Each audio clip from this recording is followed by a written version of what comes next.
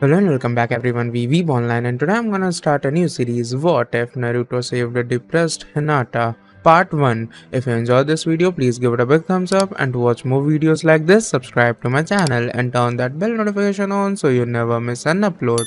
Now wasting no more time, let's begin. After dinner, Hinata was summoned to her father's office door for a private conversation, and she nervously plucked at the hem of her sleeves. What did her father want now? Hinata was on the verge of biting her fingernails once more.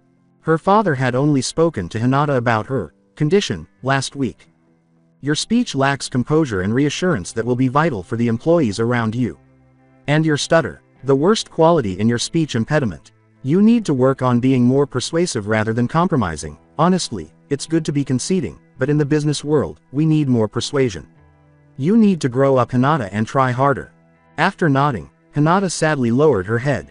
I'm trying, father. Her father stared back down at his newspaper and shook his head in disdain. No, you're not. Not hard enough. However, Hinata made a sincere effort. Although she regrettably knew that she had always been lacking in many skills necessary as the future heiress of the Hyuga business, she has never harbored resentment toward her father or her sister, even though there were moments when she wished he had paid more attention to her rather than concentrating all of his attention on her younger sister, Hanabi. Hinata, come in. When her father's loud voice brought her back to the present, Hinata trembled. She bowed respectfully and quietly opened the door before going inside, shutting it behind her. Good evening, father. Despite being preoccupied with his paperwork, her father spoke to her without raising his head. I thought I told you to work on that stutter of yours. With a sorrowful scowl, Hinata gripped her skirt tightly. I'm sorry, father. I'm trying. That's all you ever say. I'll try. Why is it that after all this time, you still haven't improved? Her father said with a sigh, setting aside his glasses as he scratched at his eyes. The newfound hostility in her father's voice made Hinata stare up at him in surprise. What did I do? I didn't deserve this at all. I'm trying. But father, I called you here because I thought it'd be only fair that I mentioned to you that I've taken away your birthright and given it to Hanabi. The world stopped for Hinata. My right of birth, taken away. Hanabi. When she stammered over her sister's name, her father gave her a stern look. Yes, you've failed to improve and show any signs of being a capable chairwoman. Hanabi is, therefore, my new successor, because she's proven herself to be far more developed and capable of leading the business, unlike yourself. Unfortunately for you, Hinata, I don't feel any regret in doing all of this. As her father gave her the expression of disappointment that she had always dreaded, Hinata felt her blood halt. You're a disgrace to the family and you're a failure to the Hyuga name. You are no longer needed as heiress. The door abruptly swung open, and Hinata's mother rushed in, snatching her from her father in shock. Hiyashi, that was too harsh. She's still your daughter. Impetuous woman, who gave you permission to enter my office? Get out, and take her with you. I've seen enough of her face this evening. As the two gazed at Hiyashi, who had silently returned to his work, Hinata's mother grew silent and just stood there with Hinata, squeezing her daughter's shoulders. Hinata felt as though she should cry, but she refrained. She had failed her own father more than she had failed her family, and all she could feel was a wave of despair and regret. After all these years of trying, she finally recognized how worthless she had become and that nothing could make her feel any better. After being gently escorted out of the office by her mother, Hinata was met by her sister outside the door. As usual, Hanabi's expression was uncaring. Hinata, though it makes me, in the slightest, disappointed to say this, I agree with father. Now Hanabi, be kind to your sister. You were in no place to say such things to her. Their mother reprimanded Hanabi. Father has always liked me better. I don't blame him. I am better than Hinata. Hinata is too kind and compromising to be able to handle the business world anyway. If she can't learn to be demanding and ruthless in the business managing, she's better off being a housewife, like you mother, to bring up children like me into the family. Her mother was slapped by the reciprocal veiled insult, while Hinata felt her sister's words pierce her. Hanabi, how disrespectful of you. Hanabi grinned at her sister's unwavering dejection. You'd be better off popping babies than making deals. Her mother had placed her into her own room following her sister's tantrum, returning to Hinata with empathy. Hinata, honey, it's all right. Even if your father and sister don't appreciate you as much as they used to, understand that they still love you. We're all family. Hinata comprehended her mother's words. She departed for that reason. She was filled with regret for raising Hinata under the Hyuga name, and she left the house in the middle of the night after gathering her possessions and not looking back. Hinata left all of her problems and guilt behind with her family name in order to relieve her mother of the duty to console her, to please her father and sister, and to avoid the prying eyes of the chattering domestic helpers. She concluded that it would benefit her and her family. After all, removing a weed by its roots was the simplest way to do it. For the benefit of her family, she did just that. After 5 years, it was finally December 27th, and Hinata sat glumly at her bed, watching her clock tick away. Happy birthday, to me. As night continued outside her window, Hinata sighed and collapsed back on her bed, gazing up at the ceiling. For as long as she could remember, she had fled her home and ended up in the distant outskirts of the city, taking sanctuary with Kurenai Yuhi, a kind landowner. After Hinata insisted that she didn't want to be a freeloader, Kurenai was gracious enough to accept her background problems and allow her to live in her own home in exchange for a nominal charge. Learning to be a more independent person on her own had been a challenging adjustment ever since she left her family's home. In the end, she chose to become a writer, a profession that would hardly require her to leave her apartment. Ironically, her brilliant writing, which she had never displayed to her family, compensated for her speech deficiencies. Kurenai has consistently praised Hinata for her wonderful insight, and has read her works, which, for whatever reason, were universally published by the group of publishers she had first challenged. Hinata questioned whether Kurenai's remarks were sincere or motivated by sympathy. Hinata sighed as she watched the clock gradually tick away to 1 a.m. while she rolled onto her stomach and rested her chin on her arms. Unable to sleep, Hinata got out of bed and stood over her desk, which was covered in paper and pencils. Hinata had come to the realization that she never had the time to clean up her desk. She concluded that there was no better time to begin than now. She sifted through her pencils, discarding one bunch and reusing the others in her pencil canister as she disposed of scraps and undesirable sheets of paper in the trash can. After she was done, she took a seat at her desk, opened her laptop, and checked her email again. Kurenai left Hinata in charge of the house while she and her husband Asuma were on vacation, completely relying on her to act as a surrogate daughter and take care of the house. Hinata selected a fresh email message. Hinata, please take care of the house and don't worry about Asuma and me, we're enjoying a wonderful and safe trip.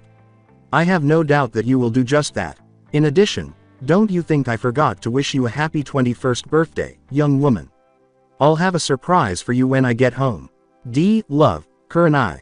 In her succinct and pertinent response, Hinata thanked Kurenai for bothering to remember her birthday and assured her that she would keep the house neat and clean. She truly appreciated Kurenai's effort to remember something so bothersome. As the clock finally reached 3 in the morning, Hinata scanned through her emails, deleting some and archiving the others. She also read the most recent updates from her publishers and editors regarding her most recent work. Unable to ignore the hollow, empty feeling in her stomach, Hinata closed her laptop and went downstairs, deciding it was time for a bite. She was usually careful to avoid going downstairs unless she needed to go outside or get food. Despite Kurenai's insistence that she wasn't annoying, she didn't want to be any more of a nuisance than she already was and never wanted to interfere with her life, which mostly took place downstairs. Because Hinata was never a nosy person, she took in the mail every morning and put it in a box near Kurenai's desk, untouched and sealed, to keep the house tidy now that Kurenai was gone. She prepared her own meals, cleaned the house, watered the plants, and performed other small tasks that Hinata knew Hanabi would refer to as housewife chores. After checking that the shades were drawn in the large glass window of the living room, Hinata went downstairs and into the kitchen before getting a snack from the refrigerator. Hinata scowled as she saw that, aside from 3 eggs, a block of cheese, a bag of spinach, and a few other inappropriate condiments, not much was left. Hinata took a notepad out of the pocket of her blazer and wrote, "Grocery shopping," as her top goal for the rest of the day. Before shutting the refrigerator, Hinata took the final yogurt out and spent the remainder of the early morning cleaning up the container in her room while drafting the draft of her novel. As the sun began to rise outside, Hinata made the decision that it would be best to go grocery shopping straight away. After brushing her hair and changing into new clothing, she put on her shoes, picked up her bag, and left the house. The roads were sufficiently broad to allow cars and pedestrians to coexist without ever hogging them. Hinata liked being outside and wished she had the self-assurance to spend more time outside in such lovely weather as today. The open skies, bright sun, and refreshing natural wind were all peaceful and lovely at the same time. Walking all the way to the closest market, Hinata counted her money and made decisions about what to buy given her limited spending. Hinata chose to spend her own funds even though Kurenai had left them for her to utilize in situations like these. She didn't want to live upstairs and suck off Kurenai, who she already was. Hinata entered a busy street market where booths were set up and local families and individuals came to buy whatever they wanted. Fortunately for the majority of the locals, the market was just adjacent to the ocean's harbor, where fresh fish was always available for purchase. Hinata moved cautiously through the crowds, stopping sometimes to buy a few things from vendors. Gradually, Hinata became conscious of the fact that she was constantly being followed by a particular group of males. When Hinata stopped, they paused, even though she had anticipated they would break away in the opposite direction. Additionally, they always turned around and located her again whenever she took a crazy detour. Although Hinata became concerned, she chose to ignore it until they displayed aggressive behavior. Hinata located her favorite fruit stall and greeted the elderly proprietor, who was delighted to see one of her regulars. Oh my, Hinata. My goodness, aren't you a sight for sore eyes this fine morning? Gee, good morning, I've come for the usual, ma'am. After giving her a smile, the elderly woman filled a bag with apples and oranges, which she then gave to Hinata, who was holding out the cash. Taking Hinata's hand, the elderly grandmother wrapped it around the cash. Now, take that money back into your wallet, no need to waste it on an old senile woman like me. I'm the one closer to death than you, missy. I have no use for money like this. Astonished, Hinata blinked. But why you need money to support yourself and why your husband? Hinata's worry caused the elderly grandmother to burst out laughing. My, I never saw such concern for my well-being since my son died. No child, my family is fine. Let me remind you that my husband is a well-known fisherman around these parts, one of the finest out of all the others. His hard work and labor is enough to set fresh fish on the table every day, ha. The elderly grandmother gave a disdainful wave. Anyway, besides my point, you need the money more than I do. You're still renting from that Kurenai. Hinata gave a nod. The elderly grandmother grinned. Good woman, that Kurenai. Good thing you found her over a few unspeakable others in these parts, leeches and backstabbers they are. Kurenai is a good woman though, very kind to all her lodgers. How's your writing doing for you? Taking a copy of her book out of her backpack, Hinata grinned. Oh why yes, I forgot to tell you last time. I managed to go up to the P publishers like you told me to, and they liked it. They immediately went out and published it, but I never had time to bring a copy of my favorite to you. With squinted eyes, the elderly grandmother read the title of the book and grinned at the cover. The Insights of Compassion. Dear me, you write books on philosophy. How convenient. I love books like this. Though sadly for me, my eyesight is running away from me and I can hardly read as much as I could have now. Ha, how time flies. As Hinata held the book close to her bosom, the elderly woman grinned at her. Now Hinata dear, thank you for the book, I promise you that I'll finish it soon so I can talk to you about it. I've always loved your writing. I really didn't deserve a free copy. With a shy rock on her heels, Hinata grinned. And no. Oh of course you deserved a copy. I owe you so much. You've always been encouraging me and pushing me forward when I lacked confidence. I'm always grateful for your efforts. The elderly woman smiled again and placed the book into her purse, knowingly grinning at Hinata. Now, all you needed was a little push now and then. Such a bright, honest and beautiful young lady like yourself should have more confidence and pride. But don't worry about it Hinata, confidence comes all in due time. As my great-grandmother always told me, confidence is built upon the foundation of support from those around you. When others inspire you, confidence will come naturally to you and to your goals. Don't let haters weigh you down. Find those good people who will support you and cheer you all the way through. Confidence comes with their support. It's nice how that works out, don't you think? Ironically, Hinata was writing her next book on the insights of value, and one of the sections was heavily focused on confidence, which she was finding difficult to relate to. She grinned and put a finger to her lip as she mentally noted the intriguing remark. However, this intriguing quotation was something to think about when writing. It might even be helpful to her. Thank you. I think I'll remember that from now on.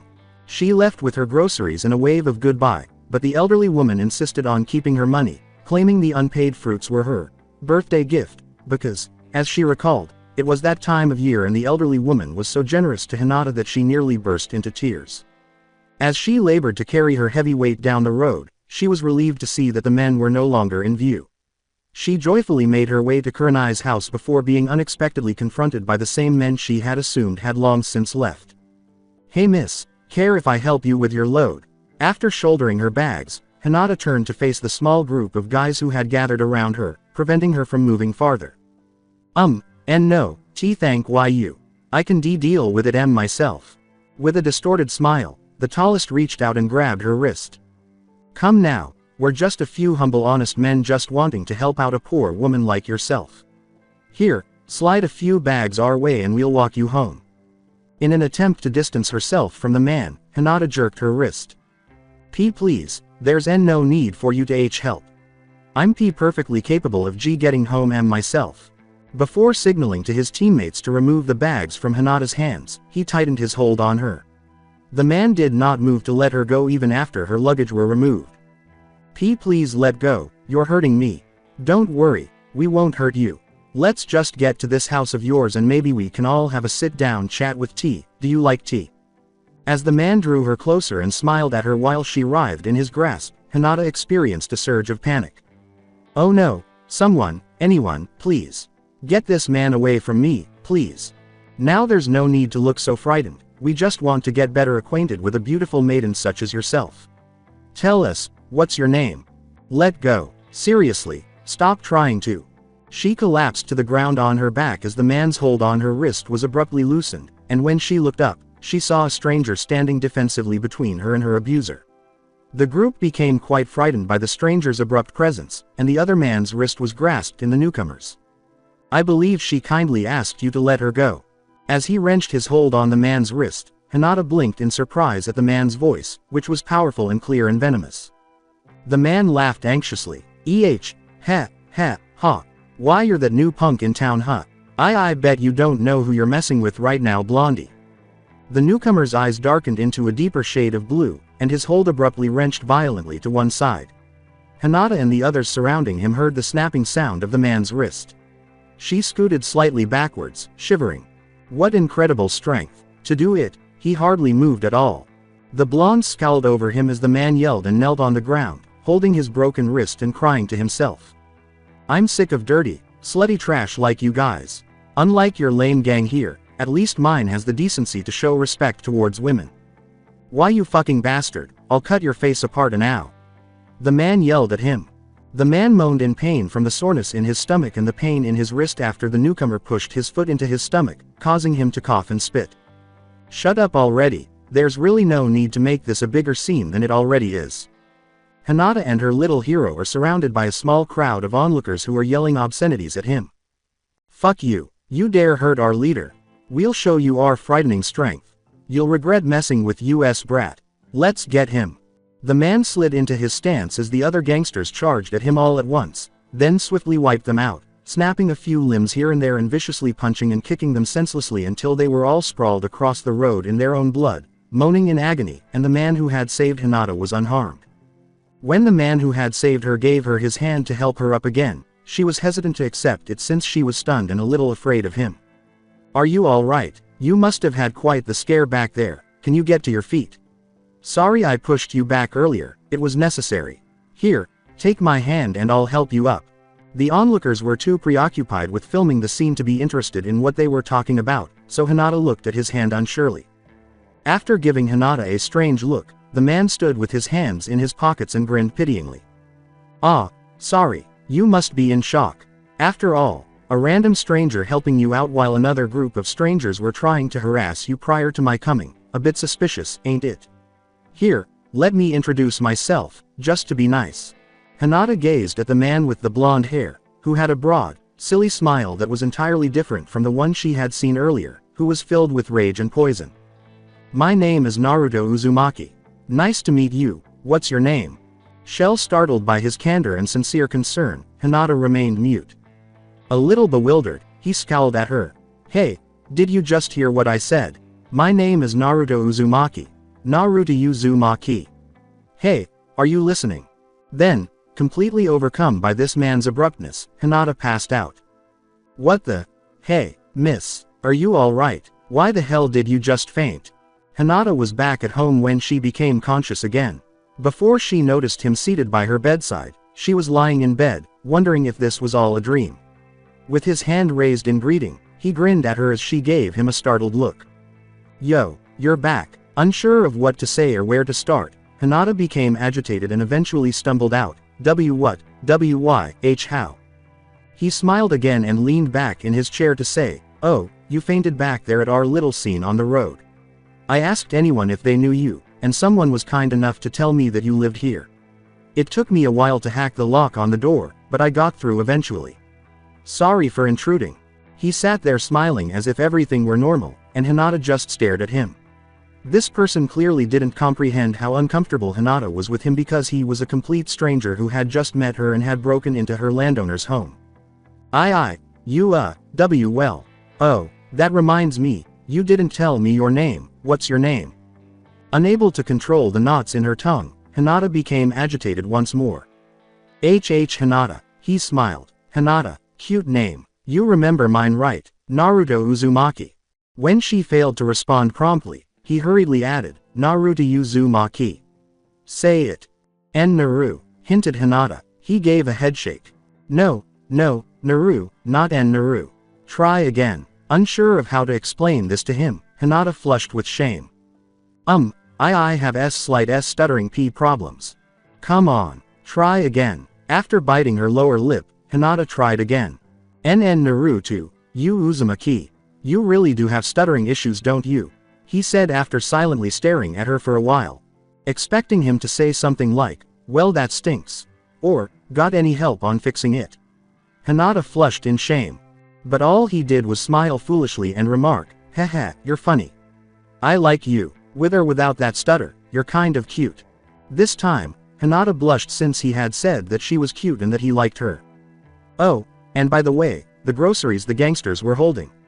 I assumed they were yours and brought them back here with you. I doubt those men shopped it themselves. I should know, I'm a gangster myself. Naruto smiled at Hinata, who blinked in amazement. Was this person a gangster? He had proven his superiority in taking down those gangsters earlier, so she didn't question it, but he was simply too good-looking and well-mannered to be one. Perhaps he had a darker side that Hinata was unaware of, as she recalled the moment he had defended her from the gangsters and the gloomy look on his face when he had first faced them with no mercy. With a hesitant laugh and an apologetic scratch at the back of his head, Naruto said, sorry, is this gangster news frightening you? Trust me, I'm not a bad gangster. I'm one of the good guys, I swear. Hinata nodded, speaking as little as she could because her tongue was currently restrained. He grinned and said, by the way, nice place you got here. You live alone. After surveying her room. After considering whether his query was intrusive or merely meant to start a conversation, Hinata came to the conclusion that it was just that, a question. You why yes and n no. I'll live on my own, b but my landowner l lives here t2, so why you could say that I live with her. After giving it some thought, Naruto said, is she Kurenai, with a beaming countenance. Hinata nodded and blinked in surprise. He chuckled, I know her. I have a friend who's close with her husband, she's a good person. Hinata gave a small smile. I know that already. Naruto nodded, and when the door opened to show another stranger, the two fell into an awkward quiet while Naruto searched for another topic to touch up on. Hey Naruto, hurry up so we can go already. I'm bored. Naruto gave the ill-dressed man a cheeky smile. Haha, more like you're ready to meet up with your girlfriend Tamari. With his eyes turned to the side, he reddened and said, shut up Naruto. Now hurry up and let's go already. Choji is about to raid the freaking fridge. I doubt Kurenai is going to like that. A little pale to think that another man was living in her home, Hinata gestured tentatively at him. Who is he? After glancing between the two, Naruto slapped his knee and laughed, saying, oh, right. I forgot. I didn't tell you that I brought my gang to help me out. I couldn't exactly carry you and your groceries at the same time, so I had to bring a few helping hands. He poked a thumb at the uninterested man who was idly staring at one of the paintings Hinata had created and hanging on the wall behind her.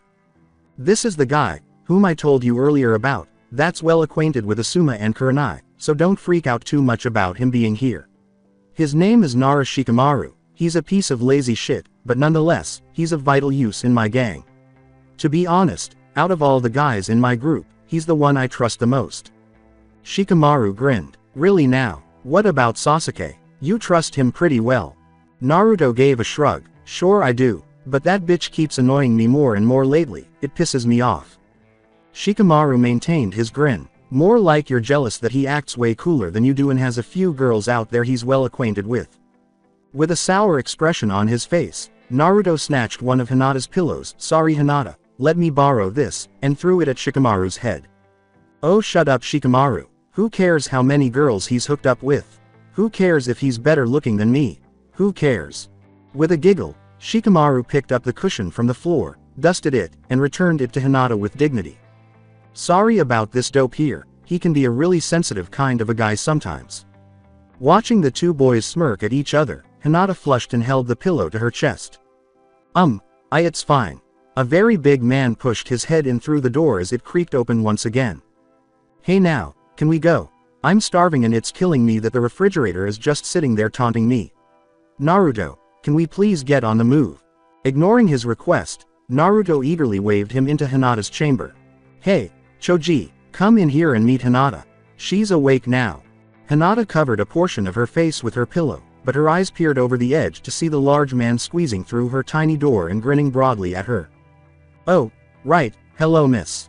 Hinata, sorry for intruding and almost eating your groceries, good thing Shikamaru was there to stop me. When Hinata saw the third man, she blushed a little and nodded. Why yes, all is forgiven. The man who entered was looking about in disbelief as the door flew open and a whirl of green crashed into her bookshelf, shattering the volumes till they reached the floor. Where are they, my friends? They all disappeared before my sight and I greatly fear that the enemy has somehow apprehended them. Oh. My friends, you're all here, safe and in one piece, what a relief. Because it was an awkward sight and she didn't want to bother staring at his face, Hinata buried her face in the pillow and avoided looking at the man wearing a tight green leotard. Hey Lee, come in here any louder, why don't ya? Hinata just woke up and you barging in isn't going to help her. Lee stood up and bowed. Naruto, forgive me Naruto. I was worried that everyone had been apprehended by those gangsters we dealt with a while back, so I came in here rather curtly. I'm sorry for running in so wildly. Pointing to Hinata, who had her face buried in her pillow, Naruto snorted. Don't say it to me, say it to her. Lee blinked and looked up where he pointed. Oh, I knew that. What I said earlier, let that apply to you as well miss. Hinata was it. It's all right, Hinata said softly through the pillow, nodding. Geez, what's going on in here? Why is the bookshelf set on its edge? When Hinata heard the sharp stab in the voice, she looked up and saw her long-lost cousin's face, which was familiar but nearly forgotten. Neji. With a startled expression on his face, he turned to Hinata and said, Hinata. What are you doing here? You should be back home. Before leaping up to embrace her cousin, who was still in shock, Hinata kicked the blankets back. He clasped her in his arms with longing. I thought I'd never see you again. Naruto gave the two a look. Neji, you know Hinata. Over her shoulder, Neji nodded. Yeah, she's my cousin. Shikamaru made a humorous face. Cousin. Choji looked at them seriously and said, They do look alike. The same lavender eyes and long hair, I'm not surprised you two are related. He then put a sweet in his mouth. Naruto grinned broadly. Nice, cousins. Lee gave the air a fist pump. Ah, what a sight. The lovely reunion of family members. Such a youthful sight indeed. Are you alright? I wouldn't have dreamed that the girl Naruto said needed help would turn out to be you Hinata. Those filthy bastards didn't hurt you back there right? Neji asked, pulling back and glancing at Hinata as a whole. In response to her cousin's worry, Hinata grinned and nodded. Don't worry, I'm fine. Naruto there's saved me. Following a brief moment of observation, Neji said, Naruto, I guess I owe you a favor now. Thanks for saving Hinata. Naruto gave a startled blink and then smiled broadly. Wow, what an interesting day. I actually got a favor secured from Neji. Who got whose favor? Two more came in, one with his brown hair unkempt and the other with his black hair carefully spiked and pulled back behind his head. Just as Naruto waved the two over, a second man appeared in the room, hiding behind dark shades and wearing a long trench coat. Hey Kiba, Sasuke, Shino. Come here and meet Neji's cousin. Whoa, she's Neji's cousin. Sweet, cried Kiba, blinking and whistling in astonishment. Sasuke's eyebrows sprang up in a curious manner. Neji's cousin. With a quick turn of his head, Shikamaru gestured toward Hinata, and Sasuke's gaze followed him until it settled on Hinata. He squinted and moved toward her, examining her intently while leaning against her face. Sasuke remained there, his gaze fixed on her face, and she retreated. His expression was icy and expressionless, his dark eyes silently and cruelly questioned her without using words. Then he straightened up and leaned back from her while putting his hands in his hooded jacket pockets. You're the Hyuga heiress, aren't you? The other boys gasped in horror as Hinata blinked in surprise. Whoa, you're the heiress of that top shot business. So cool, Naruto cried in amazement, clutching the chair until it collapsed back onto its all fours. Yes, this is plausible news. Her quiet and respectful manner explains it. No wonder she was raised in such a high-class household, Lee said, nodding and tapping his chin thoughtfully. Oh, that business branch that has thousands of snack companies. I love the Hyuga cooperation, exclaimed Choji as he leapt to his feet. Shikamaru stood next to the quiet Shino and sighed while idly massaging the back of his neck. That big shot company, just thinking about the word, business, is making my head hurt. In his question, Kiba pointed directly at Neji and said, Hey, Neji, aren't you part of the Hyuga family too? So technically, you're a part of the cooperation. Neji shook his head and scowled. No Kiba, unlike Hinata here, I wasn't born into the main family. I'm her father's brother's son, therefore I wasn't able to become heir. But Hinata did, so therefore she'll be taking over the company and I'm not the heiress anymore. Surprised, the boys all blinked. And why is that? Sasuke inquired curiously, his gaze narrowing. Hinata's eyes reflected her father's dismay as she gazed at Sasuke. My father took away my birthright and gave it to my younger sister, Hanabi. He called me useless, a failure, and no longer needed in the family because I was lacking. Her statements upset Neji, who shook his head. He took away your birthright to give to Hanabi. That's just not fair. You're the eldest. You have every right to be heiress. Hinata sighed to herself and shrugged. I don't think so. I made my father disappointed in me. Not to mention Hanabi herself, told me off that I was better off being an Housu wife. Bullshit. With a deadly glance at the carpet, Naruto caught everyone's attention. Shikamaru touched his shoulder with worry. You alright, man? Naruto gave him a fierce look. I'm saying that this crap Hinata's family told her, it's nothing but a bunch of bullshit crap. Kiba told him to calm down while raising his hands in a comforting motion. Hey Naruto, calm it down, man, tone it. We wouldn't want you to freak out in Hinata's room. With his fingers tightened into Hinata's chair, Naruto dug into the wood until they made deep impressions. People who tell others that they're worthless and unneeded, they're nothing but a bunch of shitty assholes who don't understand the true value of that person. At what he said, Hinata blinked. I don't get why you're saying Naruto. Listen, all that crap your father and sister told you, the next time you meet them, tell them to shove it all back up their asses. Pieces of shits like them don't deserve to be part of the Hyuga business, he informed her firmly, looking her in the eye. The males flinched and a couple whistled, turning their heads away as Hinata was trapped in Naruto's sight. You seem smart, you're honest, and you're kind. Even if you have a confidence issue and a bit of a tragic stutter, that doesn't make you any less in value in comparison to your sister. If you know anything about value, I'd say you're worth more than her. Confounded by Naruto's argument, Hinata shook her head, wondering how she could be more valuable than her sister, who was obviously more gifted and skilled than she was. How is that possible? She's more skilled than me and I'm just. You're a brilliant person. I can even tell that you're compromising by the way you tried to talk the men out of harassing you from earlier. Other girls would have just shouted or kicking them, but you managed to keep your emotions in check and stay calm under their oppression, eventually able to ask them to stop. That just proves that you're good under pressure. I bet there's tons of other good qualities about you that make you a good heiress of the Hyuga company, like your sister. Maybe she has more notable talents, but who gives a damn about that? When it comes to businesses, I believe it's all about the effectiveness of the connection between the president and his or her subordinates. If she lacks the compassionate heart you have, I doubt she'd be a well-respected president of the Hyuga company. With a smile on his face, Naruto urged, have a little faith in yourself, Hinata.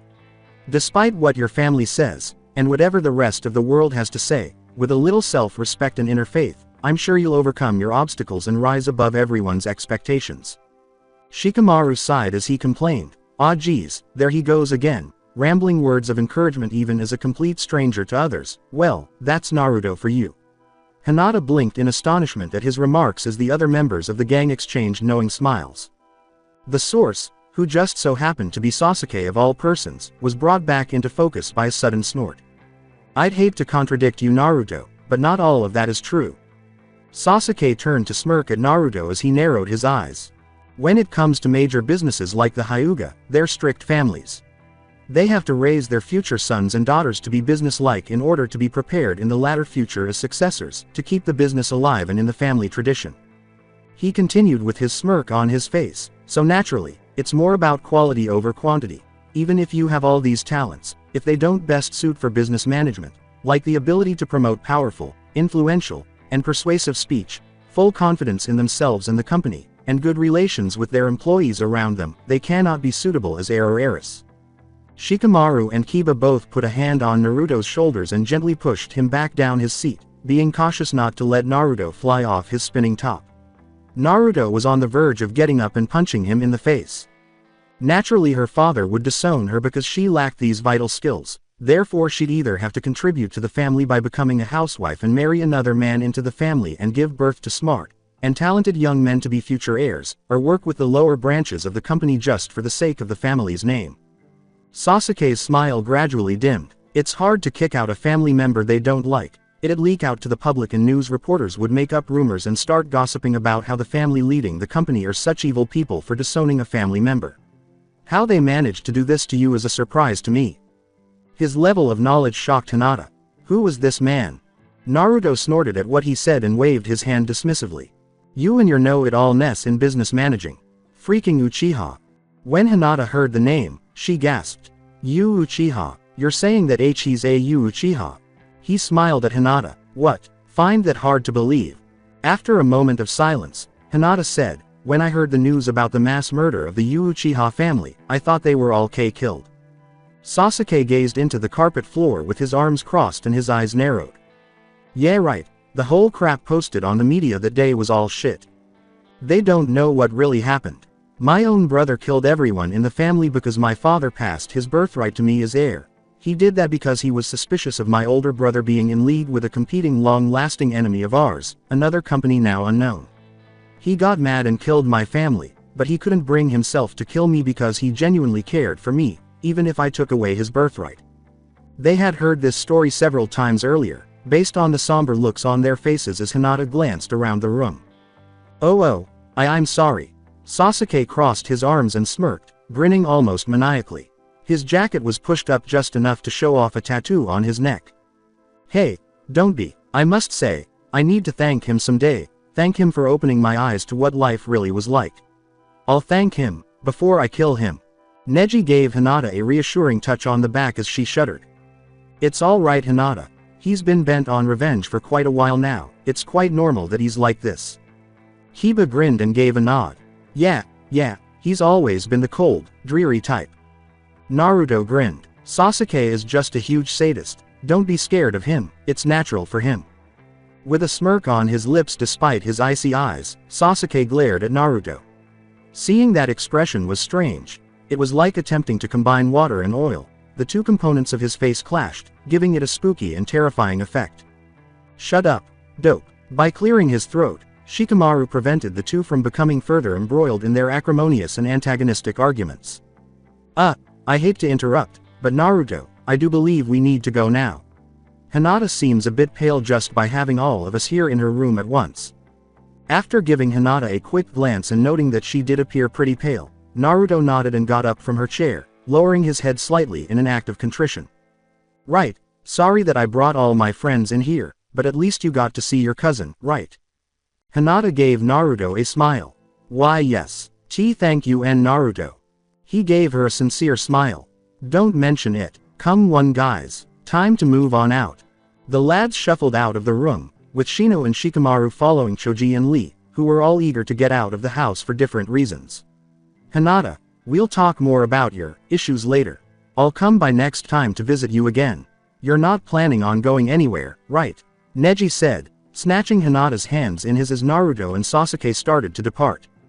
Neji squeezed her hands worriedly as Hinata nodded. Okay then, good, eat well, sleep well, and for God's sake, stay safe. You were lucky today, Naruto was there to save you.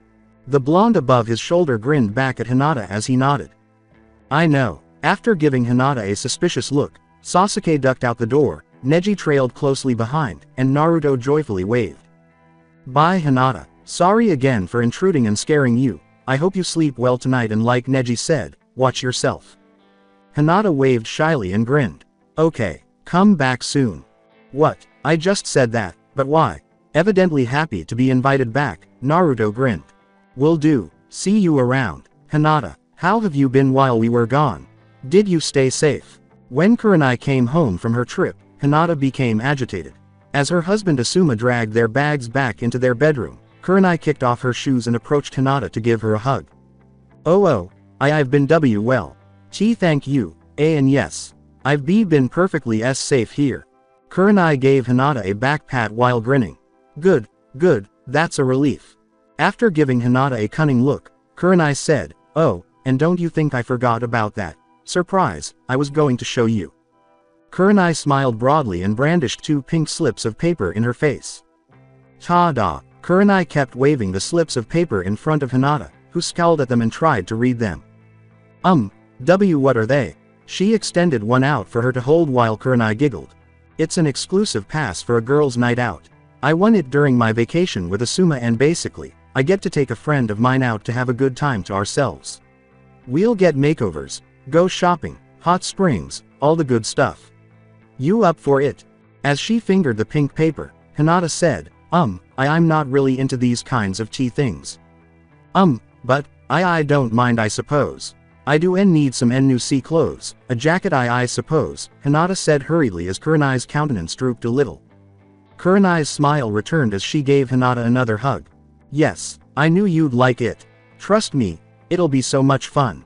Just you and me, 2 girls out on a shopping spree with free makeovers and 3 nights to the hot springs.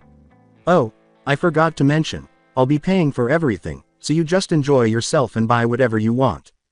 Hinata became agitated and abruptly felt embarrassed about accepting such conditions. But, Kurenai, no buts. Buts are for sitting. Now I scheduled this for this weekend, and I've already asked your publishers and editors if they could spare me 3 days of goodness. They wish you a happy birthday as well. Recalling an e-card they had sent earlier in the day with an apology note for not having prepared anything beforehand, not that they should have, Hinata reluctantly smiled. Oh, that's right Hinata, I ran into one of your publishers on the way here and he wanted to give you this on behalf of the others. They said they felt bad for not giving you a present, so here, Kurenai mumbled, fumbling abruptly through her bag. Kurenai smiled at Hinata's puzzled expression and brought her a tiny packet. Go on, open it. Hinata nearly gasped in astonishment as she broke the envelope and extracted the slip of paper inside. This is. As Hinata stared at the check, a sizable salary that would last her several months, Kurenai smiled merrily. They said for me to tell you, happy 21st birthday. Generously given, they wanted to give you a bonus with your paycheck. With a smile on her face and a heartfelt appreciation for the generosity of her editors and publishers, Hinata found herself mechanically bowing to Kurenai while holding the check to her chest. Thank you, thank you, thank you. Asuma exited his room and glanced between his laughing wife and the wildly bowing Hinata, reprimanding her a little for bowing without cause. Between the two, he grinned and sighed as he lit a cigarette and went outside to exhale the smoke. She's smiling again now that she has a female companion to spend time with. Kurenai called Hinata downstairs as she was about to return to write her manuscript after she had gone back upstairs to store her check for safekeeping. Hinata, there's someone here that wants to see you. Who could it be? Hinata scowled to herself before going downstairs. Was Naruto involved? Since they had only met yesterday, he surely wouldn't have returned so quickly. The sight of the smiling blonde made Hinata's stomach turn as she skipped the final 2 steps and turned to see who was standing next to Kurenai at the door. Yo, what's up Hinata? Hinata, do you know this guy? If not, I can chase him out for you, Kurenai said lightly, giving Hinata a questioning glance. No Kurenai, Naruto here is just an friend I met yesterday. He's also a friend of S. Shikamaru. He's awesome as F friend, yes. Hinata blushed at the tone of Kurenai's voice and shook her head uncomfortably. The grim expression on Kurenai's face vanished as she laughed softly and said, "Oh. So he's a friend of Shikamaru's.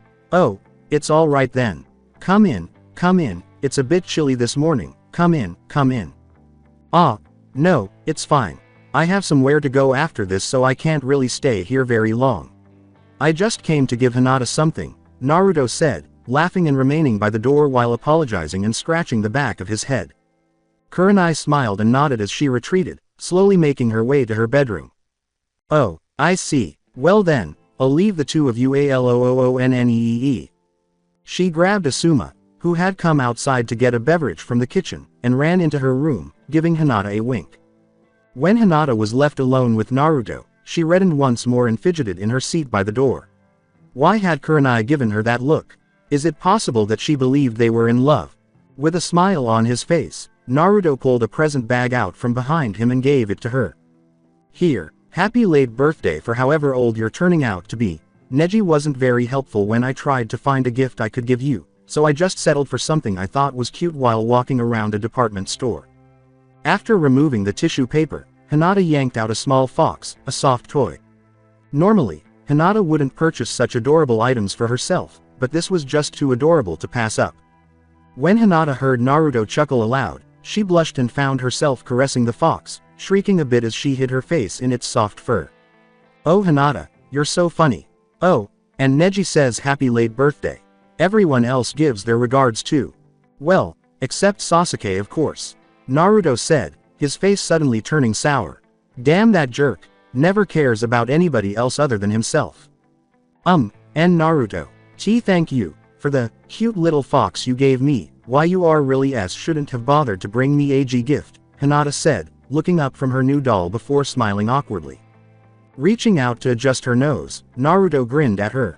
"Come on now, for someone as special as you definitely deserve a gift on your birthday." A birthday unnoticed is the saddest thing ever. After he had rubbed her nose, Hinata grinned and rubbed it. He then sighed and grinned at her while stretching and yawning.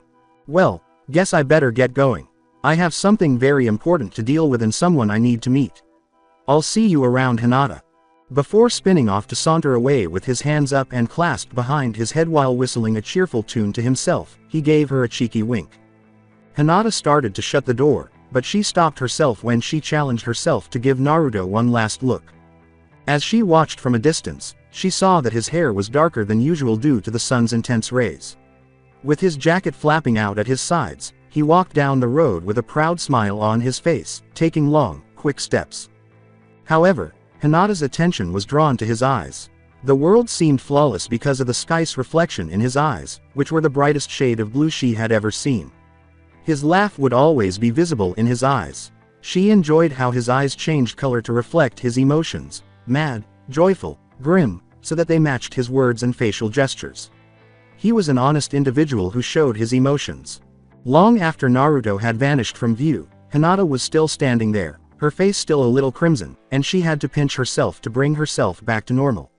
Taking her fox with her, she hurried to close the door after deciding that the strange feeling in her chest, which she couldn't exactly explain, was probably just the result of her previous shame. The garage door slammed open, and Naruto saw that his group had already assembled inside. A man with a tie in the middle was yelling aggressively at the interrogator. "Fucking pieces of shit, all of you. Just wait until he gets his hands on you, you'll all be wishing you hadn't messed with me." Shikamaru dropped into step with Naruto as he approached the man, removing the jacket he was wearing. "What's the situation here? As you said, this guy here apparently is part of the Akatsuki gang we heard about earlier this month. He was recently associated in drug dealing with one of the Akatsuki members and we managed to track him down and bring him here, only he's being quite persistent on staying clammed up. He keeps talking crap about how his Akatsuki friend would kill us all." "Shut up you asshole, tell me where the Akatsuki is before I," Naruto said as he spotted Sasuke restraining the man against his post and giving him a fierce look. "Sasuke, drop him. With the way you're getting to him, he isn't going to talk shit." Sasuke gave Naruto a disbelieving look, but when he gave Shikamaru his jacket, he understood that Naruto would take care of it himself. He gave the guy a mischievous smile before letting Naruto take his place. "You're screwed, bitch. Go to hell, pretty boy," the man spat, glaring at Sasuke. The man scowled at Naruto in indignation as Naruto slapped him fiercely, stunning him. "What the fuck? How dare you hit me like that? When he comes he'll take all your heads and spill your blood. He'll kill you all, you." He glanced at Naruto more in shock than indignation, and Naruto slapped him again while smirking. "Cool down now. Keep talking crap like that and I'll just keep doing that to you until you shut the fuck up." The boys around him snickered as he stared at Naruto. They all liked it when Naruto conducted the interrogation. It was a really dumb and foolish tactic, but for some reason, it worked very well. With a smile that showed no signs of animosity, Naruto stroked the man on the head and looked into his face before asking, "Now, let's start with you. What's your name?" He was hesitant to reveal his identity to this total stranger, but he also didn't want to be slapped in the face again. "Ren. Ren. Okay then, you're one the Akatsuki's helpers, right? No point in hiding it, is there? Care to tell us about who was the person drug dealing with the Washi gang?" Ren grinned and shook his head. "To be honest, I don't know myself. I'm just a nobody. All I need to do is stand outside and guard for security purposes. I'm never allowed to know who from the Akatsuki comes to do business. I'm just a guard." Naruto stepped back, sighing, and ran a hand through Ren's hair after continuing to stare at him. "Great, another worthless punk we snatched. Geez, why do we waste time like this? Come on guys, let's get ready to send him off." Looking down at his shoes, Ren muttered to himself, "But there is one guy the first know, that might have known who he was." "Really now? Tell us more about this guy," Kiba said, smiling curiously over the man's shoulder as he reached out and grasped him by the shoulder. Like the other lads in the room, Naruto turned back to Ren and concentrated on him once more. I don't know what you're talking about. I never said anything about anyone." Kiba's fingers dug into his shoulder as he said, "Now don't lie to me. I can practically smell your lies from your sweat. I suggest you cooperate with us if you want to walk out of here in one piece." His voice was harsh and menacing. With his fingers still pressing into his shoulder but motionless, Ren swallowed the lump in his throat and backed away from Kiba, whose words was oozing with evil malice. "Let him go already. Kiba, you're scaring him," Neji yelled at Kiba as he stood to one side with his arms folded. Kiba grinned. What a chicken. Sitting in the rear with Shikamaru, Choji and Shikamaru watched in silence as Neji took Kiba by the shoulder and slowly pulled him away as they shared a bag of chips. "Lay off him, seriously, don't pick on him just because he's younger than you." Before departing, Kiba gave Ren a kick and muttered something about jerks as Naruto knelt down in front of Ren and begged him to cooperate. "Can you please tell us this man's name? We won't hurt you or him if you just tell us, I swear, all we want is to find out where the Akatsuki is." Ren shook his head after giving Naruto a long look. "Why are you after the Akatsuki? Do you have any idea how scary those guys are? Trust me, you're better off keeping your distance." Naruto grinned. "Maybe you're right, but because of some complications, we need to talk with one of their members and settle things. One of my closest friend is planning on leaving us if we don't help him, that's why we're bothering to risk it to meet these men. You just need to give us the name of the man you do know who might help us find the Akatsuki." Ren looked at Naruto with astonishment and incredulity. Was this man serious? He has always been present when these individuals ruthlessly slaughtered hundreds of people. They were not your typical gang of thugs, they were the real deal, ruthless killers. And for this guy, the cheesy, eccentric blondie, he was prepared to risk everything to help a friend resolve some private issues. He was truly insane. With a moan, Ren blurted out, Kabuto. Kabuto Yakushi. He's a drug dealer and you're more likely to find him at a black market pit stop on the west side of the city. Ren shook his head. With a bitter expression of gratitude, Naruto gave Ren a thump on the back. Ren simply gave a headshake. "Don't mention it. Just don't blame me if you end up getting you and your pals killed. Just don't rat on me and let me go already, I'm sick of being here." After nodding and raising his head, Naruto said, "Shino. Time to take him back where he belongs." Wearing his gray trench coat and black sunglasses, Shino emerged from the corner. Silently obeying, he led blindfolded Ren out of the garage and into a van. Naruto turned to face the other members of his gang and put his jacket back on as Shino departed with Lee and Kiba and exited the garage. "Well, that went well. I didn't have to beat him up as I anticipated."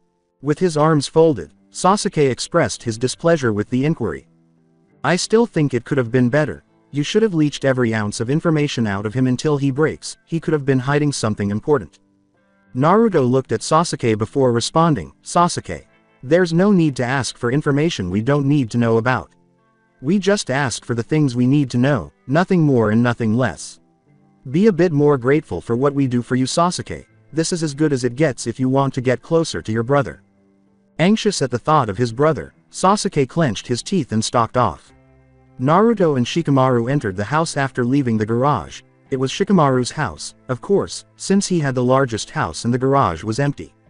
He never owns a car. Shikamaru has always enjoyed walking to and from places to observe the clouds. Tamari, his girlfriend, was inside, reading a magazine while spread out on the couch.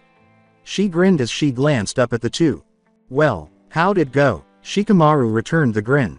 Smooth as ice. Naruto was there to settle the issue. He was pretty open at the end. With a sigh, Naruto took a beer can from the center and opened it while seated in one of the tall seats at the kitchen counter. Still, I wished it was more productive. We needed more information, but if we keep getting guys like that guy Ren, we're going to be running in circles.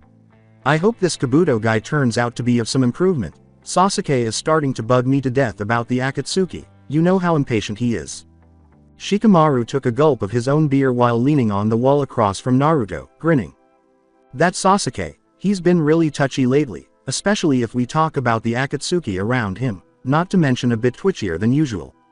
As he tinkled with his beer can, Naruto gazed off into thought. Yeah, anyway, we need to get started on tracking down this Kabuto.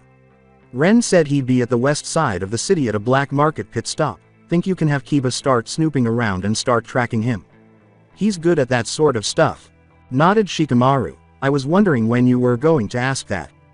Don't worry, he's already on the case.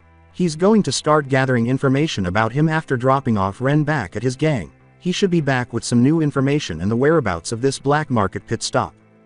The two looked up as Naruto nodded, and Neji came into the kitchen, sat down next to them, and reached for an apple.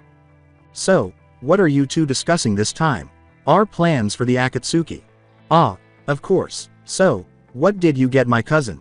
Neji questioned, his mouth full, as he chewed his apple thoughtfully while glancing at Naruto. A smirk of amusement appeared on Shikamaru's face as he gazed up in surprise with a puzzled expression. Whoa, he actually went out to get something for her. And I thought he was joking when he asked you about her birthday. Naruto chuckled uneasily as a faint flush began to appear on his face. Ahahaha, that, yeah, I got her a stuffed animal just because I didn't know what she likes, but since she's a girl I assumed she'd still like the girly things girls liked, so, yeah. After giving Naruto a blank expression, Neji said frankly, she likes books. As Neji took another bite out of his apple, Naruto and Shikamaru gazed at him. Geez Neji, you could have told me that before I went gift shopping. Naruto then let out an angry groan. Neji looked at Naruto as she chewed carefully. I was just making sure you really meant what you said. Besides, it's better to give someone a present from what you think is best for her interests. Just because she likes books doesn't mean she's going to want a book as a present every single time anyway. I'd say that stuffed animal was a good choice. She's never had one before, so it's a nice change for her. Shikamaru scowled. She's never had one before. Geez, she's a girl and she should be into those sort of things. Even I had a few when I was young. Kids can't live without those sort of things. Reminiscent of some of his own plush animals from his, especially lonely childhood, Naruto nodded. Yeah, how come she's never had one before? Neji was suddenly not hungry as he looked down at his apple. Her father has always believed that personal belongings like dolls and toys were pointless to have. So he made sure she never saw one and touched one. She was always given educational teaching and extra workbooks to work on as a gift instead. She has always assumed those were what gifts were. What kind of parent would give her daughter study materials instead of something as innocent and innocuous as a toy? Naruto was starting to despise her father more and more. Naruto came to the conclusion that her father was not just a jerk but also an insecure asshole who was worried about the upbringing of his daughter. Her father is such a jerk. With a little more force, Neji bit into his apple, causing its juice to run onto his shirt. Her father isn't a jerk. He's a heartless, arrogant man full of his own wealth. A man like that, one day he's going to get what's coming to him. Naruto said, "Any of you guys want to go out and have a drink?" When the three fell silent, Hinata sat on her bed and gazed into the fox's beady black eyes. Playing with its ears and tail while lying on her side, she put a palm to her lip and grinned, recalling Naruto's laugh and smile when he presented it to her. Naruto. With a secret smile, Hinata put her arms around the fox and held it close to her face. Hinata was starting to like this Naruto more and more, but she still didn't fully comprehend the butterflies in her heart. That night, she slept peacefully for the first time. All through the night, his fox clung to her arms. The weekend arrived sooner than she had anticipated, and she now stood by the door a little nervous about leaving, questioning whether she ought to have reconsidered and responded to Kurenai in a more tactful manner. Kurenai smiled and said, "Ready." As she left her room wearing her finest outfit, she put her arm in Hinata's. Hinata wasn't even sure if she fit that description. She tried to take her purse with her and dressed in what she believed would be the most comfortable outfit. Kurenai became upset about it and eventually stashed it somewhere, refusing to return it until after their 3-day vacation. "Why yes, somewhat," Hinata murmured to herself while hanging her head. "Let's go then, Asuma. Get out here and drive us already." With a delighted smile, Kurenai bounded forward, pulling Hinata along, and jumped into Asuma's vehicle. Her husband was a little sleepy this morning as he drove the two to their destination without thinking. Hinata watched as the road sped past her. The fields gradually transformed into tiny homes, and those homes eventually became buildings. Gradually, they moved into the more populated areas of the city, Asuma and Kurenai negotiating the streets to locate a specific location to turn in their tickets. Later in the lengthy drive, Hinata had fallen asleep, and Kurenai had to gently wake her up. "Hinata, we're here, sweetie." As Hinata yawned and rubbed her eyes to exit the jeep, Kurenai smiled at her. Hinata looked at the structure while Kurenai said her husband farewell with a kiss. "Exclusive. Is this some sort of A&E event planning BB business, or?" Kurenai reconnected her arms with Hinata's. Exclusive is a company that works with their customers to grant a special event plan prior to the actual date. These tickets here guarantee us the best of the best, and they'll be providing their staff and helpers to do the makeovers and transportation. I came here yesterday evening to plan a few things. Now we just have to turn this in and we'll be on our way. With the tickets in her hand, Kurenai swiftly pulled Hinata inside, where it was busier than it had appeared from the outside. Telephones were ringing non-stop, and the cacophonous chatter of employees sounded like a beehive. Hundreds of printers were working to produce sheets and sheets of paper, which many of them hurried to collect and distribute to their assigned recipients. A little overwhelmed by the size of the throng, Hinata was taken by Kurenai to a specific agent, whom Kurenai dragged through the mob to get to. "Hinata, this is Agent Ryu. He and I were planning your special trip and it's going to be absolutely wonderful. Shake hands." Hinata was forced to shake hands with the man who gave her a pleasant smile after Kurenai pulled one of her hands out. "Hello, you must be Hinata. Kurenai told me a lot about you. Now that I have your tickets, come to the back with me and I'll have you on your way. As we walk, I'll tell you about your schedule for today and the other parts of this trip." Flustered, Kurenai encouraged Hinata to follow him once more. He yelled loudly above the din as they walked alongside the man, avoiding busy workers. "During your unique 2-day, 3-night stay at a posh hotel, you will get the opportunity to enjoy the opulent accommodations and first-rate service, including breakfast in bed for 3 days in a row. Following this, you are free to depart the hotel and begin your day. After our staff has taken your belongings to the hotel today, you will be taken to Mirror 911 to begin your complimentary makeover. Everything they use on you, including clothing, styling supplies, and makeup, will be given to you free of charge because it is part of the makeover. You will also receive tips and excellent service, so enjoy your time there. After the makeover, you and Kurenai will go shopping at an outlet mall where you can buy everything you want and have an endless budget. Simply present this card to the cashier wherever you go, and they will be able to tell who you are with. You will have lunch anywhere you like after your shopping excursion, and before you retire for the night, you will receive a luxurious spa treatment that includes a relaxing massage and a cleansing in our private hot spring." The man spoke quickly, and Hinata found it difficult to understand him over the cacophonous building. It was even more difficult to keep up with him. How could he move so effortlessly through the crowded halls? With a joyful Kurenai snagging her arm and dragging her steadily forward, Hinata was tempted to turn around and walk away, but she truly had little choice in the matter. Hinata blinked in astonishment when they finally left the building and went out the back. At least a dozen black-clad men and women bowed to her and said, "Welcome." The white limousine was parked in the back parking lot. "How is it? Do you like it? Doesn't it give you that rich feel?" Unfortunately, Hinata had to concur with Kurenai. "Yes, this brings back memories of my former home." Ryu put his hands together and smiled broadly.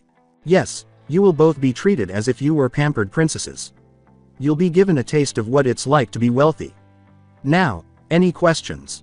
He grinned when Hinata shook her head, unable to ask any questions because she didn't comprehend a word he had babbled on about back while they were walking. "Good, then enjoy your time ladies and have fun with our exclusive offers." "Oh, and happy birthday Miss Hinata. Goodbye and have fun." That night, Naruto's headache was the worst. He woke up with a startling shake on his shoulder, snorting and flinching as he rested his head back on the table, suffering from a splitting headache.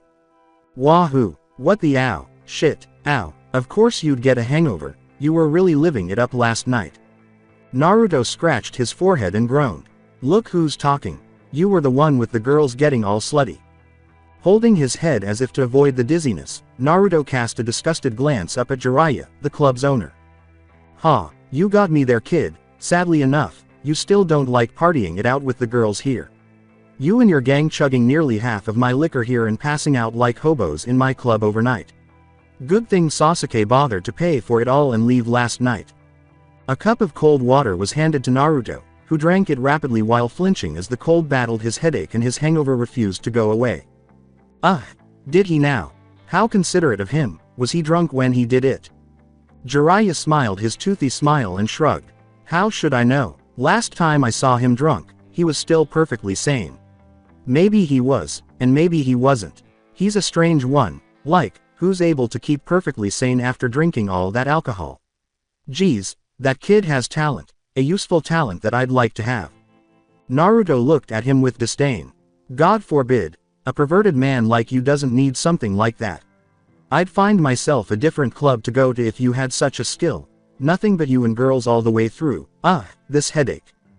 Beside him, Shikamaru moaned as he gradually came to, his hangover taking hold as he slammed his head against the table.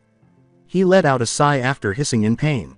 How troublesome, these hangovers, ow, I've forgotten how much it sucked. Only a small portion of Naruto's group remained in the club when he looked around. Sasuke and Shino, who were absent, most likely became sensible and departed that evening.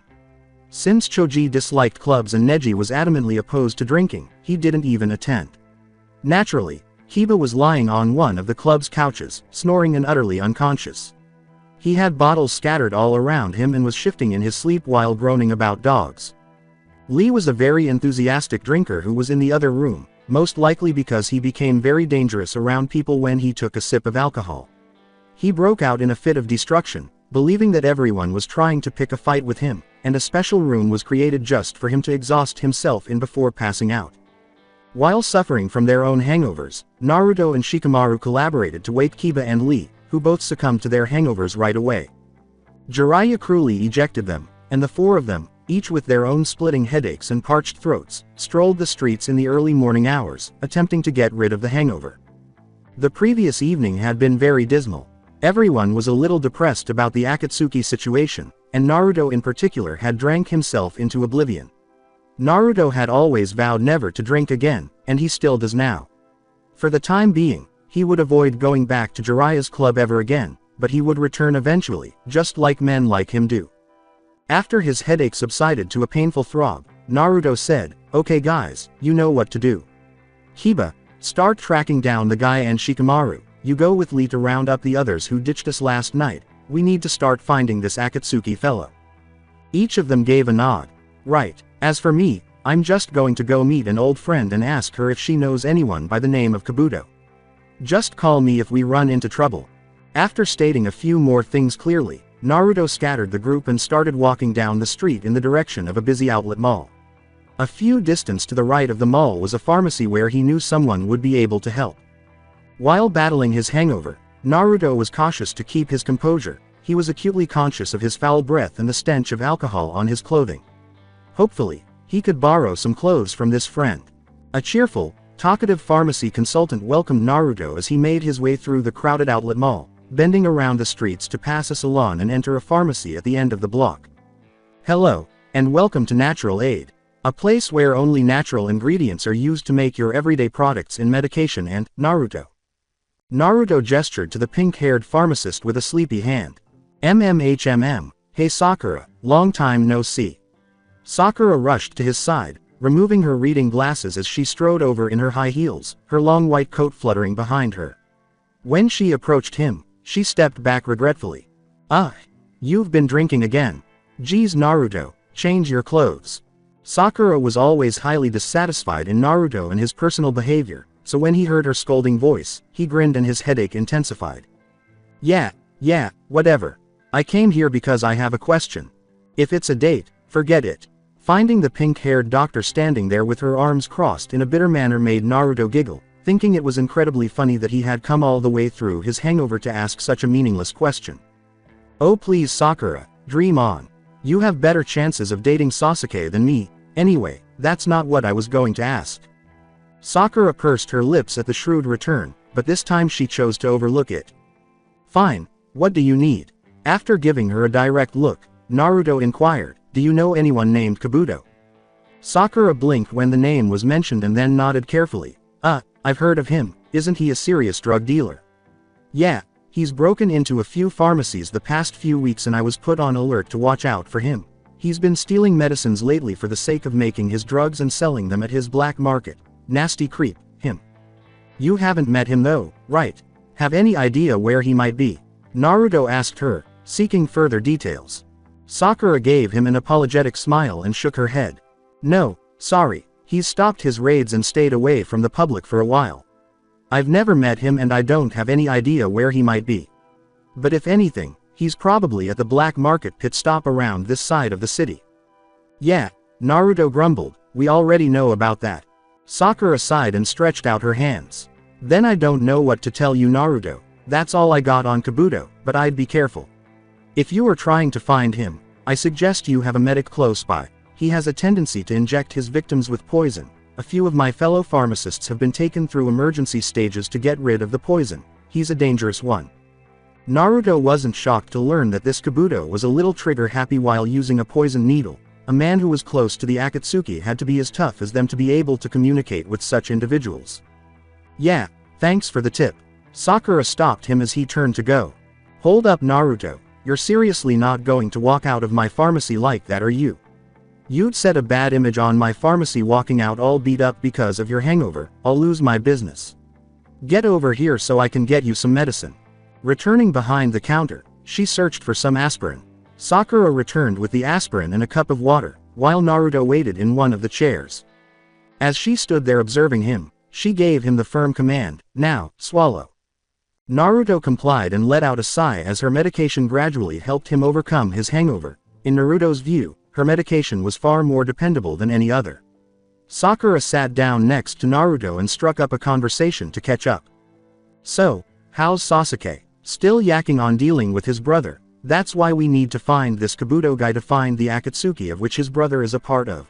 If I don't help him, he told me he'd leave the gang to make his own and go after him himself. He's become a hell of a bitch lately. As Naruto carelessly shattered the plastic cup in his hands, Sakura scowled at him. Oh shut up Naruto, he's probably just getting frustrated by how slow it's taking. Sounds like Sasuke's probably feeling a bit on the impatient side these days. Naruto looked at her disbelievingly. Are you kidding? You and I know since childhood that Sasuke has always been on the rather level-headed and patient side. For him to be set on edge now is a bit of a surprise, isn't it? Sakura gave a shrug. People change, not Sasuke. Maybe you just haven't accepted that yet. Never will, and I refuse to believe he's a different person than the patient, good-looking know-it-all jerk I've always been envious of. Sakura sat slouched in his chair, watching Naruto glower to himself while he played with his fingers. Anyway, has Sasuke ever asked about me? Naruto grinned, wondering when she would have mentioned it. Don't worry Blossom, your little Sasuke hasn't hooked up with anyone yet or associated with any girls since you. But he hasn't asked about you at all because he's always busy with his Itachi business. When Sakura heard this, she pouted a little. Damn it, oh well, can't blame the guy, too busy for his own good. Anyway, how are you doing then Naruto? Met a girl, he mumbled, shrugging and reclining back while gazing at the ceiling. Sakura fell silent abruptly. Naruto stared at her in confusion as she failed to respond. Sakura, why did you stop talking? Don't pull my leg, Uzumaki. Who are you trying to kid? There is no way you've met a girl and stuff. Naruto blushed and stood up straight as he spoke. Sakura, it's not what you think. I am not in a relationship with her. She's just Neji's cousin and I happened to save her from a bunch of slutty jerks. Don't get any ideas in that big forehead of yours, Pinky. Sakura irritated herself and then calmed down. Whatever, you scared me there, Naruto. The day you get a girlfriend will be the day cats and dogs fly. After throwing the broken cup at Sakura's head, Naruto growled, oh shut up, you're single too. Who knows, maybe you'll have one of those, unrequited, love relationships with Sasuke. Naruto instinctively ducked as Sakura snatched up the broken cup one more and tossed it back at him. Oh, go stand in front of a speeding car, you dope. Single, stupid, hothead, girl less. Bitch, F. When the door opened, Sakura sprung to her feet and greeted the intruder while wearing her nice doctor mask. Welcome to Natural Aid. All of my medicines are made with natural ingredients, sure to be twice as more effective than factory-made medicines. How may I help you today? With a sneer and a tap on her phone, Sakura returned Naruto's wave as he rose up and walked to the door. Later, she would call him to discuss things. Though his muscles were a little sore, Naruto felt 1,000 times better and pushed the door wide before going outside. As Naruto passed the salon, the door abruptly sprang open, nearly striking him in the face, and he stopped. Holy shit, geez, could you be a bit less sudden about it? He snapped at the person who had opened the door as he veered to one side. A shy person peered at him over the edges of the door, her eyes wide with surprise, and he choked on his own words as she whimpered and fled back inside. Hinata, she looks quite attractive. As the door abruptly flung back open wide, Hinata was being bullied through it, and Kurenai laughed as he pushed her ahead, leaving Naruto somewhat stunned. Why hide? I didn't pay for this trip to have you waste your makeover to hide it to yourself, show it off. Start with him. When Kurenai instructed Hinata to keep quiet, she became agitated and stammered uncontrollably. Naruto gazed at the unexpected change.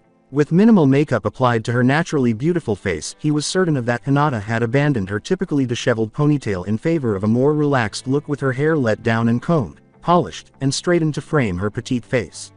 She hung her head in, what? While wringing her hands to death.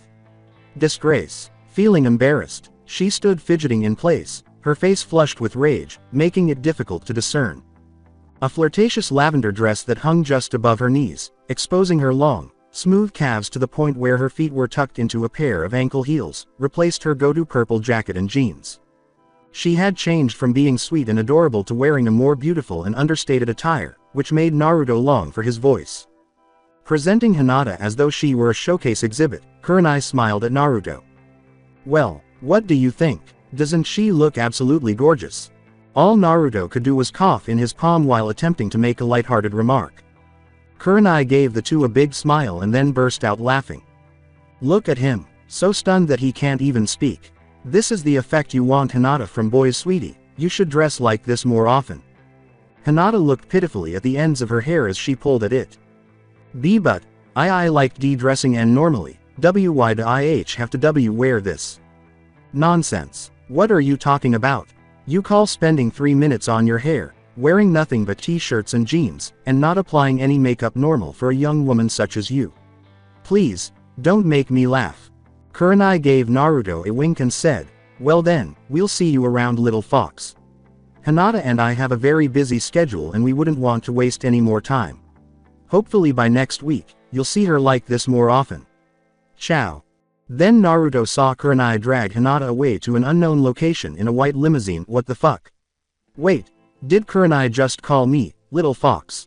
What the fuck? Says Naruto as he stands there dumbfounded. Naruto, finally found you, you little bitch. Where were you? Expecting a furious response from an upset Naruto, Kiba slapped him on the back of his head. Instead, he blinked in surprise and looked at Kiba with a puzzled expression before questioning, seemingly coldly, Kiba, when did you get here? Geez, what's up with you? You look like as if suffered a bout of Alzheimer's. Kiba said after giving Naruto a wry glance. Kiba halted abruptly, sniffed at Naruto, and then coughed, saying, geez. You smell like. I know, alcohol. I need to change. Naruto nodded, well aware. Hyuga nodded. What? No, I don't smell any on you. No, I smell perfume all over you. God, that shit is strong. You a fan of lavender or what? After smelling his sleeve, Naruto recognized that his clothes smelled of lavender. It must have adhered to them from being with Hinata for a short time because he hadn't noticed the pleasant perfume until Kiba pointed it out. With a little smile, he cautiously said, maybe. Back at the Hyuga estate, the day had been somewhat stressful for the Hyuga family. Once everyone was aware of what had transpired, the staff and servants started chatting and speculating about the youngest Hyuga member and whether or not she was deserving of being heiress in light of the scandal. Shit, Hanabi, never use that word in my presence. With an angry stare at her father, Hanabi flung down the newspaper and crossed her arms cruelly in front of her. Don't talk to me about claptrap, and can you look at the freaking newspaper? I have this morning, which is why I called you in here. Now control yourself or I'll detain you for a month in your room. Hiyashi gave her a furious glare before snarling, I just wanted to discuss the problematic situation with you, that is, if you want to stay as heiress. Hanabi bit her tongue, forced herself to calm down, and then sat down again, temporarily putting an end to her rage. Hiyashi put down his tea with approval. Hanabi has been acting more rashly and irascibly than I had anticipated. Did I make the correct choice? Now that you've calmed down, let's discuss about this. Hiyashi pointed to the newspaper that read, Hyuga's secret revealed. When has the heiress title been swapped? Where is the eldest Hyuga? In bold, screaming letters. It wasn't my fault Hinata scampered away. I wasn't aware of it myself that she decided to run off at the time. Hanabi spat defensively at her father. Her father snarled at her once more. When did I ever accuse you of her disappearance? Did I not tell you that her disappearance would make things easier on us? Simply telling the public that the eldest never had existed was easy enough. You are my heiress and nothing will change that, so stop getting notions in your head that your heiress title will be taken away. With a stern expression that persisted on her face, Hanabi relaxed after maintaining eye contact with her father. I hope what I said is true. Hinata's sudden disappearance finally made its way to the public, though it doesn't surprise me that they'd eventually find out. I'm very concerned on how the secret was suddenly exposed. Hanabi once more caught her father's gaze before responding, if you're thinking there's a whistleblower among my employees, let me assure you father, that I trust every single one of them and that not one has ever had any motives to do such things. Perhaps your employees might have let something slip. No, I never trust my employees with such a secret. Yours however know of why you're the heiress instead of their previous mistress Hinata. They don't mind the swap and they don't mind keeping clammed up about it. My employees are part of the business. In some ways, they think they know the company better than I do and they will judge upon what they believe will be the better heiress for the Hyuga enterprise. As far as I know, they don't like you. Not taking the idea that her father's employees, the real workers in the company, didn't like her lightly, Hanabi stiffened. Since Hanabi would take over her father's business at the age of 21, the traditional age at which the Hyugas have traditionally had new leaders take over, this was a major matter. So what if they don't like me? I can just replace them.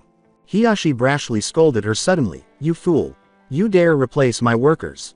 Exclamation mark. Well for one, you can't. Why? Because the workers and their families have been working in the Hyuga company for over generations and they know every bit of data on our functions and our secrets as Hyuga. If you fire them, they will most likely turn on us and go out to other companies. Share some information they know, and next think you know. You'll be facing a barrage of companies who have either copied, stolen, and or ripped off our work and you'd put our company in jeopardy because after that, not a single employee can get in by the door to replace the lost workers. Manufacturing and other vital working positions and branches would be in drastic need for employment, and we'd lose relationships with our fellow companies, meaning all aid would be cut off and the Hyuga company placed in despair and inevitable fate of getting shut down. Our company has never been shut down, and I don't want it to shut down during my generation nor yours. You think replacing a few of my employees is no problem? Go ahead and try it when I step down, you'll be regretting it in the very end. Hanabi felt slapped because her father had witnessed a whole scene of what may have occurred if Hanabi had chosen to carry out her words. His comments were true, and Hanabi was embarrassed to consider that the Hyuga might have suffered such a catastrophe. However, even so. Then what should I do? I can't lead a company that my own workers hate me for. With a finger raised as though to emphasize a point, Hiyashi nodded. I am well aware of that, daughter. This is why you'll have to now start working on making yourself appear as a capable and worthy heiress before my employees. Form relations with them and get on their good side. Then when you take over, they'll have no objections and no problem with you leading in my stead. Though Hanabi was awful at forming relationships and detested being around commoners, she thought her father's point of view was a good solution to the problem. She wanted to flee to her room and get away from them all since it made her skin itch. I suppose, father, but you know how terrible I am at making friendly relationships other than making business allies. Hiyashi agreed, realizing that he only had a few years left and that he would now have to overcome yet another challenge to get his daughter ready for her 21st birthday.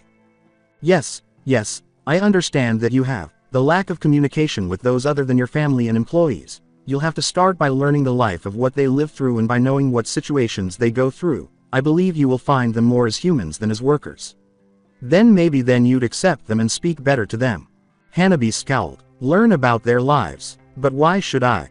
I went through a similar stage and I believe it's a very effective way to teach you about my employees and just how much I care for them. Though it seems that I only care for them on a business scale, I do even outside of my business life.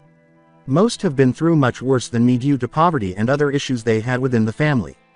After learning about this, I was able to get closer with my employees and they like me well enough. If you do the same, I'm sure the same results would appear. With a sigh, Hanabi crossed her arms and turned to face her father. All right, then, how do I begin this learning? She asked. Hiyashi glanced at her and said, well, one good start would be to simply speak with my employees personally. Take a walk around my company, talk with anyone you want and try not to barge into their personal lives as you ask how their families are doing. If any one of my employees are struggling in their families, I want you to visit their families and help out somehow. Whether it be financially or some other issue, I want you to help my employees in need. Be charitable. Hanabi pulled a grimace of distaste. What? Speaking with them is bad enough, but acting as if I'm charitable. Father, it's foolish. Why should I waste time and money on them for that matter? They're just workers. They hold no certain value in the business. Then, Hiyashi jumped up angrily and grimly spat, leave my office now. I've heard enough from you. I explained and pointed out my validating points and you've refused to understand and accept them. Now leave me. He pointed to the door. Hiyashi's daughter had angered him. She was stupid and undeserving of his attention because she had claimed that the employees of the company were worthless and useless. Father, G.O., you will be detained to your room for 2 weeks. I expect you to know by heart the entire department functions on manufacturing by the end of your detainment. Hanabi became annoyed because she thought she was doing something wrong every time and couldn't figure out why her father was upset with her. What was it that she couldn't understand? Hiyashi was steaming off by the window as he gazed down at the city from his office, while Hanabi stood, gave her father a grim bow, and then turned fiercely on her heel and left the room, her agents following her to properly hold her after hearing her father's requests. He started to deal with something he never would have imagined, second thoughts. I'm sorry. Damn it. I thought she'd be perfect, was I wrong? He shouted in frustration as he smashed his fist against the table. Then he shook his head, reminding himself that he had already decided to stick with the present heiress he had in mind and that it was too late to change his mind. No, I made the right choice. Besides, there is no way I can just swap heiresses again. No, Hanabi will be perfect. She'll achieve things I couldn't and be a greater president than that of what her older sister ever could have been. Before returning to his work, he assured himself that his current heiress would be flawless, pushing his concerns and potential regrets to the back of his mind.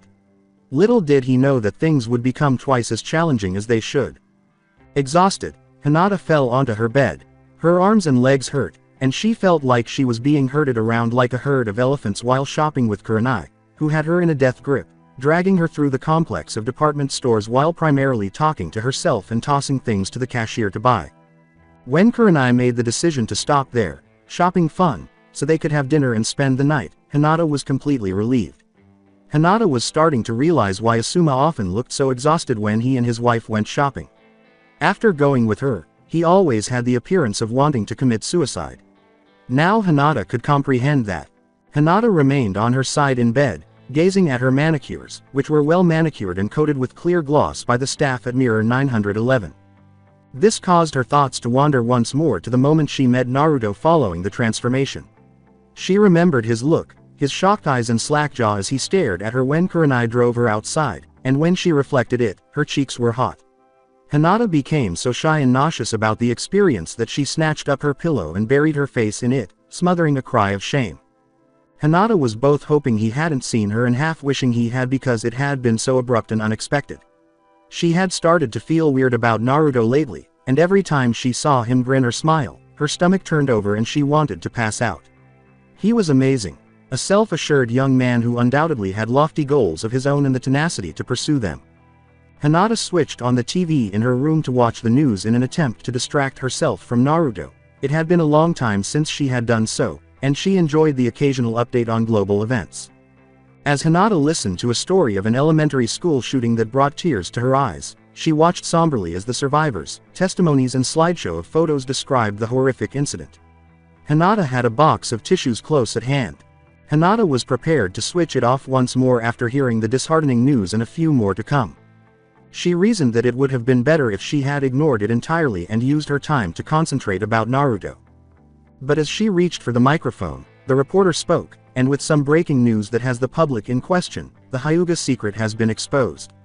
Now the secret was revealed to the news by a reliable source of which no one knows of, when the anonymous leaker told us that a Hyuga secret has been hidden from our very eyes, and Jeff Hoxson is here today, reporting live at the Hyuga headquarters to report on the shocking news. Hinata's hand froze, her gaze fixed on the screen in disbelief as she was immobilized and unable to shift her focus. She unconsciously heard the screen flash to reveal a man standing in front of the Hyuga building. "Thank you, Sherry. This is Jeff Hoxson reporting live at the Hyuga Enterprise building. Now recent news has gone out that the Hyuga family have been keeping a rather questionable secret from us. Their eldest daughter, who was long thought to be heiress, has gone missing.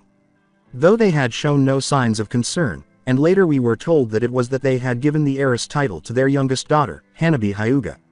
Though the news were quite shocking, everyone is now wondering why did she go missing, how did she go missing, and just exactly what has been going on with the Hyuga family. Here is Hanabi Hyuga coming right now, let's get an answer from her." Hinata's heart leapt when she watched the camera pan to a young girl leaving the building with her agents all about her. She was mobbed by throngs of news reporters who were holding up microphones to her in an effort to gain a response. She remained at a distance, shook her head, and yelled something above the cacophony of inquiries. "Do you know anything about the matter with your missing sister? What does your father think about the situation? How do you feel about being the heiress? Do you have any idea where your sister might have gone? Why does your father not care that one of his daughters has disappeared? Did she run away or did something happen to her? Tell us, have the Hyuga been hiding any other secrets? The Hyuga is a proud company and such rumors created upon the mere disappearance of my sister is foolish. The Hyuga have hidden no secrets and it wasn't a secret when my father proclaimed to the public that I was made heiress." Hanabi appeared to be struck by the final question, as she stopped walking and turned to face the cameras and anticipating hands with microphones before yelling angrily at the screen, "My sister, on the matters are personal family complications that we do not wish to speak to the public of. There will be family problems we alone should know about and other news that the public should be aware of. This is not something the public should concern themselves with and the Hyuga holds no blame upon the disappearance of my sister. I know nothing of it and so will you." Hinata wanted to scream, but something caught in her throat. Suddenly she wanted to thrash the room, hurl the remote at the TV, and wail at everything that was happening. They were indifferent. They didn't care that Hinata had sacrificed her comfortable life for their sake and to avoid them in order to suffer as a writer. Her life wasn't difficult. She was fortunate, but it still hurt to think that her father and sister still harbored resentment toward her. Even though she was distant from her father and sister, she was still affected by their remarks, so she departed to avoid the agony of being rejected and hated by them. Where did she need to go in order to get away? Why did she always end up being hurt? Hanabi Hyuga has shared her thoughts on the situation and shows little concerns for her sister. Are the Hyuga family cold and heartless people who could care less about their missing heiress? Or is it something more than that? Perhaps the Hyuga had gotten rid of their eldest to open up the position to the youngest. Currently the workers of the company are in shock and outrage that the Hyuga have kept this particular part of the news of Hanabi being the heiress away from their ears. Here's one of the workers at the Enterprise, and his opinions on the matter. Jeff questioned, "How do you feel about the secret that the Hyuga have hidden until it was made known today?" As the screen shifted to a man standing next to him.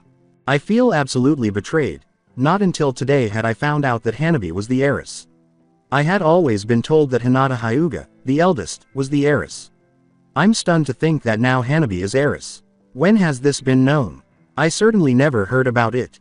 Now that I found out about this, I'm wondering what more has the president, Hiyashi Hyuga, has been hiding from me, but not just me, the entire company. Now a little worried, Jeff Hoxson looked to the camera.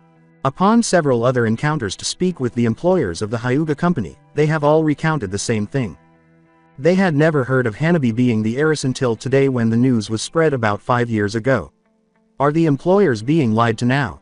What more lies and secrets are the Hyuga hiding from the public, but more importantly, to their own employers? Reporting live from the Hyuga headquarters, this was Jeff Hoxson, reporting on the head story, Swapped Heiresses, Missing Hyuga. Then, quite pale and startled by the story's reaction, Hinata turned it off. Why was Hinata's family making such an effort to make her seem like she didn't exist?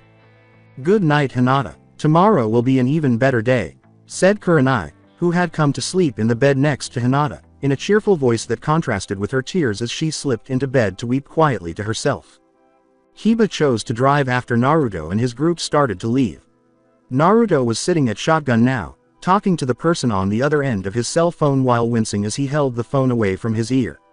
A very loud and irate woman was shouting into the phone. Are you fucking insane? Kabuto is a very dangerous man and you want to go and talk to him. What do you think this is, a tea party? You're going to get yourself, and everyone else, killed tonight.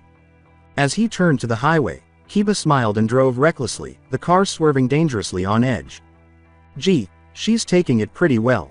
Oh, shut up, Kiba. As Naruto spoke to Sakura, he looked at Sasuke in the rearview mirror and put the phone back up to his ear. Sasuke had a dejected expression. He doesn't even want to talk to that little bitch. Don't worry, Sakura. We don't plan on making this turn out to be a suicide mission. We'll be careful, and besides, we're all very capable men here. You should just worry about yourself and your pharmacy. He heard Sakura scoff on the other end of the phone when she went silent. I still can't believe you guys are still going. Of all things, I can understand you being an idiot, wanting to go headstrong to go meet this Kabuto, but for Sasuke to agree with you, I'm wondering if he's thinking straight. Naruto laughed as Sasuke looked up at what she had said, a look in his eyes. Well, let me assure you on something. Sasuke wouldn't have agreed to this plan if he hadn't have thought that the plan was safe enough. He wouldn't have agreed to it in the first place.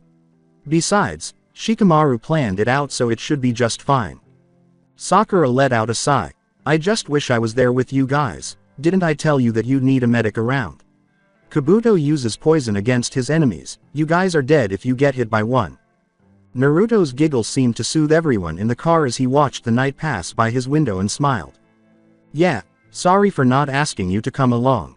It probably would have been smart to have brought you along, but I didn't bother asking because if you came along, we'd have to worry about protecting you and ourselves, and that would have been a bit difficult to do. Quote, comma dot. This is something Sasuke would have said. After a brief glance at Kiba, Naruto said, don't take it personally. Sasuke is just trying to keep you safe from harm's way, I'm sure. As he feigned to be asleep, Sasuke kept his head down and his eyes away from everyone's faces, drawing everyone's attention. Okay then, but if you guys die, you're the first I'm going to beat up, Naruto. If you're dead, I'll curse at your grave, you dumbass. Feeling the love, Sakura, thanks for being concerned. We'll be fine, I promise. You should go to sleep now, seriously, it's midnight. Yeah, I know, tell Sasuke that I said hi. You guys be safe. Yup, now hang up already. Bye, Naruto.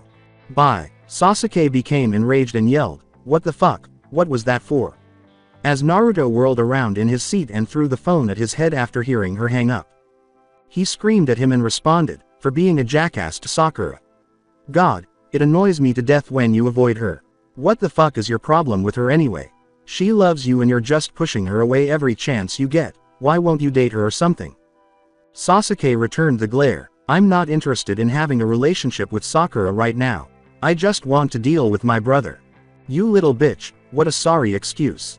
At least talking with her would be good enough, but avoiding her completely is something only a jerk would do. Why are you chewing out on me about what I do in concerns of Sakura? If I don't want to talk to her, that's my decision. I don't want to bother with her and her feelings, it only gets in the way. Fine then, Just answer this question, do you love her? Naruto maintained his stare impatiently as Sasuke bit her tongue, somewhat baffled by the question. When he didn't respond right away, Naruto angrily slammed his fist against the side of the automobile, shaking the vehicle Kiba was still recklessly driving. The automobile lurched sideways, and Kiba nearly lost his grip on the wheel. Whoa, easy on the car, Naruto. God damn it, answer the damn question, Sasuke. What the fuck is wrong with you? Why should I answer that? Because this is Sakura we're talking about here, and she's been waiting patiently for some kind of an answer from you. If you don't love her, tell her so she doesn't have to spend the rest of her life in unrequited love and move on happily. But if you love her, for God's sake, ask her out. Sasuke gave Naruto a narrowed look. Why are you so pushy about this? Because I only want Sakura to be happy. She doesn't deserve your cold shoulder. Didn't you love her? Why don't you ask her out? Naruto's irate expression softened into one that appeared to be a mixture of remorse and sadness. I would've, but how can I when she's a friend of mine that's in love with my other good friend? I don't want to complicate her life already. Besides, I don't think I really love her. It was just a phase, probably. Something I used as an excuse to get acquainted with her, I suppose. But enough about me, this is about you, mister. Naruto kept his body contorted to resentfully face Sasuke while pointing an accusatory finger behind his seat. You knew from the start that she loved you. You were always there for her, until now, you decided to walk out of her life. Do you have any idea how bad she feels right now? She thinks she's done something wrong because you walked out on her. In an attempt to evade Naruto's attention and to avoid appearing as though he was actually worried about her, Sasuke huffed and crossed his arms and legs. I didn't walk out of her life. I'm just putting some distance between us for her sake. She'd just get more disappointments in her life if I stuck around. She's better off with someone else. After giving Sasuke a disbelieving glance, Naruto sat back in his chair and glared at him. You're impossible, Sasuke. Keep thinking like that and you'll never know what you've been missing. The other lads exchanged glances with Sasuke, who sat in the back and scowled. They had never witnessed Sasuke being denigrated before. Apparently, Sakura was a delicate topic for both brothers. God, Kiba, can you work on your shitty driving for once? Shouted Naruto as Kiba abruptly stopped the vehicle, causing everyone within the van to crash into one another. Kiba scowled. Well, I'm sorry that I suck at driving, I just happened to park here. Is there something wrong with my parking? You call that parking? I thought you had stopped in the middle of the road or slammed into something, Neji said, shaking his head as everyone looked at him. Shikamaru groaned as he held his slightly lightheaded head after standing on firm ground, while Naruto and the others staggered out of the car, relieved to have left Kiba's sloppy driving behind. Geez, remind me next time to never let Kiba drive again. Hey, let's get a move on, boys, time to stop wasting time. The boys trailed Naruto as they reached this black market pit stop, which was actually an abandoned factory building site. It was now a post on the black market. As they got closer to the entry, a shadowy figure emerged to greet them. State your business. We're here to discuss a few things with Kabuto. Name? The stranger asked, squinting at Naruto and his companions. Naruto. What's your gang prominent in? The city, though we're more active in the suburbs.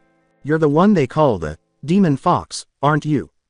Naruto chuckled while humiliatingly scratching the back of his head. I honestly don't know why I'm called that. I'm not a demon and I don't resemble a fox or anything. Shikamaru jabbed Naruto with his thumb. Well, I suppose they called him Fox because of the whisker scars he has on his face. A common misunderstanding, but they call him Demon Fox because when he fights, he's like a freaking demon. Not to mention he's merciless when he's fighting a bunch of jerks. Shikamaru. Now that's not really why. So you're the one who took down 30 gangs, and 3 of them being one of the top 12. To illustrate his point, Naruto raised a finger. Oh, those, well, through some difficulty we did, but they were just being a bunch of jackasses. The man crossed his arms and moaned. Just tell me what you wish to speak with Kabuto with and I'll let you in then. Naruto turned to face Shikamaru, who interrupted him. We need to discuss about a prior drug dealing that he had with the Akatsuki. Just a few questions. Hold on, let me ask him, he said, surveying them warily. Before turning to one side and whispering softly to the person on the other end, he held a hand to his earpiece. At this point, Naruto nodded to Kiba, who extended a hand to Neji. Neji soaked a piece of cloth in a drug of some sort before giving it to Kiba, who had it ready in his pocket. The man turned back to them after nodding and concluding his statement. I'm sorry, Kabuto will not be speaking with you. You are to leave immediately. After Naruto and Shikamaru took the man by the arms, Kiba quickly approached and twisted around him to place the cloth over the man's mouth and nose. He resisted, attempting to jerk himself away, but the medication had already entered his system, causing him to swoon and droop in Naruto and Shikamaru's arms. Naruto gave Kiba a nod. Good job. Kiba's face wrinkled in disdain as he shoved it into his pocket. Ah, I hate this smell, it's so strong. After that, Shikamaru and Kiba transported the man to a secure location, preventing him from moving or getting up when he regained consciousness. They then went through the doors together. They moved in the darkness, avoiding the few men who patrolled the factory's corridors, and periodically took down a few guys who were in their way or came dangerously close to spotting them. It was almost too simple for Naruto to comprehend. He glanced to his companions before grumbling as they arrived at a door that was tightly guarded by at least 12 guards. Okay, Sasuke and Neji, take him out. But guys, this is getting a bit too easy, so be on guard. They nodded and watched as Sasuke and Neji hurried to each end of the hall, anticipating the moment when all 12 guards would turn to face each other. As they did, Sasuke and Neji slithered in, snatched 2 soldiers apiece, and then retreated to extinguish them. 4 of the 12 were abruptly absent, which alarmed the guards, who were on edge when one of them said to his fellows, "Check the halls." While Naruto and the others huddled against the wall shadows, they watched as Sasuke and Neji moved quickly and stealthily to eliminate the guys, dragging them off one by one beneath their noses. One man was still standing in the silent hall, terrified. Shit, Kabuto. In order to warn the man, he raised a hand to his earpiece. However, Neji seized the man's wrist and snapped it, applying pressure to specific areas in his neck to prevent him from yelling. Sasuke then lunged in and quickly punched him in the stomach, rendering him unconscious. After dragging him away, the two gave the order for the others to approach.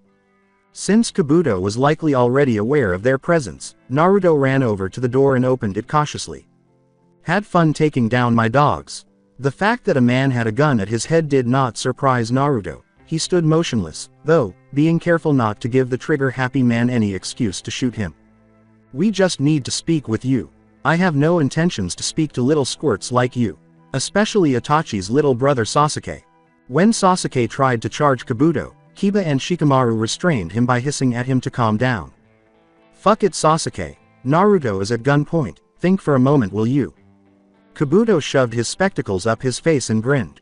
I suppose you wanted to know about the Akatsuki I was drug dealing with. Too bad, I'm not going to tell you squat about them. We just want to know where they are. Forget it, leave and I might let you guys be in one piece at the end. Motherfucker. Sasuke, shut up, such a rude boy, Itachi has told me a lot about you before. Kabuto gave Sasuke a menacing smile. He told me how he wished he killed you when he had the chance. The gun fired at their feet, almost missing Naruto's left foot, as Sasuke flashed at his side and twisted it out of Kabuto's hand. As Sasuke ripped the gun away and threw Kabuto against a wall, the barrel placed against Kabuto's temples, he hissed, "You're going to tell me where that asshole went? I have to deal with him and I'm not letting some stubborn drug-dealing shit not tell me." Naruto danced away in astonishment. Glaring at Sasuke with venom oozing from his mouth, Kabuto laughed and said, "You're worthless to him. He doesn't care for you and he swore that the next time he saw you he'd kill you. You better just run off and stay out of his way, unless you want to die that is." Sasuke positioned a bullet with a click. Kabuto chuckled once more. "You really going to shoot me? Go ahead. Both ways, you're going to benefit nothing from any of this." Naruto ripped the gun from Sasuke's grasp and tossed it across the room just as he was ready to pull the trigger. "Fuck the gun. We have other ways to find out where the Akatsuki is." Still on to Kabuto, Sasuke gave Naruto a sour look. "Oh yeah, like what?" Naruto gave Kabuto a scornful look. "We could torture him. Shino is awfully good at that, aren't you Shino?" Shino grinned behind his coat collar. "Oh yes, very good." Shikamaru was looking at a file on a table when he took it up and approached Naruto and Sasuke, smiling and waving the folder. "Or we could just take this and leave." He flipped through the dossier, which had profiles of every Akatsuki member as well as their frequent meeting places, after Naruto reached out his hand for it. After giving Shikamaru a smile, Naruto gave him a back pat. Good work. Sasuke was stunned as he slumped backwards when Kabuto rushed forward and slammed his forehead into him. Kabuto then jumped over him and grabbed Naruto's wrists in an attempt to reclaim the folder. Fuck. Hiba. Hiba took the folder that Naruto gave him and slipped it inside his backpack, zipping it shut as though to seal the deal. Naruto seized Kabuto as he started to pursue Kiba and yelled at him, "Oh no you don't, you're going nowhere." Kabuto coughed and Naruto punched him hard in the face after slamming his knee into his stomach. Having been struck hard in the head, Sasuke's vision was fuzzy as he stood back up, cursing. "Damn it, that little fucker." As Shikamaru pulled him up, he mumbled, "I doubt this place is empty, others will come in here and start attacking, we gotta get out of here before things get ugly Naruto. Clean it up and let's get going.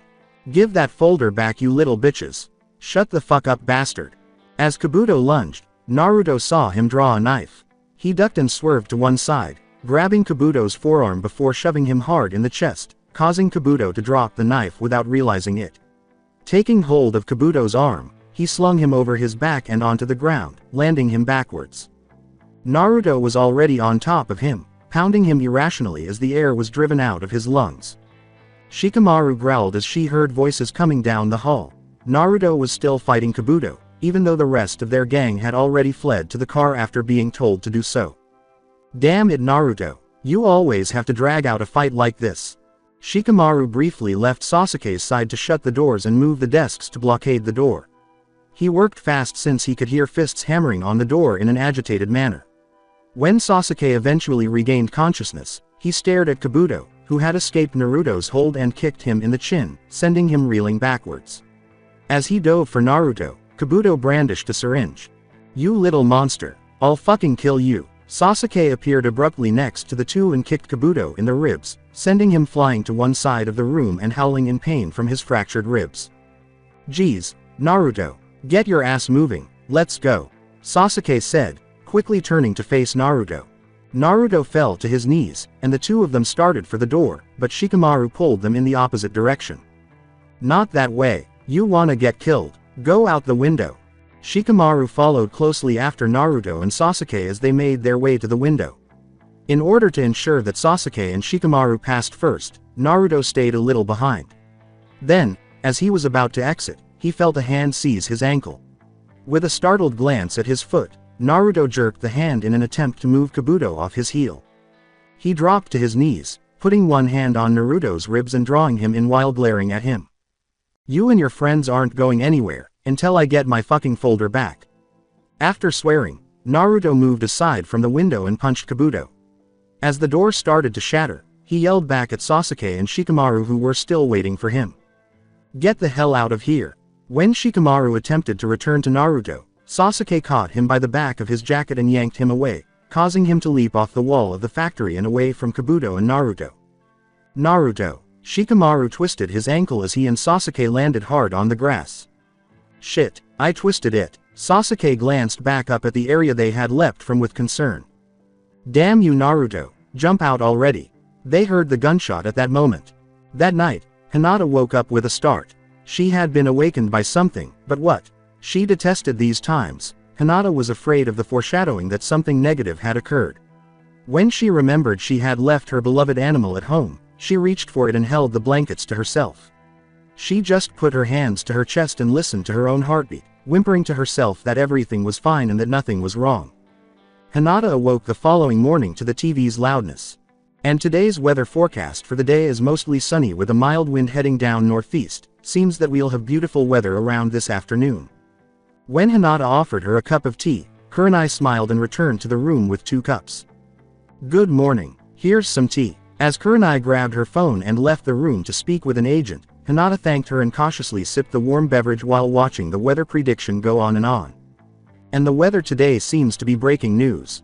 When the weather forecast abruptly ended and a news reporter appeared with a somber expression on her face as she delivered the news, Hinata nearly spilled her tea. "Gunshots have been reported at midnight last night. Please be on alert for any gunmen and gangs, and be on the lookout for a drug dealer named Kabuto. If you meet any of these men, please contact the police and stay out of harm's way. Warning, do not confront these men alone. Please contact the police to report their whereabouts. Thank you." Hinata became anxious. Gunmen. Gangs. Wait. When Hinata's cell phone rang and the screen displayed an unknown caller ID, she almost burst out of her skin. Who? Usually, she would hit ignore, but she thought this wasn't a credit card business. After selecting answer, she raised the phone to her ear. Hello, Hinata, this is Neji, we have a problem and I need your help. What do you need help with? Quote, comma, dot. Do you have money on you? I need you to bail me out of jail. Startled by the news, Hinata abruptly got to her feet. Why are you in jail? Got in a sticky situation. You heard about the shooting, right? Well, we were sort of there dealing with some bad guys. Think you can bail me out? Of course, and Neji. I know I'm asking a lot, but not just me, but all 8 of us. He said tentatively after reaching a halt. 8. Hinata paused. I'll see what I can do. Thank you, Hinata. Thank you. I've got to go now. They won't let me talk on the phone no longer than 3 minutes. Hinata hung up herself after hearing the phone hang up and hearing static in her ears. Okay, Hinata, I arranged a few things with the agent and, hey, you okay? Kurenai said with a smile as he entered. Hinata tried to make things appear okay by giving Kurenai a tiny grin. Oh, just fine. But Kurenai, I have to go do something real quick. My cousin got in jail and I need to bail him and his friends out. Surprised, Kurenai blinked. What? How'd they get in jail? Before putting her money back in her purse, Hinata said, that's what I'd like to know. After shaking her head, she picked up her own suitcase and called the limousine using a number on her phone. Look, I'll go with you. And I'll pay for the bail. I don't want you to have to waste your money on something as ridiculous as this.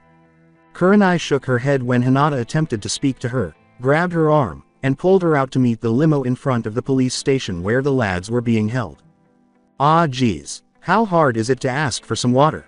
The sheriff snapped at Shikamaru, looking up from his deck of cards, saying, shut up. Unless you want us to plug it for you. Besides, we just gave you some water. Shikamaru breathed a sigh of relief. Geez, how many times do I have to tell you? I have 7 other friends in here that are all thirsty and the big guy over here drank it all. We still need some more water. With his buddies, the man cast a cold glance back down at his card. Forget it, kid, just sit tight. You told us that a friend was coming to bail you out. Until then you can wait a few more minutes. Half wishing he could get through the bars and give the man a slap for his stupidity, Shikamaru scowled at him. With a sigh, he turned around and sat on the floor among his comrades. Sorry, Shikamaru, I keep forgetting to share, Choji muttered, feeling dejected. With a grumble, Kiba sat against the wall and said, nobody expected you to share. No worries, Choji. All is well, good friend. For now, we should all just focus on sticking together and keeping our youth-filled spirits up. Lee said with a compassionate shoulder pat to Choji. With a groan, Kiba slipped all the way to the floor and turned away from him. For God's sake, Lee, shut up for once in your life, can't you? Nobody is in the mood right now. She's coming to bail us out, Neji said calmly while sitting in a corner. Don't worry, Hinata will do something. With his arms crossed and his back to the wall, Sasuke muttered, well, she better hurry the hell up. We don't have time to waste being here. Kiba gave Sasuke a dirty expression as he, oh shut your trap, Sasuke. Because of you and your stupid brother, we went through some shit last night. So take all that crap back up your shitty ass and shut the fuck up. Kiba was glared at by Shikamaru. You be quiet, Kiba, everyone is grumpy, so lay off, Sasuke. After giving Kiba a menacing look, Sasuke agreed to keep silent. After giving the two a scornful look, Shino decided it would be best for everyone including himself to remain silent. The guys stared up at the sheriff in amazement as he opened the jail door. Well, lucky for you kids, you get to get out of jail, all 7 of you. I suppose she'll be paying for your other friend who's at the hospital. After giving the boys a quick glance, Shikamaru got up and hobbled out the door with his companions. No one knew how they would question Hinata about it or if she would become shocked. As they emerged into the foyer, Hinata rushed to embrace Neji. Neji, Hinata, why are you all hurt? We got into a fight with a few nasty guys with bad toys. They were a bit trigger happy with their guns. After giving the boys a worried glance, Hinata pointed out in astonishment. And Neji, where's Naruto? Neji glanced at his companions. What should I say to her? Shikamaru gave a headshake. Be honest with her. Yeah, Missy, you paid for all 7 of your friends, but you forgot about one of them. That one is currently at the hospital. You gonna pay for his bailing? Hinata fixed the sheriff with her gaze. Excuse me. He gave her a quizzical look and continued, well, you did hear about the shooting, right? How the hell these kids got out without a bloody bullet injury is out of my thinking box. But one of their friends got shot, pretty bad if you ask me. One hell of an injury. I'm still surprised that he made it, considering he's at level 4 in critical condition. Shut the fuck up, you. After Kiba explained everything, the sheriff looked at the group blankly. The long-haired beauty then gave him another bailing payment, and Kiba scowled at him so viciously that he believed he was going to die. You need to learn when people want you to shut up. He nodded and gulped, and Kurenai turned away from him to console Hinata, who was now standing there in disbelief and horror, tears streaming down her cheeks without realizing it. Neji gave her a gentle shoulder pat while wiping away a tear. Hinata, it's okay. Naruto will be fine. He's one of the strongest guys I know and he's been through worse than this. The worst he went through was when he had shot in the shoulder. Kiba smiled, attempting to assist. Yeah, like, there is no way in this fucking world that he's going to die. Just because he was shot in the chest doesn't mean he's going to die. Even though he is at level 4 with a 40% chance of surviving. Kiba yelled at Shino, hey, what the? Let go of me, Shino. What is your problem? As Shino seized him by the hood and pulled him away. Before snarling inside his jacket, Shino poked a finger at his face and said, you need to shut up. After he thrust a finger back at Hinata, Kiba turned to face her and went pale upon realizing that she had only begun to fully collapse. Holy shit, I didn't mean to freak her out. Shino gave Kiba a headshake. You need to understand these social cues, shut up when you need to shut up. Kiba gave Shino a scowl. Says the antisocial one. I can socialize when I want to. I just don't do it often. Yeah, sure. After Kurenai successfully persuaded Hinata to board the limousine and accompany her to Naruto, the males piled in behind her. For the first time, Sasuke had a faint sense of guilt. Naruto put his ass on the line because of me. What the fuck? All of this would not have occurred if Itachi hadn't. God, am I solely to blame? Hinata was horrified to learn that the Naruto she had known for a short time had become entangled with some evildoers and had been shot in the chest. Who, God, could have survived such a situation? Halfway to the hospital, Hinata found herself in prayer, saying, Dear God, preserve his life. Don't let this happen to the man who doesn't deserve it. Please, save him. Naruto had trouble recalling anything. As they worked on him, the physicians whispered to one another as he drifted in and out of consciousness. He will not be able to make it. He's bleeding profusely.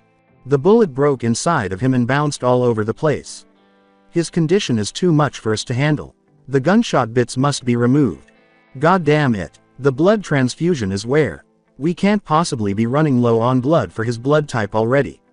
Damn it, check again. It seemed to Naruto that he wasn't doing well and that the agony was so bad that he was barely able to think at this point, let alone stay awake. When Kabuto took a concealed revolver from his pockets and put it against Naruto's chest, he was aware that he had been shot. He had felt the cold tip of the weapon as Kabuto screamed at him, You messed with the wrong guy, bitch. Now die. As soon as Naruto heard the gun go off, Kabuto rolled away from him and fled. There, Naruto fell to the ground and gaped at his own blood. I was shot. Once more. Naruto questioned whether he would even make it through this time. Sakura was there when they all ran, sobbing and saying to herself that Naruto, whom she kept calling a stupid, fucking bitch, would be okay. Sakura, how is he? Has he gotten any better? Sasuke rushed up to her, grabbed her shoulder, and shook her back to reality. Sakura gazed at Sasuke before frantically snatching his arms. Oh my god, Sasuke, why didn't you stop this? Why couldn't you save him? You know how a fucking idiot he is, why didn't you do something? Fuck you, Sasuke, fuck you. He remained stunned, feeling her words slap him hard, as Sakura sobbed in his arms and pounded at his chest.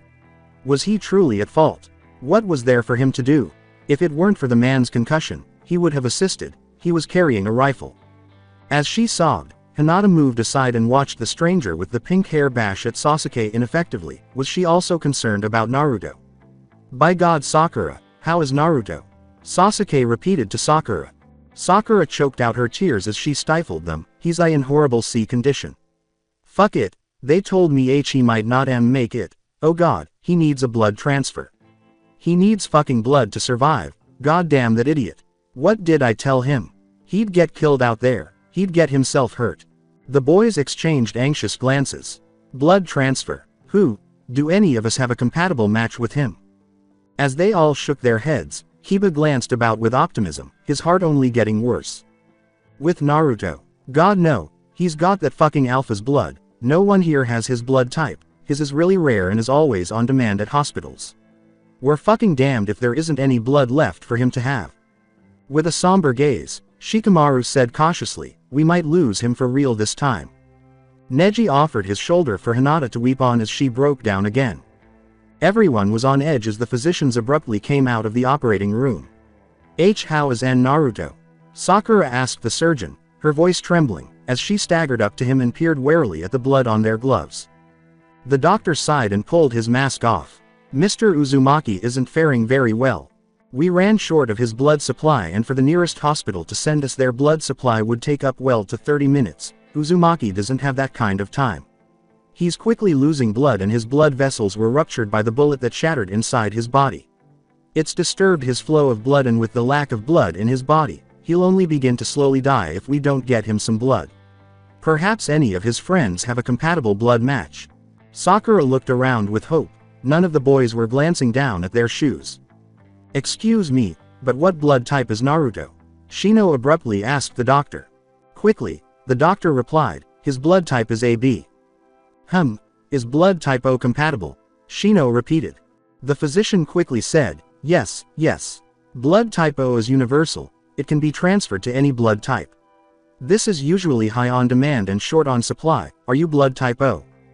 To the surprise of the boys, Shino nodded. Whoa, Shino, since when were you blood type O? My father and mother were type O, naturally I was too.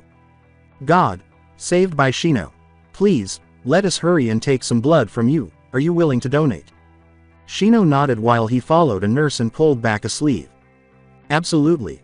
To save my idiotic friend, yes. Sakura fell to the ground and gave herself a hug while blinking tears. Oh my god, how is it possible? How is it that he survives, every fucking time? Uzumaki. He really is something, that fucking idiot. I'll punch him dead myself when I see him. When Sasuke eventually got Sakura off the ground and into a chair, Neji gave Hinata a worried look. Are you alright? You seem pale. With her eyes closed, Hinata muttered, thank you God, thank you. Holy sh*t. This man is extremely fortunate. How could anyone have guessed that one of his buddies had blood type O? Oh no, he is quite fortunate. Now that I've repaired his blood arteries, his heart appears to be beating normally. His bleeding has stopped, and he appears to be doing well. However, it would be best to wait and see as we won't know till tomorrow. Was he still alive? Did he really make it out alive? God, he was truly fortunate. Naruto would have grinned, but he was losing himself in a momentary forgetfulness, sinking into slumber.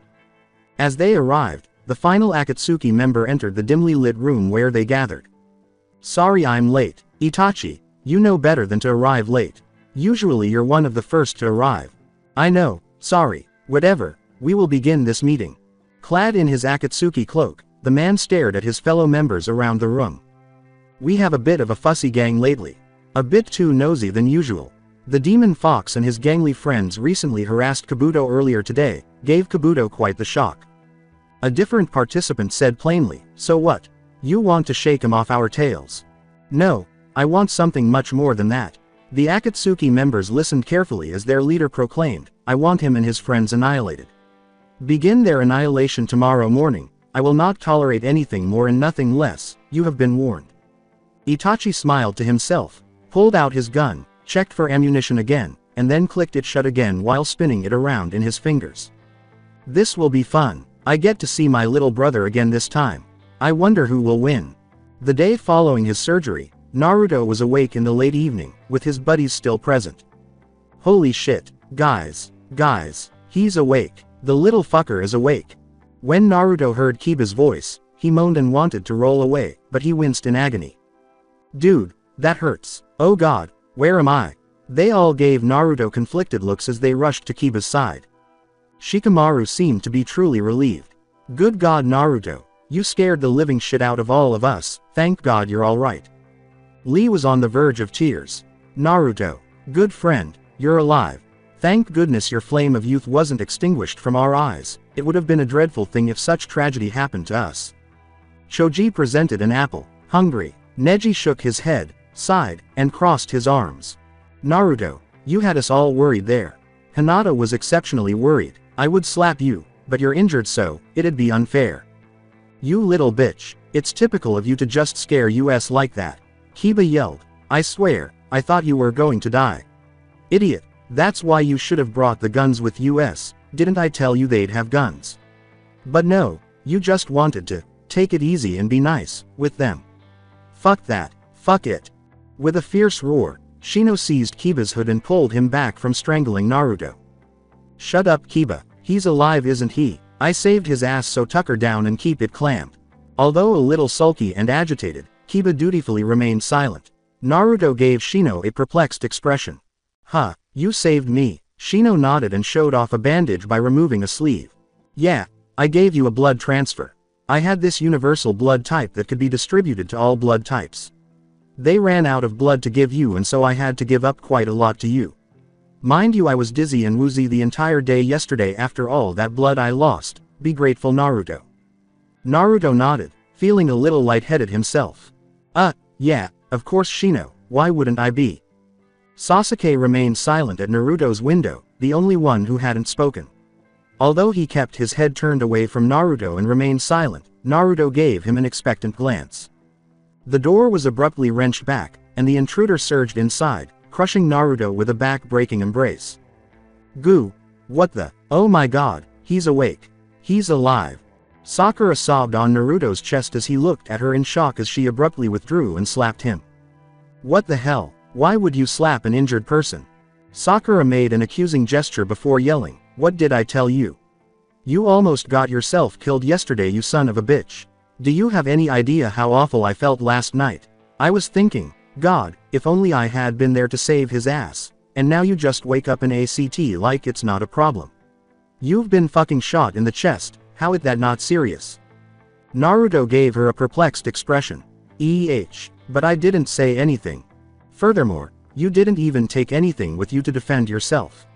Though I am strictly against you and your guns, I would have felt better if you had taken a few with you. For God's sake, you only have them for the sake of defense, use them for that purpose you dumbass. To calm her, Naruto raised his hands in surrender.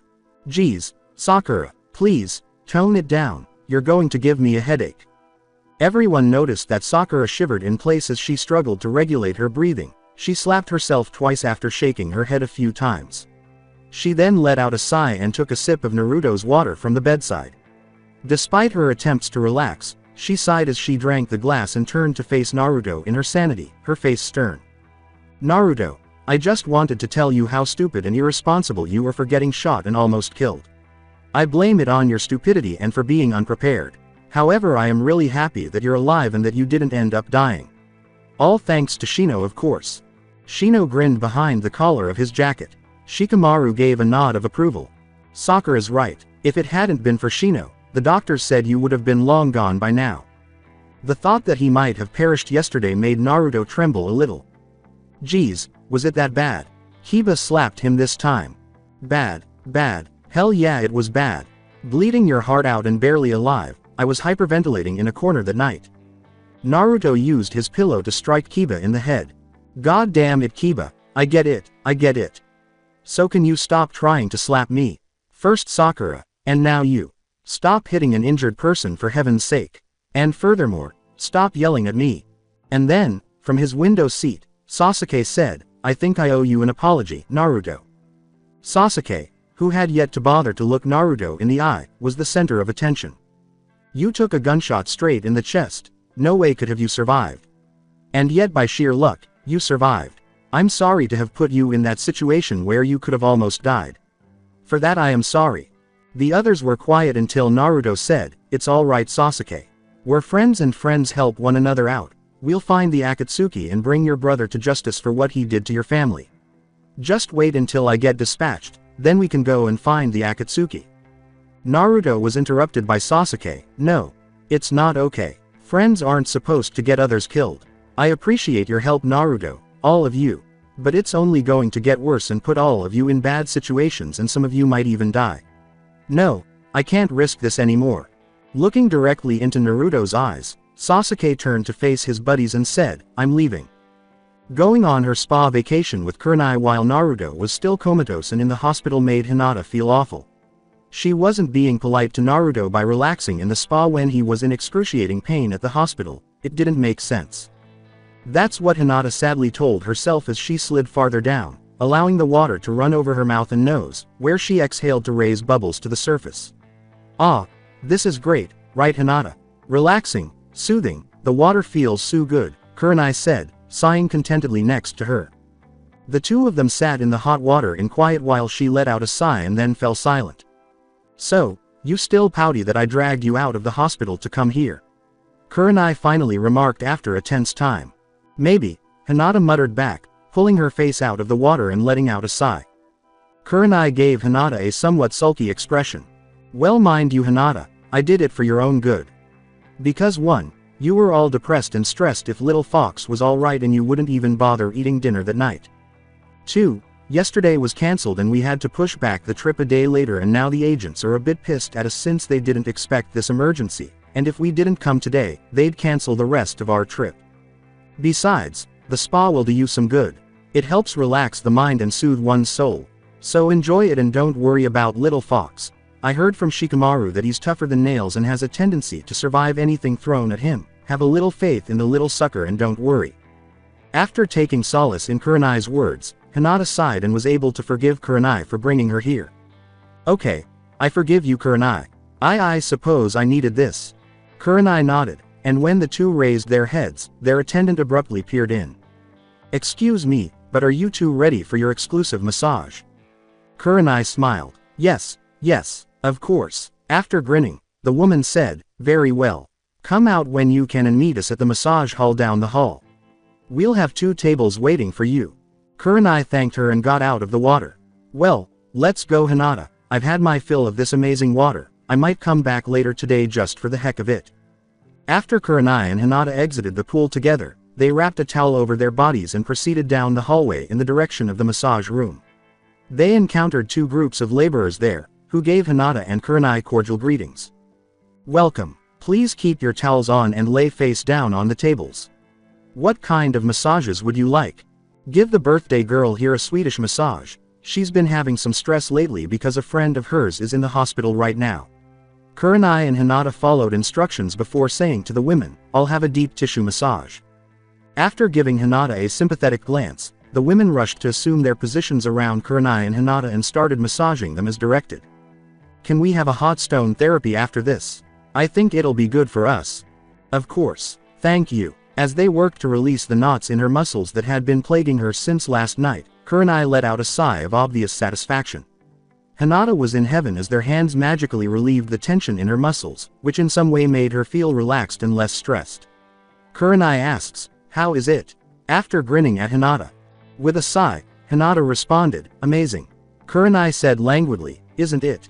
It feels absolutely fantastic, does wonders to your body. I could practically sleep right now. The women grinned at each other as they carried on with their job, and Kurenai laughed lightly. Hinata returned the smile. True. The women then started chit-chatting with their 2 visitors. So, Miss Hinata, how old are you now? 21. My, 21. I remember being that young. Such a shame that now I'm an old woman, considering that I'm 39. Guess I'm on my way to being a grandma when I hit 40. After glancing at the woman, Hinata said, but you have such a young face.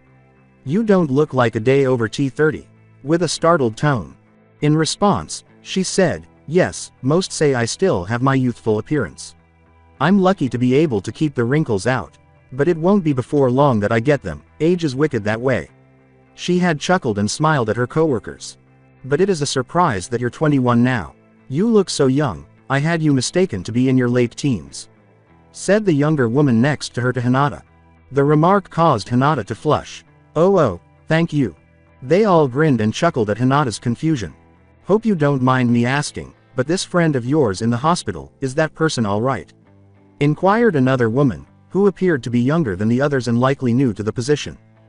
Hinata received harsh criticism from the woman who talked to her initially, saying, "Yumi.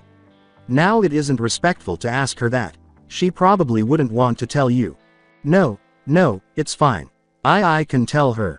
He's fine now. He got shot in the chest during an F fight and he was close to dying, but luckily his friend had the R-right blood type to donate to him and he was able to survive after that. He's lucky, I'm pretty sure. The woman glared at the young woman, who shrugged back at her. Hinata closed her eyes as she responded.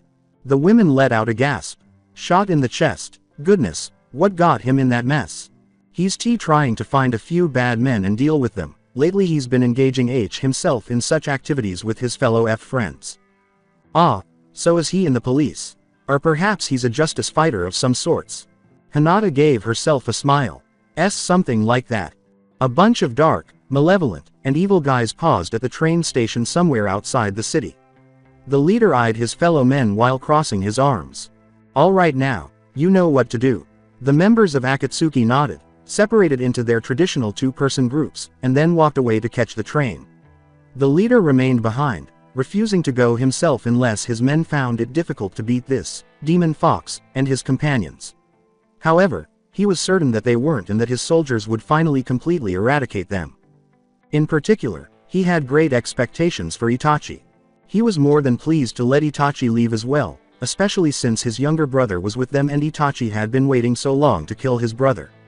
As the train started to move away, he observed his troops boarding by the windows and mimic saluting their master from their seats. Itachi stared at his leader for a moment, then averted his eyes. The leader turned to walk as the train eventually vanished from view, reflecting that perhaps he ought to have accompanied them. As Shikamaru and the others were leaving the hospital, they were all a little concerned about the conversation between Naruto and Sasuke before they left. What, you're leaving? The lads exchanged glances when Sasuke nodded, but Naruto continued to stare at Sasuke. And why would you do that? Well, for one, you wouldn't have to bother with my plans on revenge. You won't have to get in this kind of a situation again, and it gives me more flexibility and I can work quicker with other people to find the Akatsuki and my brother, no offense. Even Sasuke blinked in surprise as Naruto gave him such a fierce look. How is that not offensive? After failing to get out of bed, Naruto fell back onto the bed and decided to just give Sasuke a fierce look from his position. How can you just declare out of the blue, "Oh, by the way guys, I know you worked your asses off to find my brother so I can beat the shit out of him, but you guys are too slow and it annoys me. So I'm going to make my own group and frolic around and find the Akatsuki on my own so I can kill my brother. You're being awfully grateful towards us." Sasuke narrowed his eyes at Naruto's and replied sternly, "Well, I do appreciate your efforts. But unless you want to get yourself almost killed again, I think it'd just be best if I did this on my own. You're in no condition to help anyways, and with you out of the picture, there isn't much we can do while we sit and wait for you to heal. By that point, my brother could have already moved out of the area by now. I can't risk that, so I'll be leaving you guys to deal with him on my own. It'll be much quicker that way and I'll come back after I'm done. It's not going to be like last time with Orochimaru, okay?" The name of that awful man made everyone cringe. It had been a horrible moment when Naruto and his group had to deal with Sasuke's absence. He had gone crazy to pursue his brother after learning that he had killed his family, and he was eager to start chasing him. He had followed Orochimaru, a dangerous man who had only wanted to use Sasuke's body to replace some of his own parts, such as his eyes. Naruto's determination simply became stronger as he thought about that terrible man. "Sasuke, I know you won't end up like that again. You've been through a lot during that time and I'm sure you learned something from that. But you don't need to do this alone. Even if I'm injured, you still have the rest of the gang here, Shikamaru, Hiba, Neji, Lee, Choji, and Shino. They're all here for you to help out Sasuke. Don't go telling me that you're going to neglect their help and go on and find your own little helpers of your own. You'd be a sorry excuse to us as a friend if you were to neglect our support." Sasuke glanced at the gathering of lads who were all staring back at him with the same expression and resoluteness. They shared Naruto's heart. "Hey, don't forget about me. Yes, Sakura too." Naruto looked at the girl with the pink hair and then back at Sasuke, both of them maintaining eye contact. Then Sasuke tsked, turned away, folded his arms, and glanced back out the window. Tisk. Fine, I'll go with what you say, Naruto. But if I don't find Akatsuki sometime this month, I'll seriously take my leave.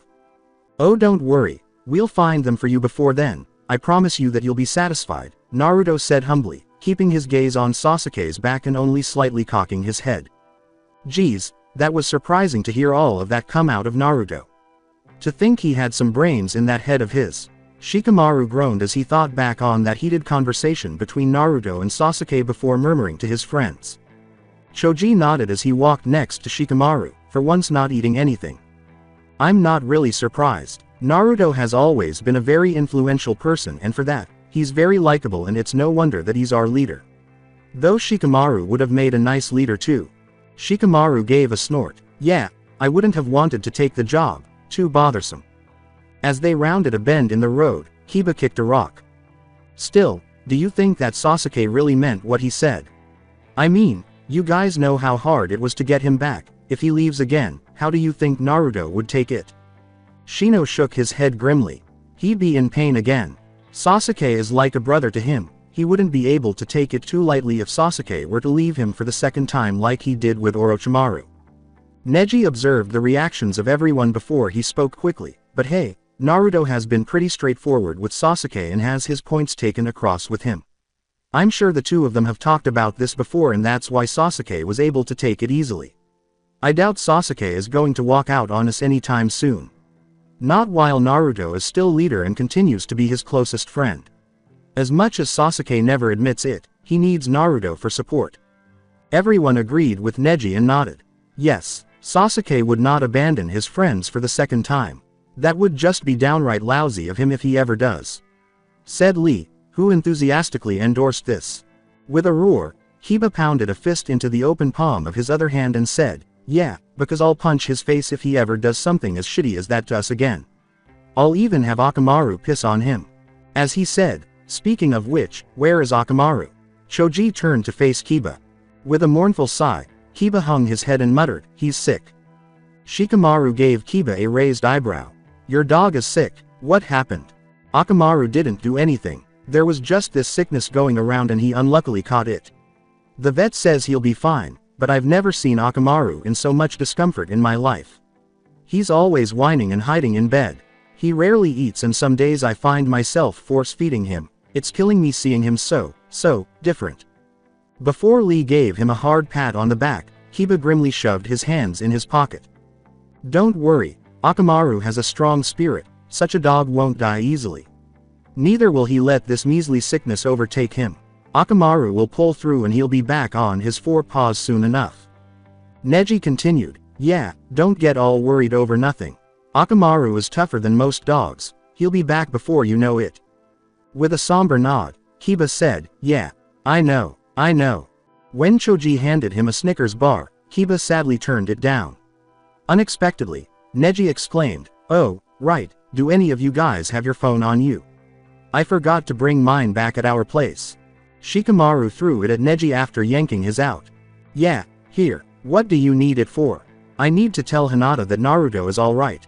You saw how she was last time. Like a walking zombie, Neji said, unlocking his phone and entering a number. Kiba suddenly became alert. Hey, you guys don't think she likes Naruto? Everyone gazed at Kiba before responding simultaneously. Shikamaru gave a headshake. Impossible. Who'd love that dope? Choji gave a shrug. I don't see why not. She does seem a bit off every time she's with him. Lee nodded after crossing his arms. Yes, I too have noticed the strange aura she gives off when she is in his presence. I sense something romantic between them. Shino just said, I think she does. Have you guys ever seen a girl blush so much around him? The only time I ever saw another girl blush around Naruto was when he made a sexual joke. Shikamaru scowled. I don't remember that. If he did make such a joke, that was probably when he was drunk. By the way, was he with Sakura at the time? Yes, figures. To get their focus back on him, Kiba waved at them. Guys, you're forgetting the point here. I think Hinata is in love with Naruto. Neji put the phone to his ear and sneered. I find that hard to believe. Hinata is shy and honestly pure-minded. How can she stand Naruto when he gets perverted when drunk, stupid when angry, and snappy when hungry?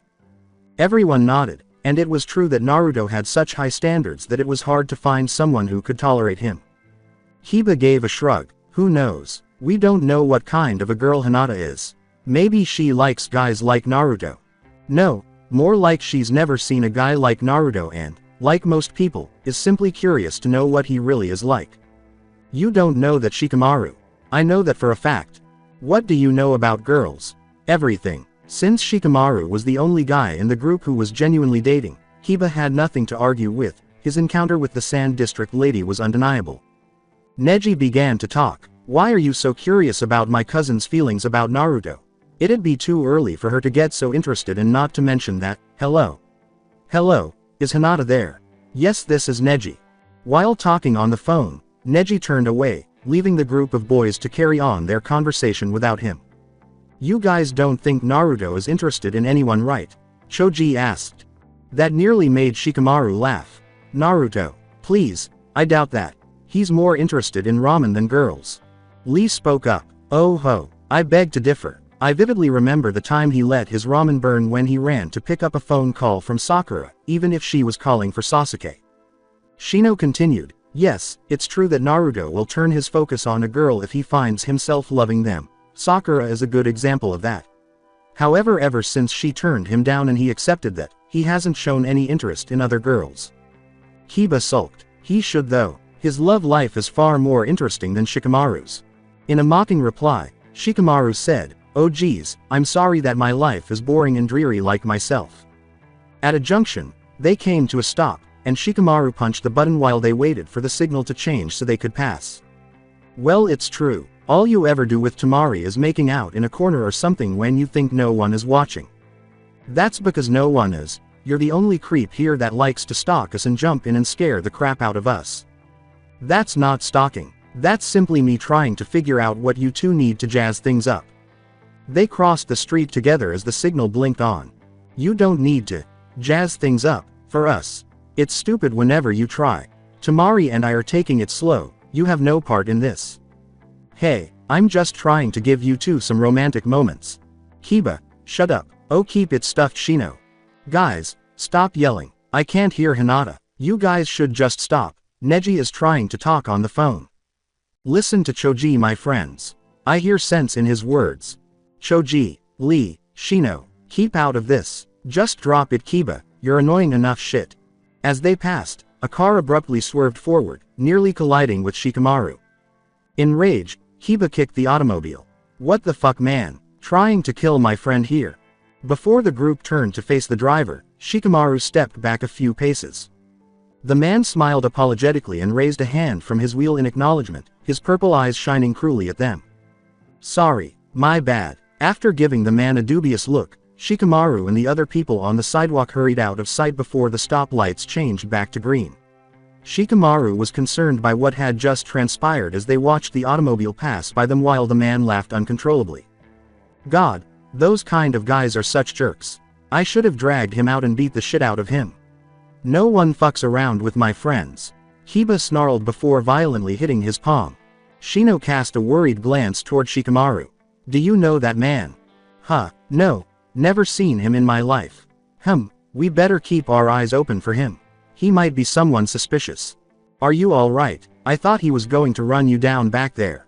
Choji held Shikamaru's shoulder in anxiety. I'm fine, guys. Really, he must have just accidentally pressed the pedal or something. Neji, who had hung up a long time ago since they had crossed the street, crossed his arms and shook his head solemnly. No, I doubt it was something accidental. Did you see the look in his eyes? The way he laughed when he drove off. I'm betting to say it's intentional and he meant to do it. Guys, this is serious. As Neji examined them all, they halted their stroll and exchanged glances. Yeah, you're right. Should we tell Naruto? Shikamaru gave Choji a short shake of his head. No, don't. He's gone through enough today. It'd be best if we didn't tell him until it gets into something serious. Keep quiet about it, guys. You never know if this eventually turns out to be nothing. Despite the dread on everyone's faces, the guys nodded in accord. The man didn't intend to halt. Everyone was already on edge from the way he had regarded them all and his thoughtless, inconsiderate response. They had to be careful of men like him. Sakura and Sasuke had left the others because Sasuke was a little grumpy with them all. Naruto's remarks had clung to him and caused him to think twice. Every time Naruto forced him to do this, he detested it. Sasuke let out a sigh and shook his head, determined to let it go because harboring resentment toward Naruto was exhausting enough and it was useless anyhow. Sasuke, are you alright? You seem stressed. I'm fine. Sakura bit her lip and then stopped talking. When Sasuke volunteered to bring her back to her pharmacy, she was overjoyed, but he was too irritable and sour to engage in a pleasant discussion. After observing her dejected expression, Sasuke added, somewhat subtly, just out of consideration, but thank you. Sakura became happier. Sasuke's words alone were enough to brighten her day, and his presence alone was enough to lift her spirits. So Sasuke, how have you been since I last talked with you? Sakura attempted once more. Sasuke gave a shrug. Good, I guess. Nothing has killed me so far and the others are doing just fine with or without me. Oh, that's good I suppose. Sakura mentally swore. Sakura found it annoying that Sasuke could cut off a conversation before it ever began, as he had a remarkable capacity to do so. Sasuke, can I ask you something? No, are you really going to leave Naruto and the others, and me, again? She added that little, and me, at the end, and Sasuke paused to stare at her. Why should you care? Because, like I told you last time Sasuke, I love you. That isn't of my concern. It's not like I feel anything in return to your feelings. Then why won't you tell me that? Why can't you just tell me that you don't love me? With her arms crossed in front of her chest in a demanding manner, Sakura held Sasuke's irritably, her stare hardening. Tell me, ... Sasuke, answer me, ... Sasuke, with a sigh, he shook his head and waved it away dismissively before continuing to walk. I have nothing to say. Sasuke was always like this, Sakura cried out within. He obstinately refused to speak to her and never provided her with a direct response. Sakura had always thought that he simply needed more time to think about her sentiments before saying something he would later regret, but after waiting for an answer for the past 3 years, she was beginning to suspect that he might be a bit of a jerk.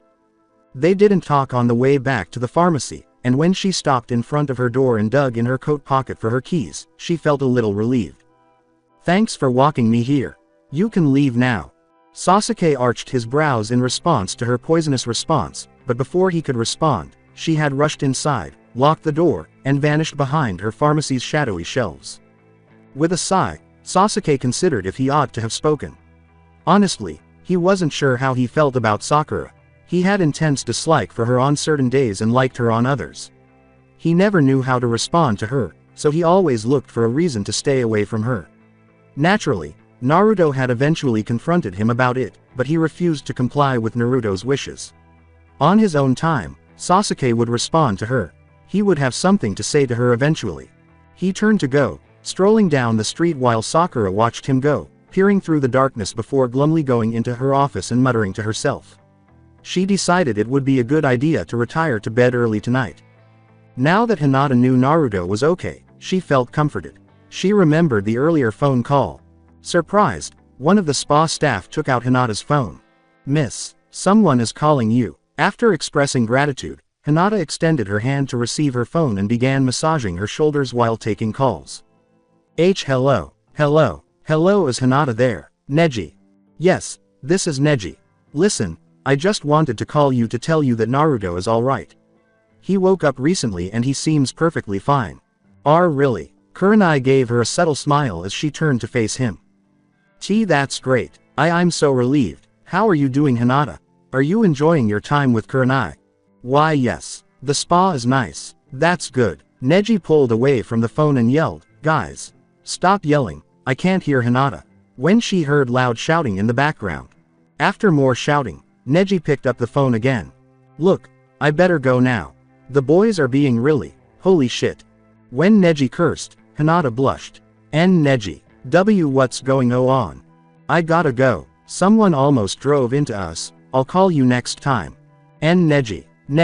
As Neji hung up, she was stunned by her phone's gloomy beep. He hung up on me. Your cousin. He's so rude. As Hinata returned her phone to a spa employee, Kurenai snarled. No, I don't think he was being rude. Something happened and I think he had to go and deal with it. Sounds like something bad. Oh, well I hope your cousin and his friends turn out to be alright. Why yes. As Kurenai walked into the motel room, Hinata snapped out of it. Phew, what a relief it is to be back here. I'm tuckered out. Kurenai sighed and flopped down on her bed. She then turned till she was grinning at Hinata. So, tell me, how did you enjoy this trip? Gee good I suppose, except for the part and Naruto got hurt. Excluding that of course, that was an emergency, something unexpected, but you shouldn't worry now about him. Didn't your cousin tell you that he was alright now? Yes, then don't worry about little fox. I can't help but to be worried. A pillow was thrown at her head by Kurenai. Oh shush, it's pointless to be worried. If it makes you feel better, on the way back home tomorrow, we'll stop by at the hospital so you can meet Naruto. Okay. Why yes please, I'd like that very much. Good, now rest up, there's no point for you to be worrying about him so late at night. You'll bring wrinkles to that lovely face of yours worrying about him. Go to bed. Why yes Kurenai, good night Hinata, gee good night. As Hinata climbed into her own bed and nestled into the soft mattress, Kurenai switched out the lights. Hinata listened as Kurenai let out a sigh and started to slowly fall asleep, the only sound in the room being her gentle snores. Hinata reflected on her day as she gazed at the ceiling. She had virtually starved herself fretting about Naruto, and now that he was okay, she had to admit, she felt much better than she had yesterday. But why had she been so troubled by it? She was naturally worried about his well-being. After all, she knew someone who had been shot in the chest. How could anyone not feel sorry for him? However, her feelings for Naruto were becoming more and more weird, and she had cried intermittently yesterday due to her excessive worry. Is it possible? Wondering if she was falling for him, Hinata rolled over in bed and nibbled her thumb. Shikamaru stayed up with his lover in one room while she inquired about his day after the boys had gone to bed. So, the idiot Naruto got himself shot today. 2 days ago. He had his surgery yesterday and we all thought he wasn't going to make it, but after Shino gave him a blood transfer, he's fine now. Eesh, can an idiot get any luckier? Seriously, he's one heck of a guy, staying alive this far. With a sly smile, Shikamaru removed his shirt to put on another. As he lifted the shirt over his head, Temari's gaze remained fixed on his naked chest. Well, we didn't make him our leader for nothing. Even if he is a dope and sometimes really stupid, we wouldn't have had anyone else for leader. Well, there are 3 others besides him capable of being leader. And who might they be? Temari sat beside her on the bedside and smiled. Well, there's you, smart, reliable, even your friend Choji thinks you'd make a great leader.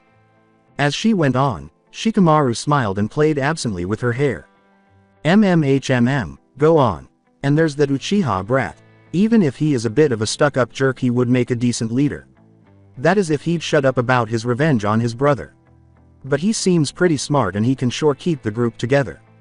I seriously doubt about that, but okay. And of course that Hyuga guy. Neji was it. He seems like a plausible leader. That I can go with. Shikamaru moved in to kiss Temari, who grinned. But I'd rather have Naruto as our leader as long as he lives. I think that's reasonable. He seems to be the only one really suited for the job. Yup. The two jumped up and cursed as Kiba slammed into the room, and Temari put a hand up around Shikamaru's neck to pull him down to meet his lips. Kiba, what do you think you're? Okay, for once, I'm not here to ruin your little makeout session, alright? I'm here for a very good reason. Temari gave him a frustrated look while Shikamaru groaned and shook his head, saying, fine, what is it? Kiba poked his thumb behind his back. You better come to the living room, we got a message from a stranger. The party was already gathered, eyeing the message on the table, when Kiba led Shikamaru and Temari into the room. Shikamaru gave it a wary look.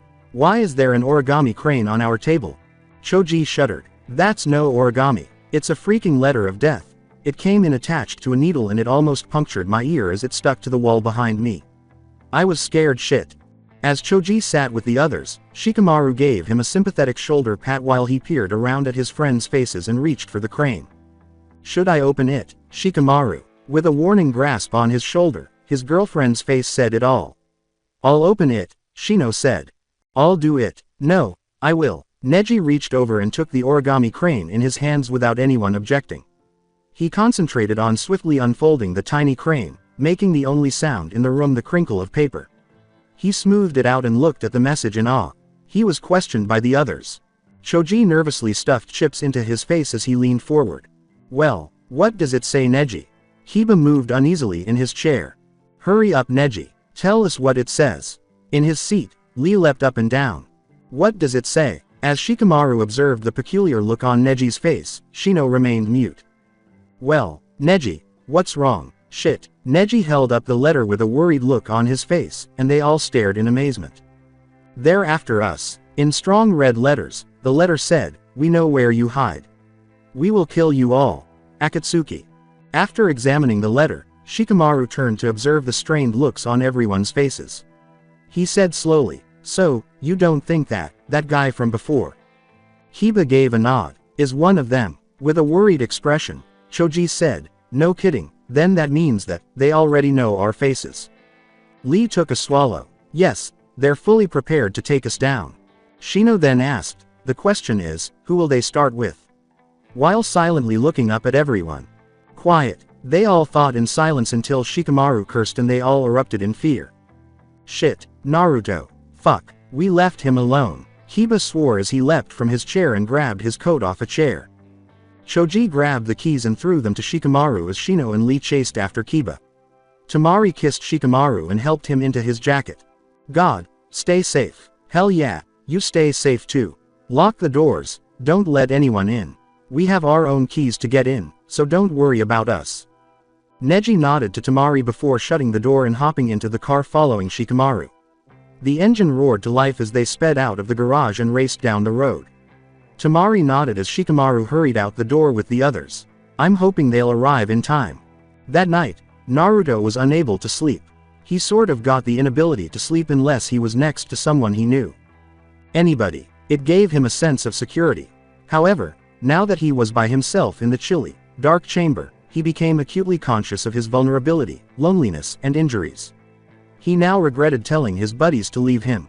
However, he did, and because calling them back would be embarrassing, he remained to himself and turned to one side of his bed, seeing the wind-bending shadows cast by the trees outside his window on the tiled floor.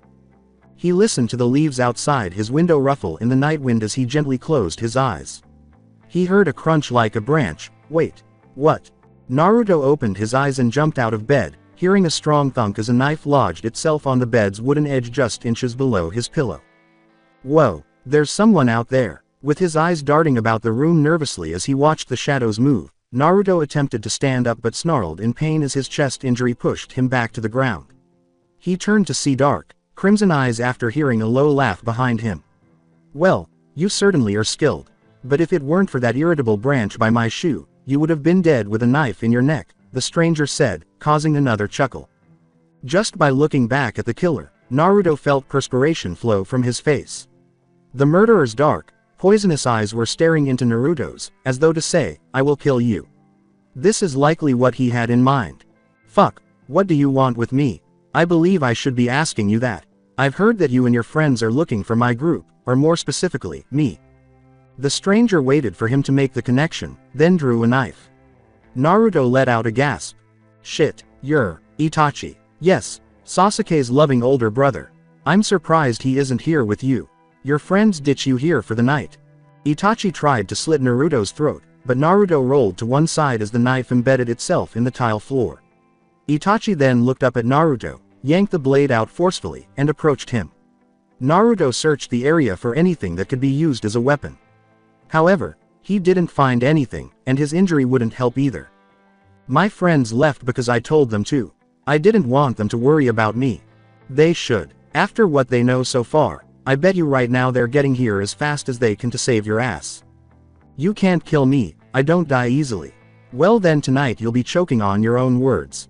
Naruto dove to one side as Itachi lunged again, but Itachi quickly reached out and grabbed Naruto's upper arm, throwing him to one side of the room. Naruto slammed against the floor and into the wall with a painful slam, gasping in pain as he attempted to blink away the spots in his vision. Taking advantage of the situation, Itachi grabbed Naruto by the throat and pinned him to the wall.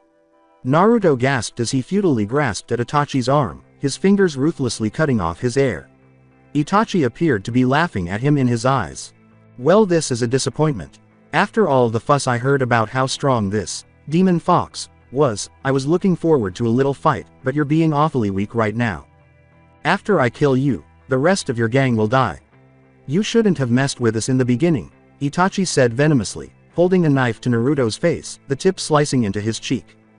Naruto interrupted him by kicking him in the gut, causing him to grunt in agony as he retreated, his hand releasing Naruto's neck as he gasped for breath, his scowl firmly fixed on the Akatsuki member. Fuck, I'm not letting you kill me or my friends. Sasuke for one has wanted to kill you for what you did to his family. Itachi gave a startled blink and then burst out laughing. He's after me because I killed our family. That foolish brother of mine, he truly does have a weak soul to begin with. But don't worry. Itachi smiled malevolently at Naruto while twirling the knife in his fingers. I'll soon end his misery soon enough. Naruto ducked and flung a stool at Itachi when he threw the knife at his head. Keeping his gaze on Naruto, who had dropped to one knee and was grasping the knife that had embedded itself in the wall behind him, he ducked and drew another knife. After giving him a fierce snarl, Naruto stood up painfully. You monster, I'll kill you for saying that. Itachi beckoned with one hand and smiled, enjoying the expression in his eyes. Let's see that happen then. Fuck, where are you turning? Go left. What? I thought it was to the right. Idiot, the hospital is down that road, and you fucking turned right. Get the hell out of the driver's seat, I'm driving. Kiba, get your hands away from the wheel, I can't see while you're trying to squeeze into my seat and I can't fucking drive with you, Kiba. With an irritated hiss, Shino seized Kiba and yanked him back in his seat. Both of you calm down. Especially you Kiba, Shikamaru, just keep on this road and get off on the next exit, I know a shortcut from here. With a thank you grunt, Shikamaru pressed the pedal and drove out, following Shino's instructions to exit on the next exit. Neji clutched Shikamaru's shoulder and said, Hey, cool it a little. You're going to get the cops after us. Fuck the cops Neji, Naruto is in danger and you want to slow down. You little. Choji glared at Kiba to stop talking while shoving a bunch of chips into his mouth. Lee said, do you think we'll make it in time? As he held onto the back of Shikamaru's seat. At this speed, hell I can't see why we wouldn't, Neji said, muttering more to himself than to Lee as he sat back in his seat with an upset stomach. The youngsters yelled in shock as the automobile abruptly swerved to the right. For a moment, Shikamaru gazed furiously out the window and said, what the hell was that? Fuck it, you and your lousy driving. You probably hit another car. Kiba scurried to the window and hissed at Shikamaru with his head. In the rearview mirror, Shikamaru gave Kiba a scowl. Well, at least I'm a hell lot better than you at driving. And I fucking swear, I did not hit anybody. Someone hit into us. Choji pointed out the window and went pale. Oh god, guys, it's them again. When the driver yelled, hey you fuckers. We meet again. Over the sound of their automobiles, everyone turned to look outside and saw a laughing man with purple eyes and silver hair. His comrade in the other seat was wearing a mask over his face and was glaring at Shikamaru and the others. Shikamaru yanked the car to a different lane while muttering obscenities, but the eerie man simply mimicked his movements, staying near him while laughing uncontrollably. I got some orders from the big boss himself. He wants us to kill you guys.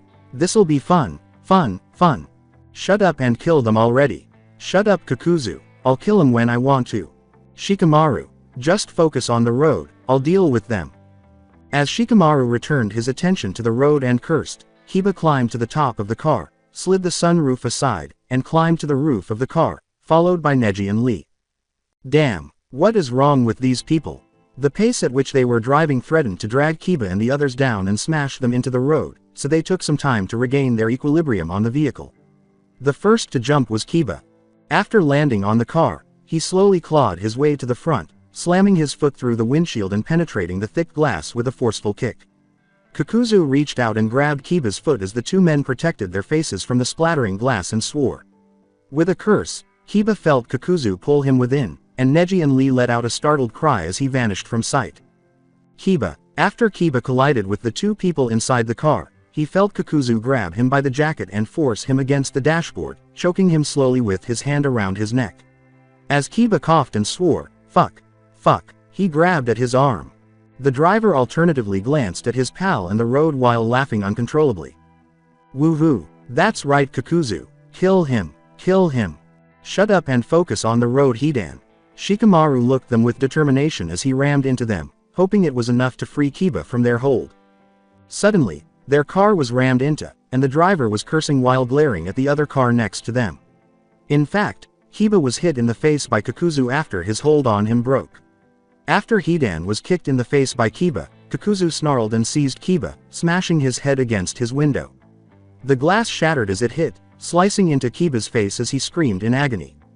Neji decided it would be best to get behind them and grab Hidan from behind, so he leapt over and made his way to the rear. What the hell was that? Kakuzu, kill the fucker already and deal with whoever is in the back, exclaimed Hidan as he crawled in through the rear window. As the driver attempted to drive and shrug him off, Neji reached up and put an arm around the Hidan's neck, yanking him back till he suffocated him against the seat. Fuck, Kakuzu. Kiba yelled in shock as Kakuzu abruptly seized him and pushed him out the front of the car, disappearing from view. Kakuzu threw his elbow into Neji's face just as he was about to yell his name. Before Kakuzu could do any more harm, Lee rushed into the front and kicked Neji in the face with both feet while yelling, "Feel the fury of my wrath." Neji collapsed in the back seats, blood dripping from his broken nose. Lee yelled as he was flung back outside the car as Hidan aggressively reached over, grabbed him by the leg, and jerked him to one side. Kakuzu turned in his seat with a gun to his head, and Neji fought to come to. Enough of this fooling around, it's time I wrapped up the fun. Before the gun detonated, Neji gazed at it with terror. So how's the progress of the elimination of those fools? Zetsu chuckled as he held the phone to his ear and curled the cord with one finger. Like you said, it was going to be a bit messy. Turns out they're a bit more than they thought they could handle and were more bite than bark. Some of us have hung back and decided to wait and see what Itachi's and Kakuzu's two-man groups have accomplished before they tried anything else. But knowing those guys, more than likely they'll be eliminated in no time. After a lengthy period of quiet, Zetsu asked, Sir, are you there?" while raising his eyebrows at the phone. "Yes, I'm here. Listen, I want you to keep a close eye on Itachi." Zetsu maintained his bewildered look. Why him? He's been acting strange lately and I can't shake off the feeling that he might be up to something. I'm not sure what, but if it had anything to do against our group, report immediately. Zetsu scowled, but then he shrugged. He was naturally adept at doing as the big boss said. "Alright then, but I'm not going to like this. It's hard to spy that Uchiha. He catches me every time I try and stock up on him." "You don't need to stalk him. Just keep an eye on him. Note his behavior and the things he says. Always ask him where he's going off to when not ordered and just keep a close watch on his actions and behavior. That Uchiha has done a lot of things in his dirty past and has still kept a lot of secrets from us, a lot more from what I believe. Anyway, just do as I say, Zetsu." "Yes, sir." "Good. Now check in with the others. It's been a while since you last got an update from them. Make sure you keep a low profile in the city. We wouldn't want to tip off the police nor the public of our appearance." "Roger that." He hung up after that. Zetsu followed suit and waited until he heard the last beeps that indicated the other end had hung up. "Alright, time to check in with the rest of the gang," he grunted as he left the phone booth, sighing and stretching his arms up and around, rolling them in his sockets. Then, without warning, he vanished from the public's sight. Neji, so much for not speeding today.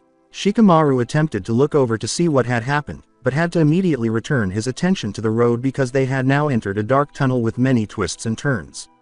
In fact, he was shocked that the cops hadn't previously made an effort to stop them. "Fuck, Choji, Shino, can you tell what happened over there with Neji?" Because of the pace at which the automobile was traveling and the fact that Shikamaru was constantly changing lanes in an attempt to shake off Hidan, Choji squinted in an attempt to make out the indistinct forms, but was unable. "No, we can't, at least not me. Neji's got shot." Choji gazed in slight amazement at Shino. How could you catch that? It's not that hard to notice. If you kept watching, you'd see him in the back. I also caught sight of some blood. He's been shot." The automobile jolted to the right, perilously near the edge of the tunnel, and Shikamaru swore a series of curses as Hidan crashed the vehicle into the left side of their own. Hidan let out a fit of laughter. "Fucker, whatcha gonna do now, bitch? Two of your buddies are somewhere miles back splattered to pancakes and your other friend here is bleeding in our back seat. What else you got, sucker?" "Ha ha ha ha ha ha ha." Hidan was relentless as he followed Shikamaru closely as he took a fast curve while grinding his teeth and quickly twisting the wheel as the cars screeched as they went in sync, turning in the tunnel as they continued to travel side by side. Kakuzu pulled out a bigger gun and looked at its ammunition. "Pull me up closer to the driver, I'll stop them dead short." Hidan hit the gas and gave an ugly cackle. "Hell yeah, blast the fucker's head apart." With blood on his hands and in the backseat, Neji groaned in the rear, a hand gripping his left shoulder where Kakuzu had allowed the revolver to rip in his final fire. The ache was almost intolerable, and Neji sat up now, fighting to keep from falling asleep. Crap. When Neji looked around the car in search of a weapon and couldn't find one, he noticed something else and removed his hand from his bleeding wound in the hopes that it would fit his plan. Leaping up, he grabbed his seatbelt, which he had bothered not to wear in the first place, and wrapped it around Hidan's neck, yanking back quickly with all his effort to suffocate him. He then shifted so that he sat silently behind Hidan. Hidan yelled when his hand slid from the wheel to the strap without realizing what was happening. "Kakuzu. The fucker is still alive, he's trying to." As Hidan gagged on his words, Neji yanked once again and twisted the seat belt in his hands, tightening it even further. After being compelled to take hold of the wheel and steer the vehicle back to the road safely, Kakuzu swore and gave Neji a fierce look. "You little bitch, you're gonna get it this time." A hand sped through Kakuzu's smashed side glass and caught him by the rear collar before he could do anything else. He was brought up to the window in time to see Kiba grinning and hissing. Yup, it's payback time. Hidan had to remove one hand from his suffocating seat belt in order to grasp the steering wheel after he unlocked the car door and dragged Kakuzu out, severing the seatbelt and sending him flying out unhindered. "Kakuzu, fuck it, you're not supposed to let these brats drag you out like a mangy dog. Fuck, fuck, fuck." After fumbling in his pocket for a knife, Kakuzu successfully stabbed one of Neji's hands with it after reaching behind him. Hidan let out a cry and threw himself backwards, coughing while concentrating on the road and using his other hand to touch the welt on his neck while grasping the bleeding hand with the knife protruding. "Cough cough you little piece of cough cough, I'll get you for that." Hidan was left to flail at nothing but air as the car swerved furiously, the wheel spinning, when a green blur suddenly swooped in from the back and grabbed Neji before disappearing once again. Lee gave Neji a smile before mockingly saluting. "At your service." Neji stared at him, startled. But I thought you two were thrown out of the car." "We were, but lucky for us, Sasuke came just in time." Sasuke. He's here. But where?" Lee regathered Neji in his arms after hearing a piercing gunshot, then muttered, "We better get off this car now." Despite Neji's protesting yell, Lee pulled him over his shoulder and jumped straight to safety in the other car. "Wahui, Lee." They felt hands support them as they fell across the car's top. Kiba gave them a smile. "Nice jump, Lee." "Kiba, what about that guy you?" "Long gone. I sent him on his merry way back at Avenue 25. Before they heard another gunshot, Kiba laughed. Neji glanced around, confused by the commotion. "Who's shooting?" "Come on, Lee, get him inside." Choji and Shino both grunted as Kiba and Lee pushed Neji down the sunroof and then slid it back shut. "Hey, sorry big guy." "Kiba, Lee, we thought you were." "Yes, we were indeed thrown off the car to our inevitable doom, but then Sasuke came in and—" "Talk about that later, Lee. We need to get Neji bandaged up." Shino unfolded the back seats after glancing at Neji's shoulder. "Put him here." Neji began to protest once more, but Shino persisted, and they followed his instructions, laying him down on top of Shino's coat, which he removed and spread out across the folded-down backseats. Neji watched anxiously as Shino pulled out a medical kit and unzipped one of the compartments. "Shino, what are you planning?" "Emergency surgery." Shino put on gloves and responded frankly, "We need to get that bullet out of your wound, disinfect it, stitch it up, and bandage you." "Holy shit, get that scalpel away from me." "Kiba, Lee, Choji, somebody, get this maniac away from me. I assure you I have some medical experience, courtesy of Sakura Haruno. Now please, pin him down. Don't you dare." "Kiba, Lee, sorry man, it's for your own good. We're terribly sorry to see you suffer, it will over before you know it." Neji. As Kiba severed Neji's sleeve from his left shoulder, Choji turned away. "Oh god, I don't want to see this. I just ate." As Shino examined his wound, he spun the scalpel in his fingers, much to Neji's dismay. "The bullet must have gone pretty deep. I'll have to cut through some muscles, and while I'm doing that, I'll have to be careful not to cut through too many blood vessels. Choji, tell Shikamaru to slow down driving a little. I can't perform this if the car is bumping around like a blind bear in a cave. Slow down Shikamaru. Shino is trying to do emergency surgery back here on Neji. Choji reached over and yelled above the sound of roaring motors, holding onto the headrest of Shikamaru's seat to stabilize himself. Shikamaru gave Choji a wide-eyed look before trying to use the brakes. Shikamaru. He paused and gave Choji a startled look. What? You told me to slow down. For God's sake, slow down. Not stop, slow. As he rested a heavy foot on the pedal, Shikamaru mumbled to himself. The automobile's speed decreased while Hidan in the other car continued to curse at them. Fuck you for messing with us. Fuck you for doing shit to Kakuzu. Fuck you choking me with a fucking seatbelt. Fuck you for.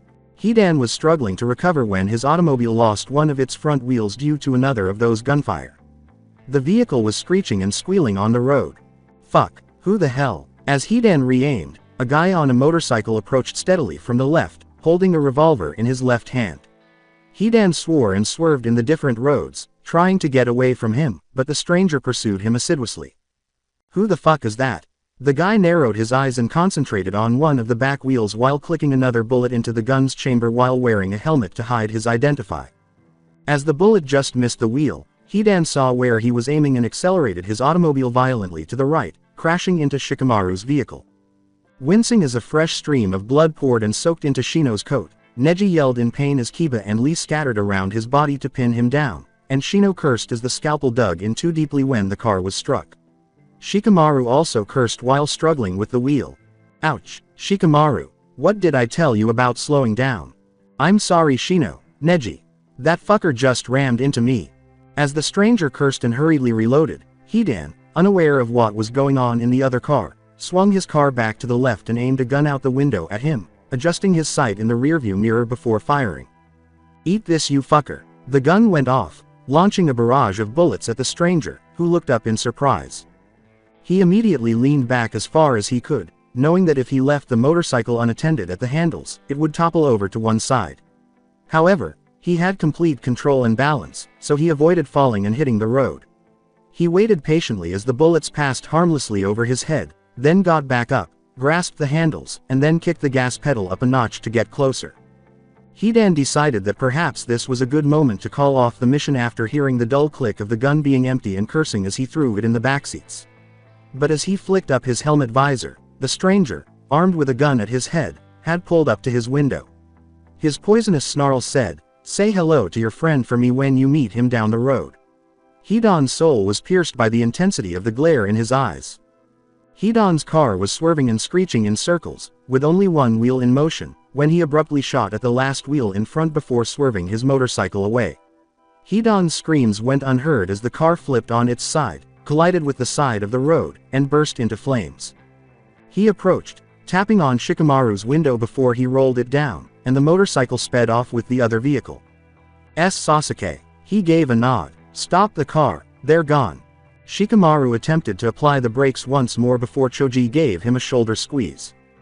Geez, what's wrong with you? You're a bit jumpy to hit the brakes. Instead, Shikamaru whispered his apologies and slowed the car down before applying the brakes, which caused it to gently come to a stop at the side of the road.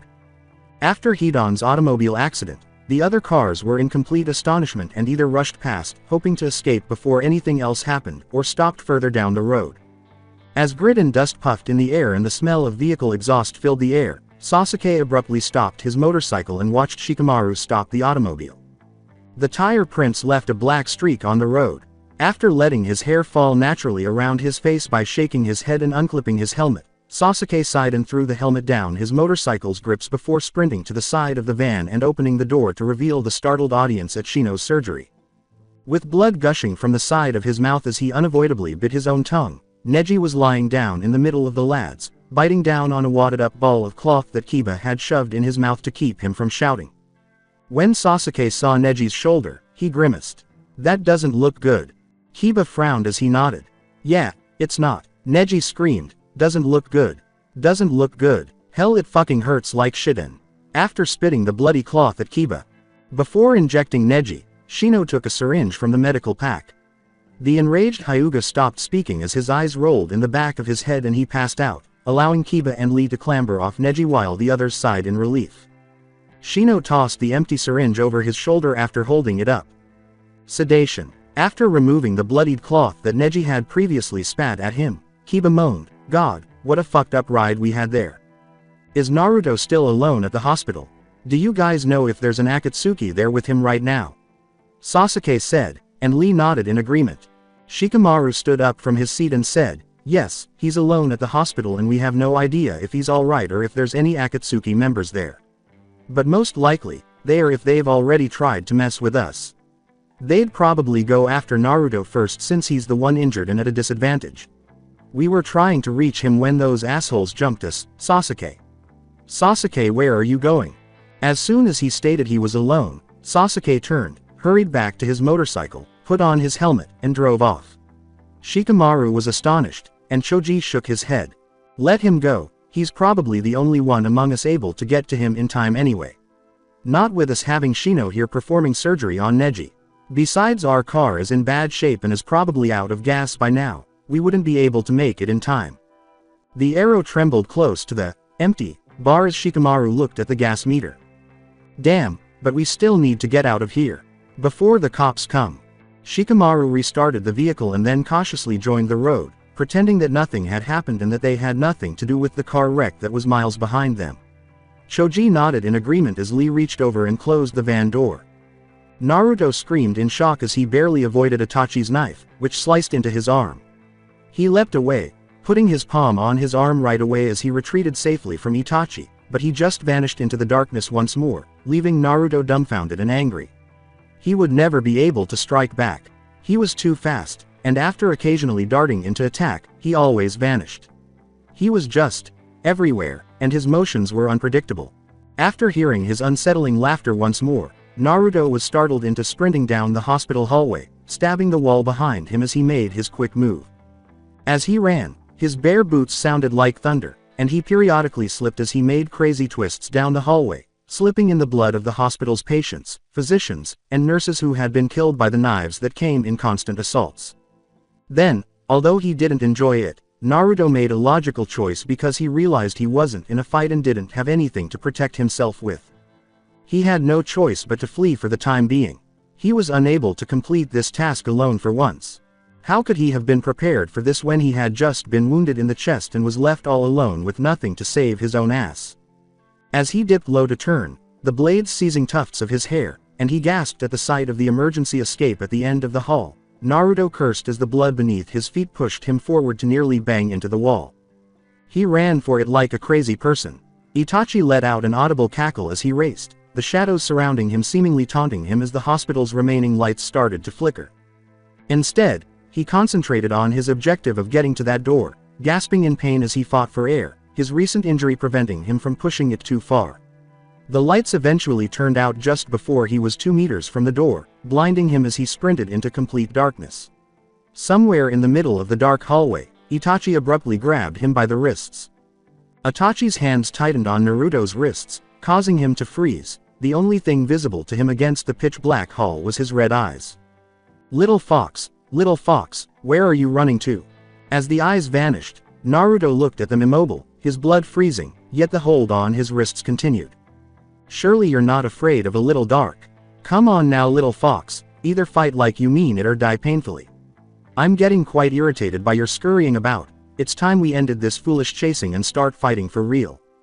After that, the hold on his wrists released, and a moment later, Naruto was booted against the wall, causing his body to crash into the wall in excruciating pain. He let out a cry of agony, but Itachi's hand swiftly grabbed his neck, pinning him against the wall and gradually suffocating him.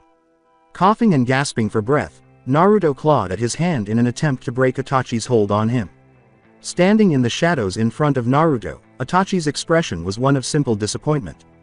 "Pity. Maybe I should have came another time to have a far more entertaining fight with you. Maybe I should have gone after Sasuke first." Through choking coughs, Naruto managed to scream, "Fuck it, if you went after him first, you'd be dead by now." "Oh really now? That's the first time I've ever heard something like this said to me. Do you really have such confidence in my little brother?" Itachi said with a sly smile in the shadows, his voice brimming with excitement and expectation. Itachi's grasp relaxed a bit when Naruto didn't respond, allowing him to speak for a little longer. Well, I trust Sasuke, and I know he'll achieve a lot of things cough, but with a fucker like you out on the prowl, he wants nothing but to cough, fucking kill you. If I want to give Sasuke the best life he can live, we need to get rid of you first. Then why aren't you doing him a favor and defeating me by now? Because, it's not my place to kill you myself. The harsh sincerity in his words caused Itachi's eyes to widen a little, but he held onto Naruto's neck. I promised Sasuke that I wouldn't kill you. He made me promise him that the only person, who'd be the one to lay the first scratch on you, and the only one to put the end to you, was Sasuke and Sasuke alone. I wasn't to interfere and I wasn't to do anything about it. If I didn't want him to leave my gang again, I'd have to oblige to his conditions and do what I must to keep him with me. There are so many others out there who could easily influence him and cause him to have that corrupted mind again. I don't want to see it the second time for the same reasons, to kill you. As he responded, well, that sounds very much like Sasuke. Typical of my little brother to see things that way, he has always been different ever since that night. Listen, Naruto, Naruto felt the fingers loosen a little around his neck, but he concealed this information and prepared his grip on Itachi's arm. The hallway's lights abruptly came back to life, and Itachi, blinded by the glare, stepped back and blinked in the brightness. However, Naruto took advantage of this fleeting opportunity to attack Itachi directly, wrapping his arms around his midsection before falling to the ground with him amidst the blood and strewn medical files. Itachi fought to gain control, but Naruto took advantage of his short confusion caused by the abrupt turning on of the lights to knock him down and sit on top of him while punching him and yelling obscenities and derogatory remarks. You fucking piece of shit. You have any idea what Sasuke went through because of you? He went through tons of shit because of you. You're his brother. His fucking older brother. You have responsibilities as his brother and family love, and you're supposed to do what's right for him. You're supposed to stay with him and protect him, not do shit and kill everyone and stain his memory with pain and misery. Fuck you. Fuck you for your bitchy actions. Itachi silently took another barrage of fists to the face, Naruto's rage rising to the surface.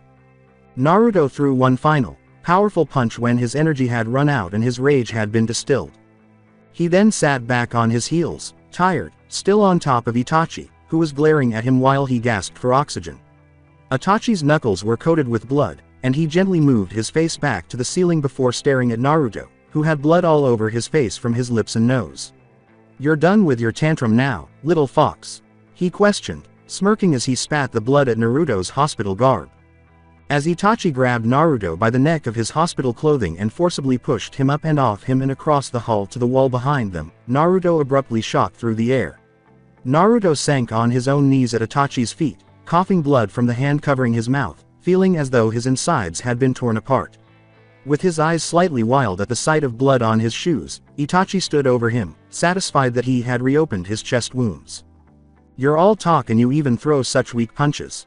I can't believe that someone as pathetic as you was chosen to lead a gang, especially one with my brother Sasuke as your subordinate. Because he was struggling to breathe through the blood he was continuously hacking up due to his ruptured injuries, Naruto was unable to retaliate or snap back from the anguish he endured at Itachi's feet. While you and your friends play gangsters, Sasuke is the only one among you with true purpose.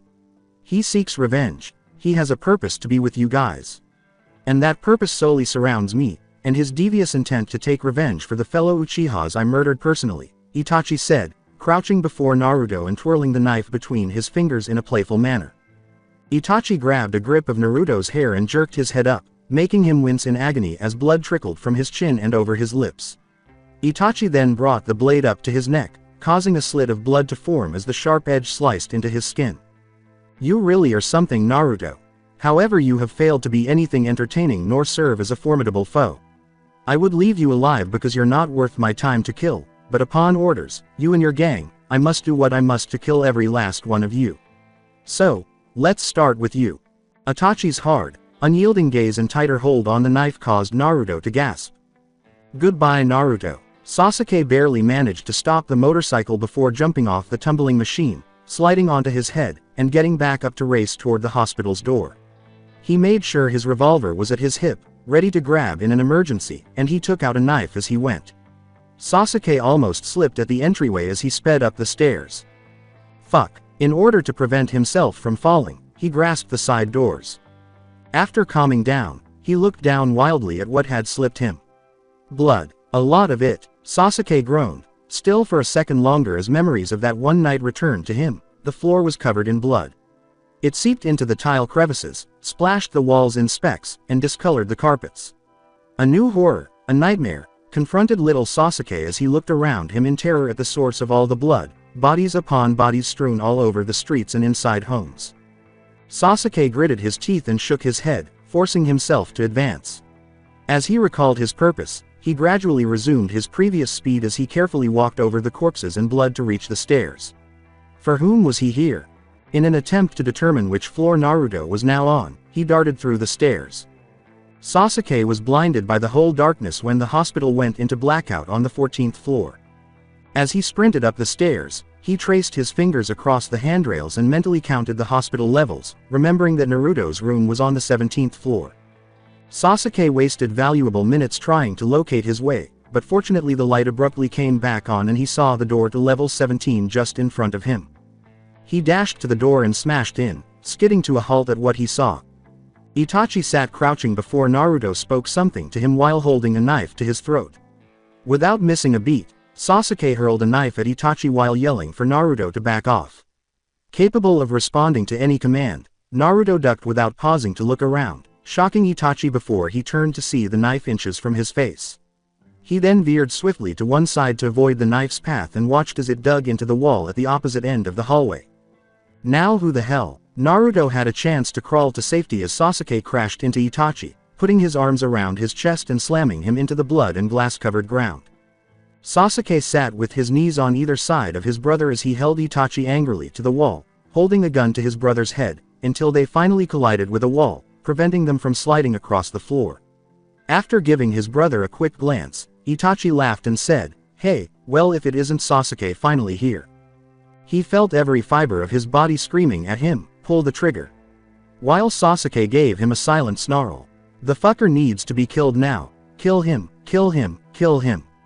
"Well, aren't you gonna do it?" Itachi questioned, maintaining his sly smile. Instead of bothering, Sasuke left it in place and gave him a fierce look before saying, "No, not yet.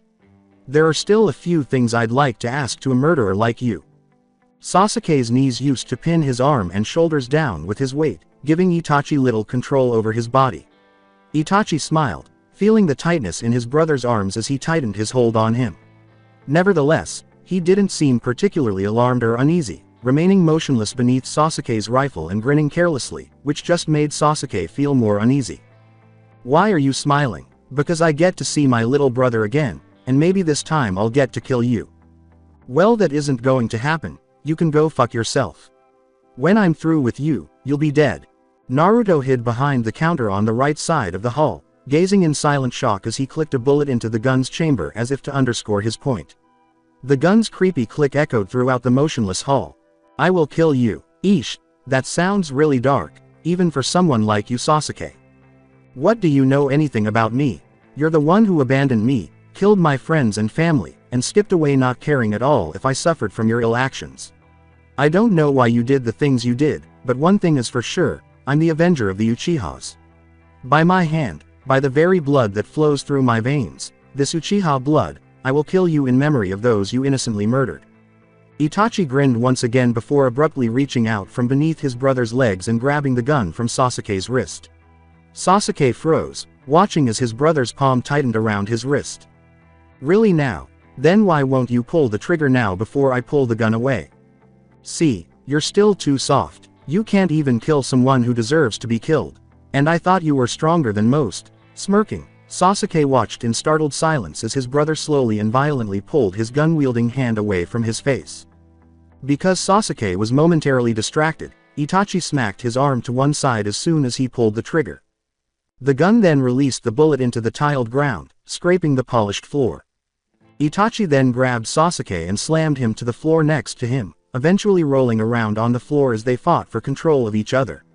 Oh my god, Naruto wanted to help, but his wounds prevented him from doing so. At this point, his only option was to sit back and rest in order to stop any further bleeding.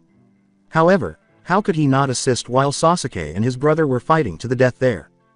But Naruto recalled the vow Sasuke had forced him to make with resentment. Swear to me, Naruto, that when the time comes, you'll stay out of it. Whether I die or not, you stay out of it all. Don't you dare step in to help me. This is something I want to do on my own. Swear. Wincing a little at the sting it caused to his wounded knuckles, Naruto slammed his fist onto the counter behind him. Fuck, I shouldn't have ever promised you, ever. Sasuke fell backwards with blood streaming from his nose as Itachi swung his arm around behind him and rammed his elbow with neck-splitting force. He gasped in stunned astonishment and briefly lost consciousness as he attempted to regain consciousness. Itachi turned to escape Sasuke's hold and ripped the gun from Sasuke's hand, throwing it to one side before he grabbed his brother by the neck and grabbed a handful of his hair with the other hand. Then, he heaved with all his strength and smashed Sasuke's head violently into the glass window in front of them, crashing through the thin glass as Sasuke hung haphazardly over the edge, screaming in agony, the glass cutting into his face and showering his jacket with shards, while his amused brother taunted him, "Did you say you'd kill me? Come on, you've got to do better than this. Crying already, little brother? Want big brother to stop playing so rough with you?" he said, grinning as he examined Sasuke's face. "Fuck you, you fucking bastard, I'll kill you and make you go straight to bloody hell," was one of the many curses that Sasuke spat forth. Sasuke yelled in shock and agony as blood gushed in his mouth and scratched his face against the rough wooden table's exterior as Itachi pushed him back inside the hospital and then grabbed his brother's head once more before slamming his face into a neighboring table. Itachi chuckled. "Look at you, pathetic, weak, you're too hesitant to kill brother.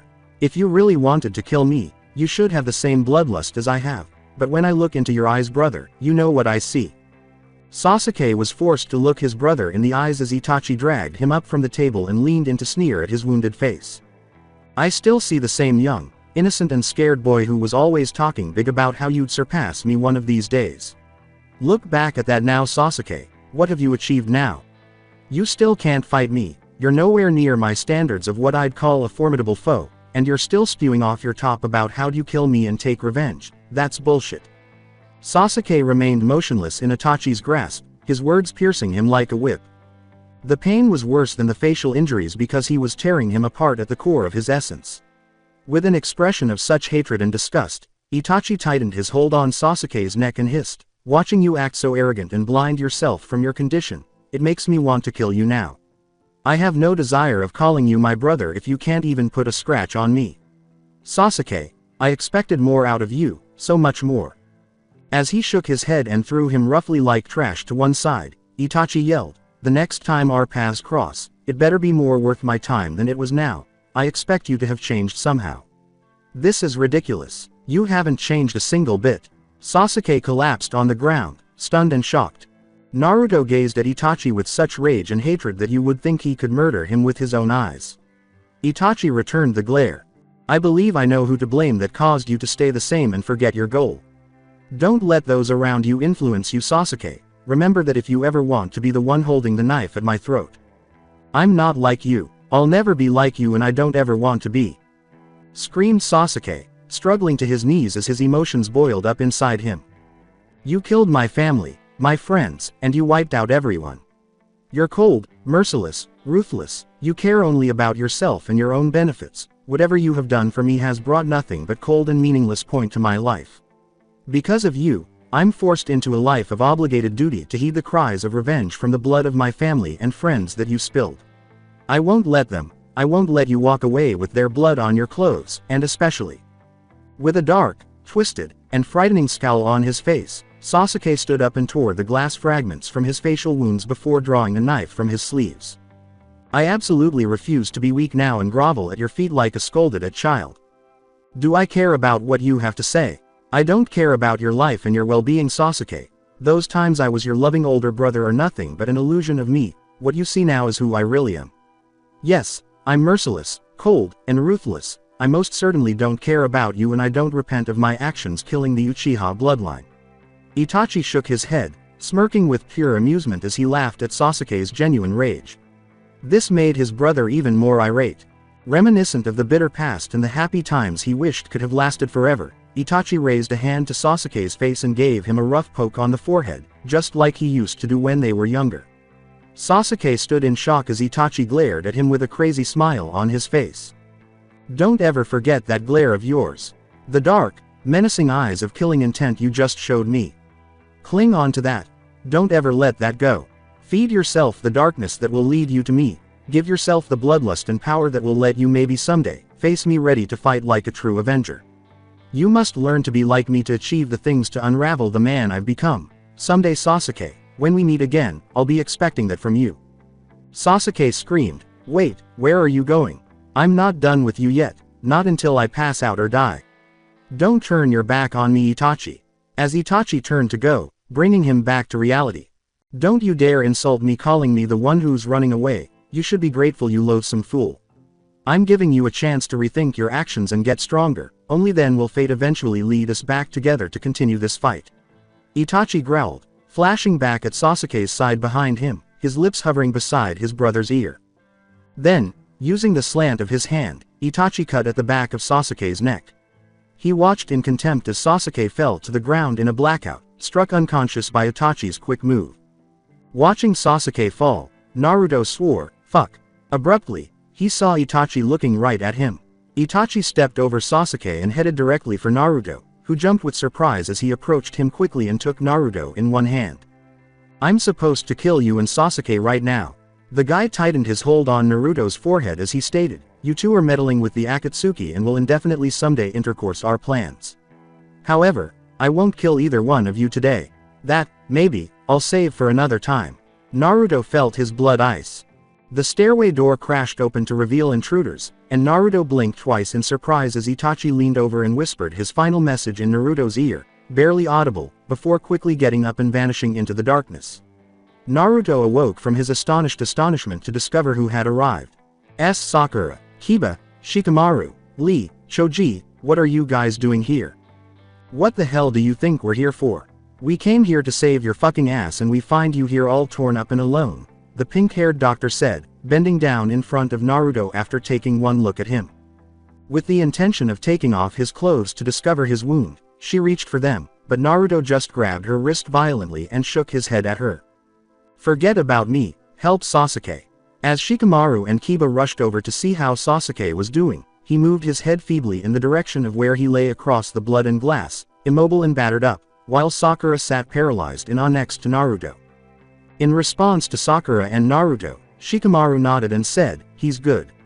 He's still alive. What the fuck are you doing here sitting around like a gawking duck? Get on the move on, make sure Sasuke isn't injured too badly. Naruto gave Sakura a rough shake of the wrist, causing her focus to shift back to him as he gave her a stern look. Naruto released Sakura's wrist and pushed her uncomfortably towards Sasuke's direction, causing her to slump backward and blink a few times to regain consciousness. Instead of letting her emotions run wild, she stood up and walked to Sasuke's side, carefully raising his head onto her lap as she almost shouted at the sight of his bloodied and ripped face. Upon further inspection, she saw that there were pieces of glass and wood embedded deep within the wounds. If anything, she would require a location to conduct meticulous surgery. Here, at a hospital that has been wrecked, she couldn't do it. As Sakura instructed his companions to handle Sasuke with caution as she descended the stairs with them, Naruto sighed and rested briefly against the counter while Shikamaru knelt next to him, his face showing concern as he questioned, so, how was it? Recalling the acrid exchange between Itachi and Sasuke, Naruto sighed and shook his head. Bad. He gave Sasuke a real shocker. I'm worried that he might have actually influenced Sasuke to believe everything he said. I've never met his brother until today and now I know just how deadly and evil he is. So does that mean that he's still up for his own revenge against his brother who just beat the crap out of him? Shikamaru responded with a grimace and a shake of his head in shock. Naruto gave Shikamaru a scowl. Hey, don't view Sasuke as if he's weak because he got beaten so easily. That just means you should be wary of his brother Itachi even more now. For someone to beat Sasuke, one of the best fighters on our team, so easily, we're talking wicked skills here. With a sigh, Shikamaru nodded and extended his hands in submission. Alright, I know. I'm not trying to make it sound like Sasuke is pathetic or anything, of course I know he's a great fighter, for God's sake, he's not our second in command for nothing. Shikamaru offered Naruto a small smile and sighed, but you know, I'm just really glad you're alright. I seriously thought you were going to die, we almost did on the way here. He then let his hands fall to his knees and dangled out in front of him.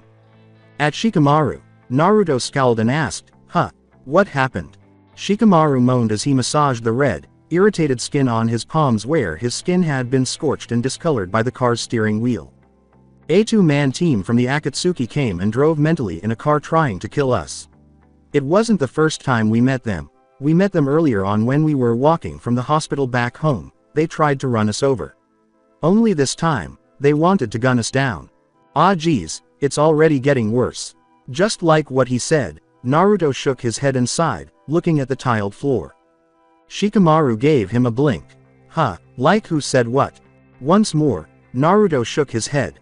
Ah, nothing. Anyway, I think we need to start taking this seriously now. The Akatsuki are now intent on wiping us out. We can't afford to be caught off guard like this again. Shikamaru gave a nod, and the two fell silent as Naruto abruptly bent forward and groaned, placing a hand to his ribs where blood had seeped through his clothing and bandages. Shit, it's still bleeding. Why didn't you let Sakura have a look at you before she left to take Sasuke away? Why waste time on me when she can be there for Sasuke? Oh Naruto, the things you do for the sake of your friends. It's spectacular how you manage to be so considerate of others, Shikamaru murmured, grinning respectfully at his friend and gang leader. Whatever, Shikamaru, just help me get on my feet and with the others, I want to get patched up too, Naruto said, scowling and waving it away. As they down the steps to the hospital's bottom floor, Shikamaru teased Naruto by putting one arm around his neck and gently helping him stand up. I bet you wondered how we made it here, he said. Oh geez, is this another one of your long stories? Naruto grinned and snorted while rolling his eyes. Long story short, Sakura has some badass driving, Shikamaru said with a smile. A crowd gathered around the scene, taking pictures and yelling in shock, and police cars could be heard immediately from miles behind. Zetsu appeared seconds after Hidan had collided with a series of explosions, causing hundreds of onlookers to stop their cars to avoid the car wreck. After navigating through the crowd of unknown people, Zetsu arrived at the car wreck and looked at Hidan through the car's wreckage and fire. You and Kakuzu are such pathetic losers. Fuck it Zetsu, why don't you go through the 2-hour shit I had to go through because Pain said we had to? It fucking sucked, Hidan swore as he stood next to Zetsu.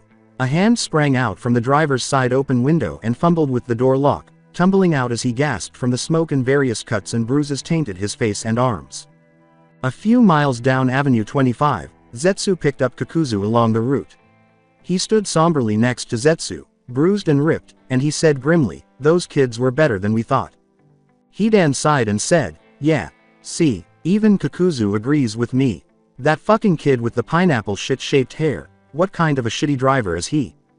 Hissed Kakuzu, that Uchiha brat of Itachi's, I'm going to have to make Itachi pay for my right hand that his fucking little brother stabbed.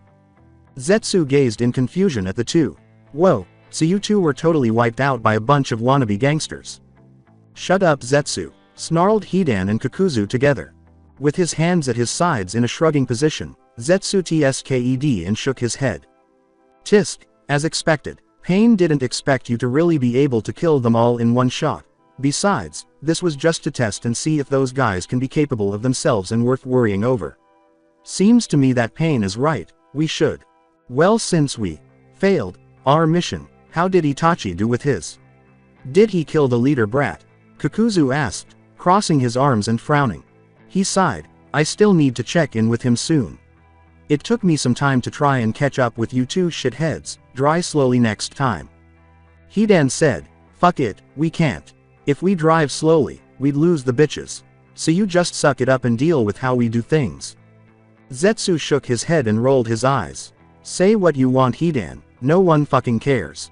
Kakuzu, Hidan, you two need to report to base and get patched up, I'll clean up your mess here that you shitheads made. Hidan and Kakuzu snarled at Zetsu, but he obeyed. Everyone knew that Zetsu was popular with Pain because he obeyed commands without question or fear of betraying or inadvertently disclosing confidential information to others. He was the greatest. No, to have around when discussing things because he was excellent at stalking and spying and was extremely close to Pain. Hidan was herded out one way by Kakuzu, who blended in with the astonished civilians as they slid by and returned to their hiding place unseen. Unsatisfied that the car wasn't burning quickly enough, Zetsu turned to face the remains. He tampered with the motor and rewired the system so that it would explode precisely 30 seconds later, giving him time to escape and for the car to explode and be totally destroyed before the police arrived to inspect the remains.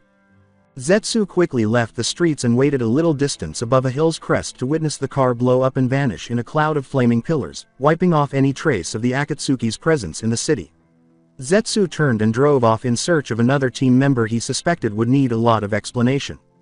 Itachi, what sort of twisted plan do you have in mind that goes against your brother and the team? As he rushed to locate him where they would meet at the conclusion of a task, Zetsu continued to ponder about it. Away from the city and into the vast countryside, Pain stands by his window and looks out at the trees and birds, but his eyes are still lifeless, dark, and icy. Itachi Uchiha, as he continued to look at the birds in the treetops, Pain pressed his hand against the window and balled his fingers into a fist over the glass, scratching the surface. One day, he would change everything. He would have to deal with Itachi Uchiha first, though, and he believes that Itachi was a double agent. Pain shook his head, gave the door a final glare, and then turned away, shielding his face from the sunlight. Just what are you planning to do against me and my plans? With his rucksack fastened on his back, Sasuke strolled down the dark street, humming a gentle melody as he made his way home. He was aware that he was running late. Typically, practice didn't take as long as it did, but today it did, and he was walking home late because they had a competition coming up. He questioned whether his parents were concerned. He questioned whether his brother was concerned. Something splashed beneath Sasuke's sneakers as he turned the corner. He moaned involuntarily, looked down to shake off the rainwater or whatever it was, and then stopped. Huh. Sasuke looked more closely and jumped back in surprise, his shoes leaving a puddle of blood and crimson smears across the road. Disturbed, Sasuke shook his head and regained his bearings while attempting to trample the blood from his shoes and persuading himself that it might be roadkill. Yes, roadkill. It must have been. When he froze in place, he looked up and started to walk on. He almost let out a yell. As he choked on the air and felt the overwhelming urge to vomit, he couldn't help but look around him in complete horror. Hundreds of dead people were lying in the streets, and the ground was covered in broken glass that mingled eerily with the red blood that literally flowed in a steady stream into the street gutters. Blood. The Uchiha people's blood. The excellent bloodlines and very intelligent and brilliant men and women from his family's generation were all brutally murdered while traveling. Desperate to think it was a hallucination, a lie, Sasuke clamped a hand over his mouth, staring at the screen, blinking, and repeatedly pinching his arm. He made himself stop talking when it became evident that everything was true and wouldn't go away. He took an unsteady step forward toward his house, suddenly gnawed by worry, his family, in an attempt to swallow his screams and choke back the increasing panic in his gut. Mom, Dad, Itachi, he cried as he scurried past the bodies and slid past the blood, his shaky steps turning into a strong stride and then a loud, furious wrath as he sprinted for the front door. Sasuke, don't come in. Before he heard the abrupt halt, Sasuke heard his mother's voice calling out to him. He flung his backpack aside and hurried frantically down the hall to his parents' bed, feeling his heart sink in terror. He threw open the door and stood frozen in terror. He saw his parents dead, lying on top of each other in a pile of blood, their eyes dead and lifeless. Their murderer was standing above them. He was a tall, black guy with a crimson glare that was particularly noticeable. The murderer's icy, terrible look fell on Sasuke, and he raised his knife, which was covered in blood that stained his hand and trickled down to the man's fingers. Sasuke snapped. He let out a yell. No. Sasuke awoke with a start, gasping in terror as he lay in what appeared to be a hospital bed, the sheets wet and sticky from his perspiration. He curled up in the chilly air, quivering, and kicked them fiercely away in an attempt to shake off the dream. No, no, no, no, no, no. Sasuke. When Sasuke looked up, he noticed Sakura standing next to his bed, looking dejected. She fell to her knees on the side of his bed, clutched his shaking hand in both of her hands, and cried out, "Please, don't cry anymore." As Sakura held his hand tight, Sasuke lay there in shock. Using his free hand, he reached up to his face and felt the moist tears that had betrayed his image.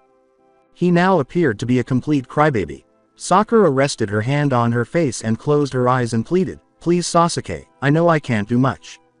Compared to Naruto and the others, I can't fight as half as good as they can. I may know a few medical skills, but what good is that if I can't heal you in a blink so you can get back on your own 2 feet to stand? Sasuke, please, at least let me do what I do best." let me be by your side when you need support, let me become your shoulder to cry on. She opened her eyes and looked up at Sasuke, tears smearing her cheeks as he reached over to wipe them away. Sasuke's shocked expression changed to one of relief and calmness. Sakura, thank you, thank you. Sasuke then silently smiled at her and then carefully withdrew his hand from hers. I'll remember that, but please, can you give me a few minutes to myself? I need time to think on my own. Sakura stared with sadness as Sasuke turned in his bed, lying on his other side and avoiding her disillusioned eyes. Sakura secretly felt abandoned by the Uchiha she loved. She was never fully welcomed and felt useless. Why didn't he ever respond to her directly? If he didn't like her around, wouldn't it be better to know that he never accepted her? Sasuke was too preoccupied with his own issues with his brother to even think about Sakura's feelings for him, so he didn't want to approach her. At one point, it was too much to bear. No, he would deal with his brother first, and then perhaps he would deal with Sakura after that. Naruto was standing outside Sasuke's hospital room. After observing the interaction between the door's slits, he closed it and let himself be engulfed by the clinic hallway's darkness. Before sadly shaking his head, he inhaled deeply once more in the hallway that smelled of medicine. Oh Sakura, you too, what should I do to make that butthead acknowledge you Sakura? With another shake of his head, Naruto turned to return to his limping pace down the hallway, gripping his ribs as he painfully took the necessary steps before exiting the clinic entirely. While driving back home, Kurenai dug through her purse and took Hinata's phone out of her bag. She then handed the phone backwards over her shoulder in the direction of Hinata's open palm. Here you go, thank you. Hinata brushed her hair behind her ear and tapped, answer, quickly before raising the phone to her face. Hello, oh yeah, is this Hinata Hyuga? Hinata scowled as she drew back to look at the caller ID again. The voice wasn't Neji, but it was. It is. May I ask who's calling? Oh, right, sorry, this is Shikamaru Nara. Shikamaru. Oi, Shikamaru. This is Kurenai, I'm driving the car right now. Before Hinata yelled in terror, Kurenai. The road. Kurenai frantically tried to swivel around in her seat to properly address Shikamaru on Hinata's phone. Oh, right, sorry. Sorry Hinata, I'm sorry. Kurenai momentarily forget she was driving. Did you need something? Is Neji alright? Hinata said, returning to the phone as Kurenai regained control of the wheel. It's fine. And about Neji, sort of. Fearing the worst, Hinata bit her thumb. Sort of. Yeah, you see, our gang got kicked around a bit yesterday night with a few bad jerks out on the road somewhere and your cousin, he got shot in the shoulder. As Hinata swallowed the lump in her throat, Kurenai gave her a worried look through the rearview mirror. She quickly picked up the phone she had dropped as he was finishing his sentence, saying, he should be fine now considering she knows a bit knowledgeable on a few emergency techniques. Oh, that's a relief. Yes it is. He just wanted us to tell you that before he went to get examined by a real doctor so he doesn't have infection of anything. Just to tell you, your cousin will be fine. He's never been the one to do anything stupid or mindless when it comes to fights, so you really shouldn't worry about him. Why yes, you can count on all the rest of us to keep him in check if he ever does fly off his top. Why yes, I appreciate your efforts. Oh, and in case you're wondering, Naruto is fine. Ironically, Hinata let out a sigh of relief, but she stopped herself mid-sigh to mentally reprimand herself for her odd behavior. Thank you, that's an relief. See can you tell him that I said hello. Oh wait, here he is, hold on a sec Hinata. And no, wait, I just want you to tell him. Oi Naruto, Hinata is on the phone, you wanna talk to her? Oh no, Hinata, the Hyuga girl, hell yeah, toss the phone ya pineapple head. Was a faint yell in the back of the phone, and Hinata's cheeks flushed. Before the phone made contact with Naruto's hand, Hinata heard it whistle through the air. It then crackled loudly and moved curiously before a clear new voice said, Yo. Hinata, what's up? Hello Naruto. How have you been? Sorry if the whole gang business with me has shocked you. I'm especially sorry about Neji, it never should have happened. No, Naruto, it's fine. No, it's not. He got shot. I'm not sure about you, but getting shot isn't something to just brush off so easily. No, I suppose not, but it's not your fault I'm sure. It kind of is if you think about it. I'm the leader of this gang. If I let even one of my friends get hurt, what kind of a shitty leader am I? That's not true, Naruto. Is it? Because that's not what my heart is telling me. Why, you'll do better and next time, I'm sure. What if there is no next time? What if next time, I actually let someone die? With one blink, Hinata responded resolutely, Naruto, I'm positive that you will never, ever, let that happen to anyone. As she heard the phone shift as Naruto moved it in his hand, Hinata thought she could feel him smiling on the other end. He gave her a small giggle before remarking, Oh Hinata, if only I was as confident in myself as you are in me. He chuckled again, and Hinata flushed. His deep laugh made her want to spend at least a month hiding on her room's bed. His chuckle made her feel so bashful and self-conscious, it was so seductive that she felt inclined to come out of her shell herself. It always seemed to shatter the shell she lived in. But she was never confident enough to do that. Never will, never has. I was just speaking my mind. Which is nice to hear something like that come out from you, Hinata. It just proves to me that you have a bigger heart than I thought. Though she was aware that he couldn't see her blush, Hinata felt as though he could, and she grinned behind her hesitant fingers as they caressed her top lip like she usually did when she was shy. Thank you. So, question. Go on, Hinata said, pausing before carefully giving him permission. The time I met you outside that salon, is there a reason why you were dressed like that? As she mumbled nervously, you that was something K Kurenai wanted me to do. I insisted on taking me to a little B birthday trip G gift and she wanted me to have a makeover, or whatever she called it. Hinata flushed violently, recalling the horrifyingly awkward encounter she had with Naruto. She then tugged nervously at her skirt, which was new and uncomfortable, as Kurenai had purchased nearly 90% of her new clothes, threatening to burn her other clothes at home. Hinata was somewhat relieved to discover Naruto delighted when he abruptly chuckled again on the other end, but her cheeks continued to flush. That's so typical of Kurenai.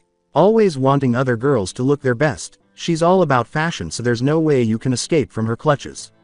I remember one night that Shikamaru came back home from visiting Asuma and Kurenai's home and he was BWAHAHAHAHAHA, dressed in the most shittiest girly clothes like a sweet little girl. I swear, I thought he was a girl when he came in through the door, and we were like, only 8 then. HAHAHAHAHAHA. Naruto, it's true. Listen, Hinata, I'll call you later. This pineapple head here is, hands off Shikamaru. Tamari, your boyfriend is cheating on you, he's fucking gay now. He can't get his hands off me, shouted Naruto as Hinata overheard him and Shikamaru fighting on the phone. Shut up, Naruto. Forget what this shithead is saying, Tamari, I'm just trying to get the phone. Shikamaru is what? Hey, Shikamaru, hands off me. You're so not attractive to me. For God's sake, Naruto, I'm not trying to grab you, I'm trying to take the phone. Good friends, we mustn't fight over trivial things, put the phone down. Lee, there's my man, get this gay idiot off me. I'm not fucking gay, Shikamaru. Just forget about the phone and be fucking smart for once. Shikamaru is gay. Naruto, how long have you known this? Lee, Naruto, Tamari, I'm not gay. Hinata remained silent while Naruto laughed and teased Shikamaru, who was attempting to remove the phone from his grasp in order to prevent him from narrating how he had returned home from one of Kurenai's makeovers and how Lee and Tamari were fighting to break up the altercation. Hinata, I'll call you later, okay? Oh, okay. Naruto, just hang up already. Okay, geez. Just get your hands off the phone already. As Kurenai pulled over in their driveway, Hinata heard the phone die, the call stop, and the home screen blink back on her phone. It was a shorter drive than she had anticipated. Had a nice long chat? Kurenai asked, grinning as she assisted her out of the car.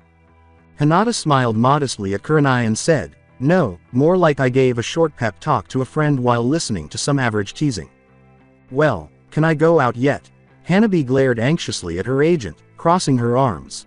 After turning to face his irate mistress, the agent bowed his head respectfully and said, no ma'am. The crowd has doubled since the last incident, it's difficult for us to make a pathway out, in a dissatisfied tone. Forget it, you're fired. If you can't even do something as easy as this, you don't deserve to be my agent. While you're finding a new job, find me a new agent.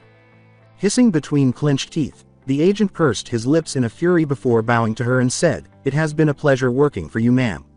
I shall leave with precious experience from my time with you. Hanabi gave him a contemptuous sniff before yelling, "Ugh, just get out of my face already," and waving him away with a determined sneer. "Heiress Hanabi, don't tell me that's another one," exclaimed Hanabi's special attendant as she rushed up to her, looking puzzled. The agent turned heel and walked away from her. As the agitated attendant tucked loose hair behind her ears and pushed her spectacles up her face, Hanabi tapped her foot at her and angrily screamed, "Yup. Good riddance is all I'll ever say." Scratching off another name on her clipboard, the woman sighed and shook her head. "Please, heiress, consider we are short-handed on employees to fill in the vacant spots you've carelessly, respectively fired. Your father would not approve." With a sigh, Hanabi waved it away heartlessly. "Who cares what my father approves of? Whether or not he likes it, I'm his only heiress. There's no one else he can turn to and... Well, there is your sister Hinata. Excuse me." Speaking about her missing sister was a taboo topic around Hanabi. If you did, you're asking for a one-way ticket out of the Hyuga enterprise. Hanabi gave the woman a dagger-like gaze before she mumbled a halting apology. "I apologize, it slipped. Whatever. Just get the guards to get those mangy news reporters and peasants out of the way." "Of course, we're working on it, please be patient. I've been waiting hours for them to clear out. It's only been 5 minutes, heiress. Screw the public. I have spa appointment to go to in less than an hour." Hanabi glared as the woman gently addressed her with a faint tinge of roughness in an attempt to subtly highlight the fact that Hanabi was acting far too impatiently. "You have plenty of time, miss." "No, I don't. I never have time for myself. Let me remind you that you spend 11 hours having the maids paint your nails, buy you new clothes, and pamper you with an exclusive makeover. That's part of my regular schedule of life, miss." "Heathen. It's Heather. This has nothing to do with what I'm facing right now. This is a natural crisis. Why aren't they getting out of the way by now? You know what, I'll do it myself." "No, heiress, please, you don't understand what kind of people are out there today. Open the door." "No. Down with the heiress. Bring back Hinata. Down with the heiress. Bring back Hinata," was chanted by the irate mob surrounding Hanabi as they rushed forward and crashed through the door, spilling into the lobby like a flood. The crowd outside erupted as Hanabi appeared to open the door. After glaring at the irate demonstrators around her, Hanabi said, "What is this?" "Guards. Guards." As the demonstrators started hurling their placards at Hanabi with violence, yelling and yelling around her while they threw their signs at her head, her attendant attempted to call for further troops. As the signs rained down on her, some of them crashing into her, causing scrapes and bruises on her hands and arms, she screamed and covered her head with her hands. A few eventually moved forward to force her between them after all the placards had been hurled, tugging at her hair and scratching at her arms as she attempted to pull free from the violent bunch. "Guards. Call for your guards, you shithead. A fucked up person like you who fires everyone and hates on normal innocent people doesn't deserve to be a heiress. Go to hell.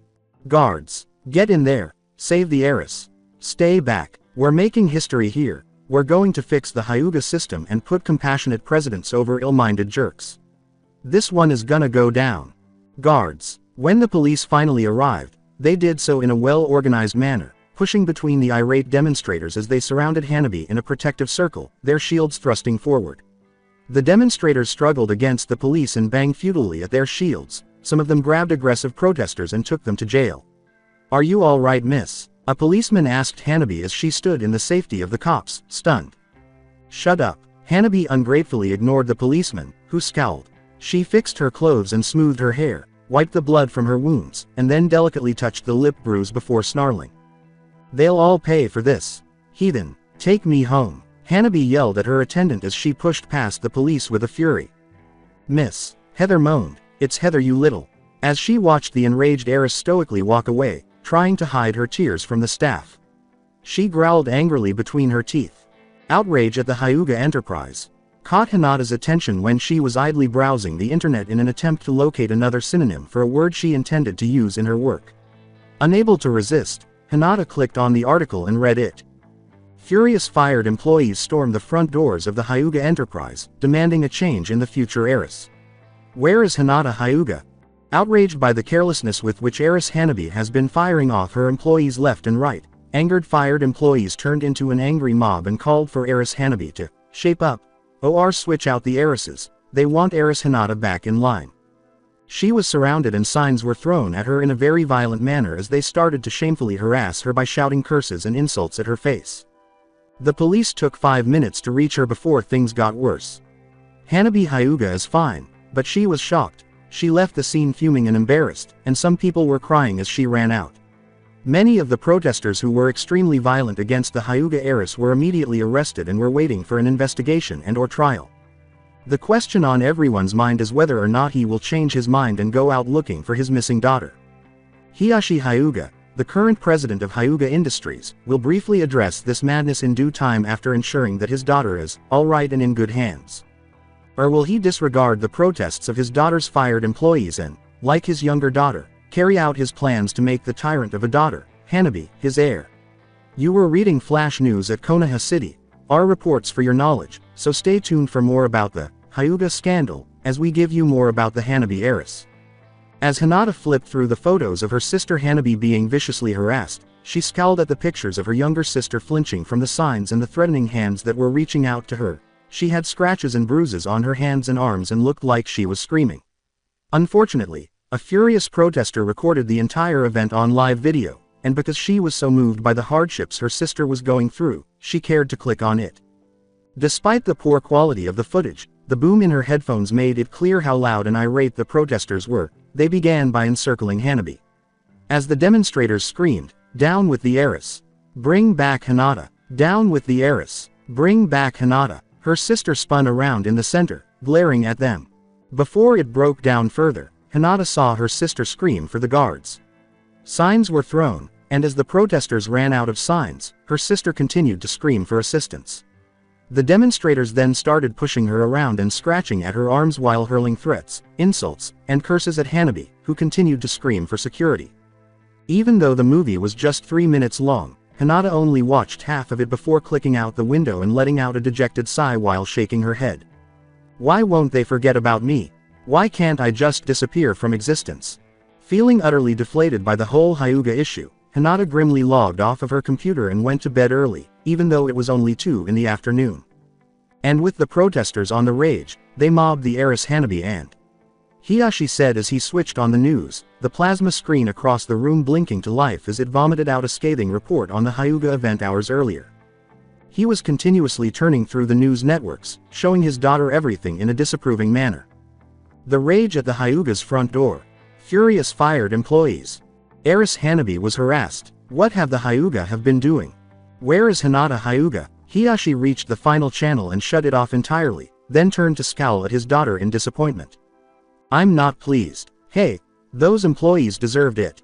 Father, you told me to fire those who didn't do their job right. I just did what you told me to do. Hanabi snarled as she sat at her father's couch with her arms crossed and one leg thrown over the other. Bandages were placed over her arms and over the bruise on her cheek. Hiyashi strode to his desk and took out his records of complaints from his daughter's workers who had been fired. He then sat in front of his daughter, reading the first few of the reports. Jonathan Marcus, door greeter, disrespectfully closed the door on heiress Hanabi when trying to help an elderly woman inside first. Mary Lillian, desk accountant, talking on the phone concerning a family emergency while delaying heiress Hanabi's check-in. Luther Peterson, guard agent, unable to clear out protesters in less than 3 minutes. Hiyashi scowled at his daughter through the blankets, observing the ashamed look on her face. This is far from acceptable reasons to fire anyone. This is ridiculous, Hanabi. You don't fire someone for spitting his gum out near your feet when he missed the trash can. He said, pulling up another file and slapping it on the table in front of him. He meant to stain my shoes. He was giving me this look and spat so disrespectfully, yelled Hanabi, who got up to plead in her own defense. Hanabi Hyuga. Hanabi tensed up in her chair and then leaned back against the couch, crossing her arms resentfully and puffing fiercely. I did not appoint you my heiress to be arrogant, selfish, and so rude to your subordinates. You're supposed to be respectful, mindful, and a loved leader. Hiyashi sighed and moved to his window, rubbing his temples. Blah, blah, blah, whatever you say, father, but what about how I want to lead things, father? You always tell me, oh, do it like this and do it like that, but that's how you do it. I want to do it how I want to do it. I'll fire those I want to and keep those I want. End of story. No Hyuga president has ever had such a self-centered leadership over the Hyuga company. Hiyashi yelled, turning to face his daughter with fresh rage. I'm not being self-centered, father. I'm being logical. You lead how you want to lead and I'll lead how I want to lead. You didn't appoint me heiress for nothing. Hiyashi scowled at his daughter, who was now acting in an unusually defiant and rebellious manner. This was not the girl he had imagined would become president. With a furious sigh, he hissed, "Get out." Reminiscent of a similar retreat following a fight with her father, Hanabi tensed up and stood there, snarling, "Just die already, you old goat." Before he could respond, Hanabi rushed out of the office. Hiyashi scowled at his daughter, who forcefully pushed past his staff, sending some of them to the ground and scattering carefully organized paperwork all over the place. He let out a tired sigh as he watched his daughter go out the elevator. After collapsing in his chair and tapping the desk impatiently, he addressed his front desk employee using the communications program on his phone receiver and said, "Miss Rumi, can you please send in my advisor?" "Will do, President. Thank you. Anytime, sir." When the attendant took up the phone and called the advisor, Hiyashi sat at his desk in complete confusion, thinking that it would be better to consult an experienced advice in such a situation. A few minutes later, a tall man with silver hair and a dark pair of sunglasses came in through the door. He had a security comm connected from his earpiece to the receiver that was fastened to the front of his dark suit. The president waved it dismissively away as he bowed. "Drop the formalities, Kakashi. I don't have time for them." "All right then. Let me guess, does this have to do with teenage girl problems this time?" Kakashi said frankly, shrugging and standing. "Is it already out?" Hiyashi moaned and shook his head. From the inside of his suit, Kakashi produced a rolled-up newspaper, which he held out for the president to examine. "Happened to be walking down the street when I stopped to buy this. Amazing at how fast those news reporters report about things and get it all out in less than a few hours." "Kakashi, you're one of the most philosophical men around here," Hiyashi sighed after giving his forehead an agitated rub. Hiyashi stared at Kakashi, who snorted at the remark and apologized gently. "I'd ask no one else what you'd think about the situation. As your president, what do you think would be the best course of action?" Kakashi asked calmly, "Okay then, answer this one question. Do you still approve of Hanabi being your heiress?" After carefully folding the newspaper away, Hiyashi blinked. I do believe so. It's a yes or no question, sir." Respectfully answer to one of the other. Then I don't quite understand the question. Does the prospect of Hanabi taking your position and having the entire company in her hands make you comfortable?" Hiyashi sank into silence, wiped his chin reflectively, then sighed and shook his head, saying, "Honestly, not at the moment."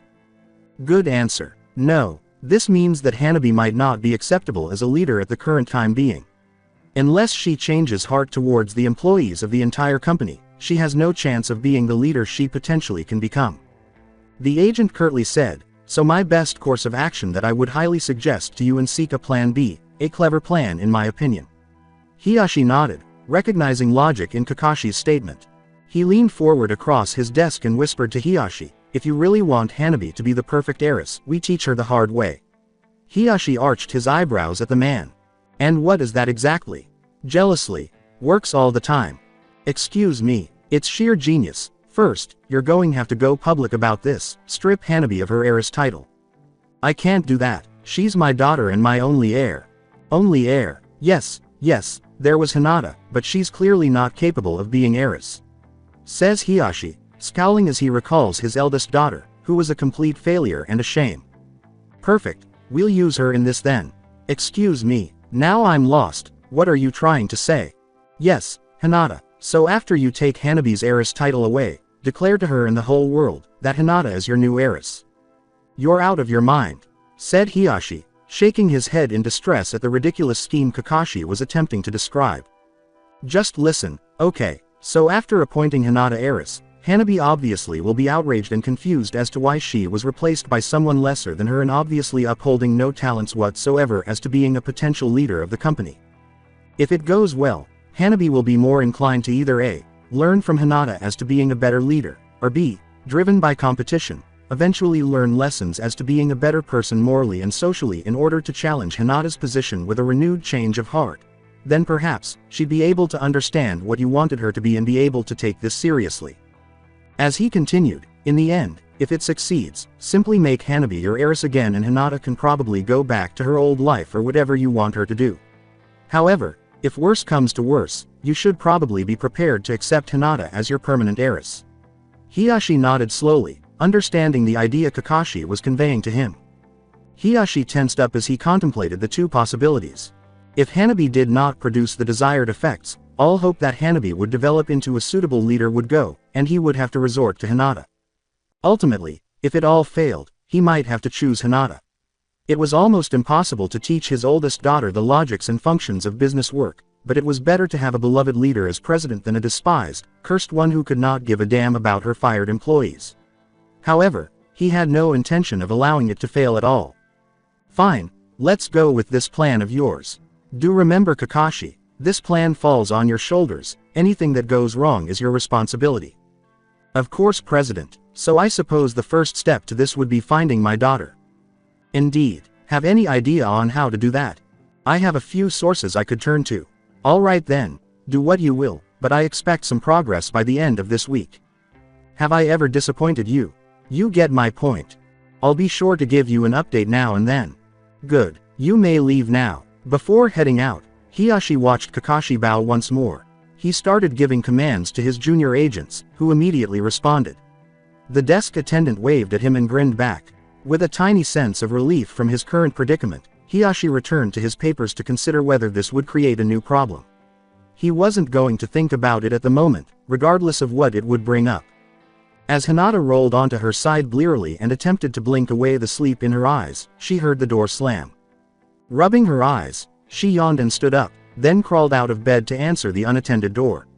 The words, "Hinata, I left with Asuma to check on a few things and we won't be back until late tomorrow evening. I'm sorry I had to leave so suddenly, but take care, stay safe, keep the door locked, and enjoy yourself.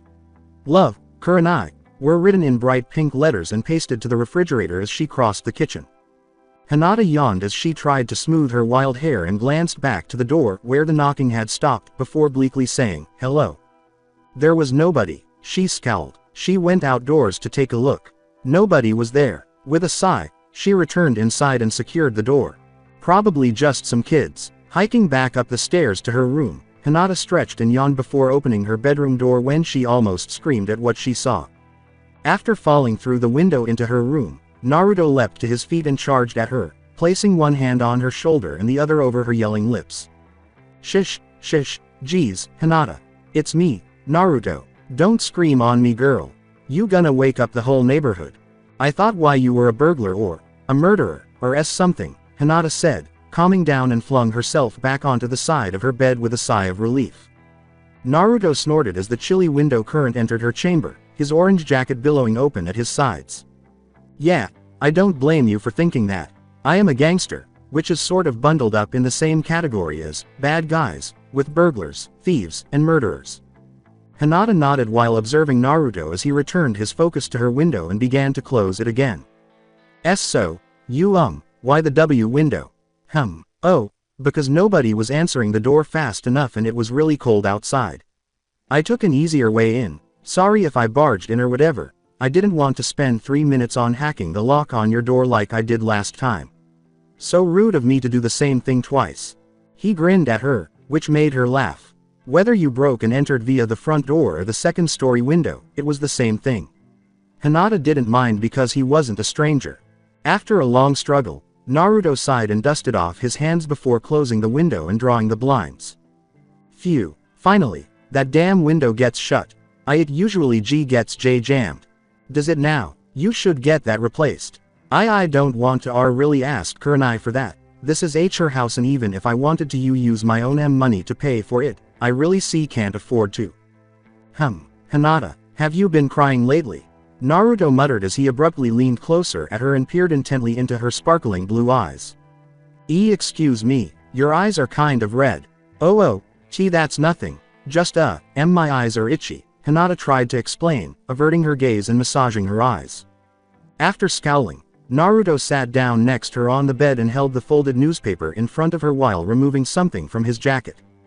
Okay then, I just wanted to talk about this. I picked one up earlier today and I was wondering if you were alright. You've heard about it, right? Hinata became pale as she read the headlines and turned her head away, shielding her eyes from his while coughing quietly. Oh, yes, I have, she said. After giving her a quick glance and folding the newspaper, Naruto tossed it aside. With the other hand, he reached across and gently moved Hinata's face back to him while holding one of her hands. He asked, "Tell me, honestly, are you really alright?" While maintaining a hard yet gentle gaze. As Hinata's lower lip quivered, Naruto was being pushy. "I'm not saying you have to tell me, I'm just doing what Neji would have done. He's obviously concerned about you and the Hyuga family, and I just want to be able to help you out as what Neji would want me to do since he's at the hospital taking a few tests. I know you go through a few things about your family, and also I just came over to check on you." He paused in the middle of his statement, his words faltering as a tear slipped from her chin. "Hinata," he said softly, squeezing her hand. She bowed her head and said, not bothering to cover her face or wipe away the tear, "My father never liked me." As Hinata started to recount her story, Naruto sat there calmly, understanding that it would take some time. "I was always the one in my family that was the black sheep. Blundering around, unsure of myself, I didn't know what to do and I was good at nothing at all. In all my classes my father had me take, I failed miserably, and no matter how hard I tried, it was all in vain. I simply just couldn't manage any of it," she said shakily. Then my sister was born," while Naruto saw another tear slide down her cheek. As she spoke, Hinata felt Naruto's hold tighten on her hand. She could feel the uncontrollable need to stutter returning to her voice, but strangely enough, she refrained. "Hanabi was the prodigy in our family. She was everything I wasn't and everything I could never become. Father loved her and immediately switched hopes and spoiled Hanabi at a very young age. I don't know about now, but she was very self-centered and selfish when she was young, pampered and always cooed at how cute and talented she was. She was being spoon-fed of her own glory, and of course, it got to her head." She sniffed, suppressing another wave of tears as she choked out the rest, and Naruto nodded while listening softly. "My father, when he disowned me, I decided it'd be best I just left before it got worse. My sister insulted me, my father hated to even see my face, the servants gossiped and my mother pitied me. No one was ever truly on my side. Even Neji wasn't there for me, he was probably with you guys at that time. But it got unbearably uncomfortable for me to imagine living a regretful life, and so I just left." Wiping the tears from her eyes, Naruto looked at Hinata and said, "But now, I'm glad I left. If I had stayed, I most definitely wouldn't have been very happy. I'd probably be married to some aristocratic man who I don't love and married out of arranged matters to tie some company bonds or something. I don't want to live like that. It's better to live as a writer here nearly penniless than to live in a luxurious life with those I don't love." She gave a brief summary of her story, and Naruto sighingly reached up to wipe away the remaining tears, saying, "Hinata, you have a really good heart." He gave Hinata a sincere smile, and her eyes grew wide. Most others would have left simply because they hated everyone, or because they hated themselves. But Hinata, I bet you left because you loved your family and didn't want them to be embarrassed by you, so you left. The thought of how this stranger, whom she had known for less than 2 weeks, knew so much about her and could readily relate to her issues made Hinata want to cry again. "Hinata, all in all, I think out of all the people I've met, you're the one with the biggest heart," Naruto said, maintaining his smile. Hinata blushed and Naruto's smile broadened slight chuckle. "Of course that's not a very big compliment, I've only met so many people, but it's true. You do have big heart, Hinata. You see things in a very different and honest way. You never seem to hate anyone and you're always kind to everyone. It's a wonder that I actually got to meet you." She was a little embarrassed when Naruto withdrew his hands from her face once she had finally finished crying. She looked away, her face blushing darker by the moment, and timidly tucked the wayward bangs behind her ears.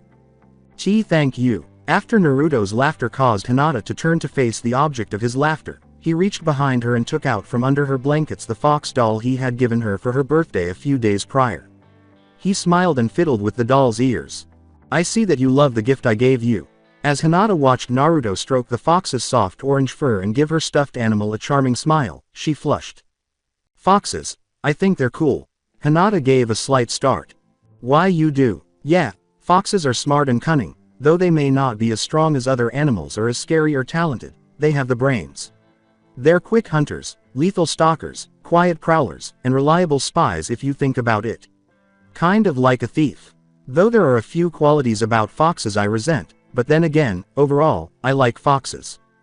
He gave Hinata a smile. What about you? Foxes are nice I guess. I really don't have a favorite animal. Naruto grinned and put her priceless fox doll aside while he yawned and stretched. Weird. Most girls have a favorite animal. I guess you're just one of the odd ones out, huh? Was that meant to be a good or terrible thing? Hinata felt her heart sink.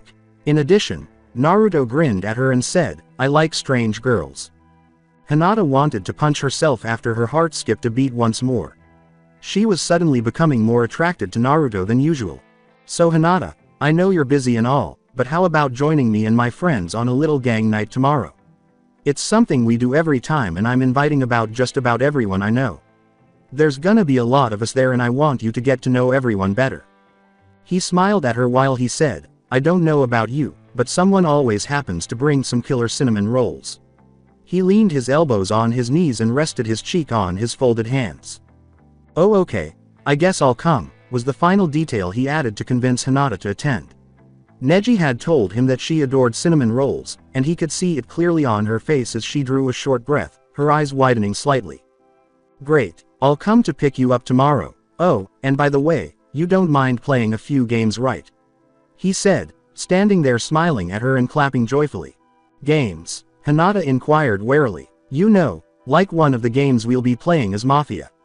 You know, the game where a few people get chosen to be Mafia, the others citizen, police, and doctor. Nah, never mind. You'll figure out what it is when we play it. Trust me, it's fun, he said, shaking his head dismissively as he stared at her bewildered countenance and smiled. When Hinata bit her thumb and nodded self-consciously, Naruto groaned and stuffed his hands in his pockets since he had finally run out of things to discuss with her. So, guess I better get going now. Oh, and this time, please use my front door.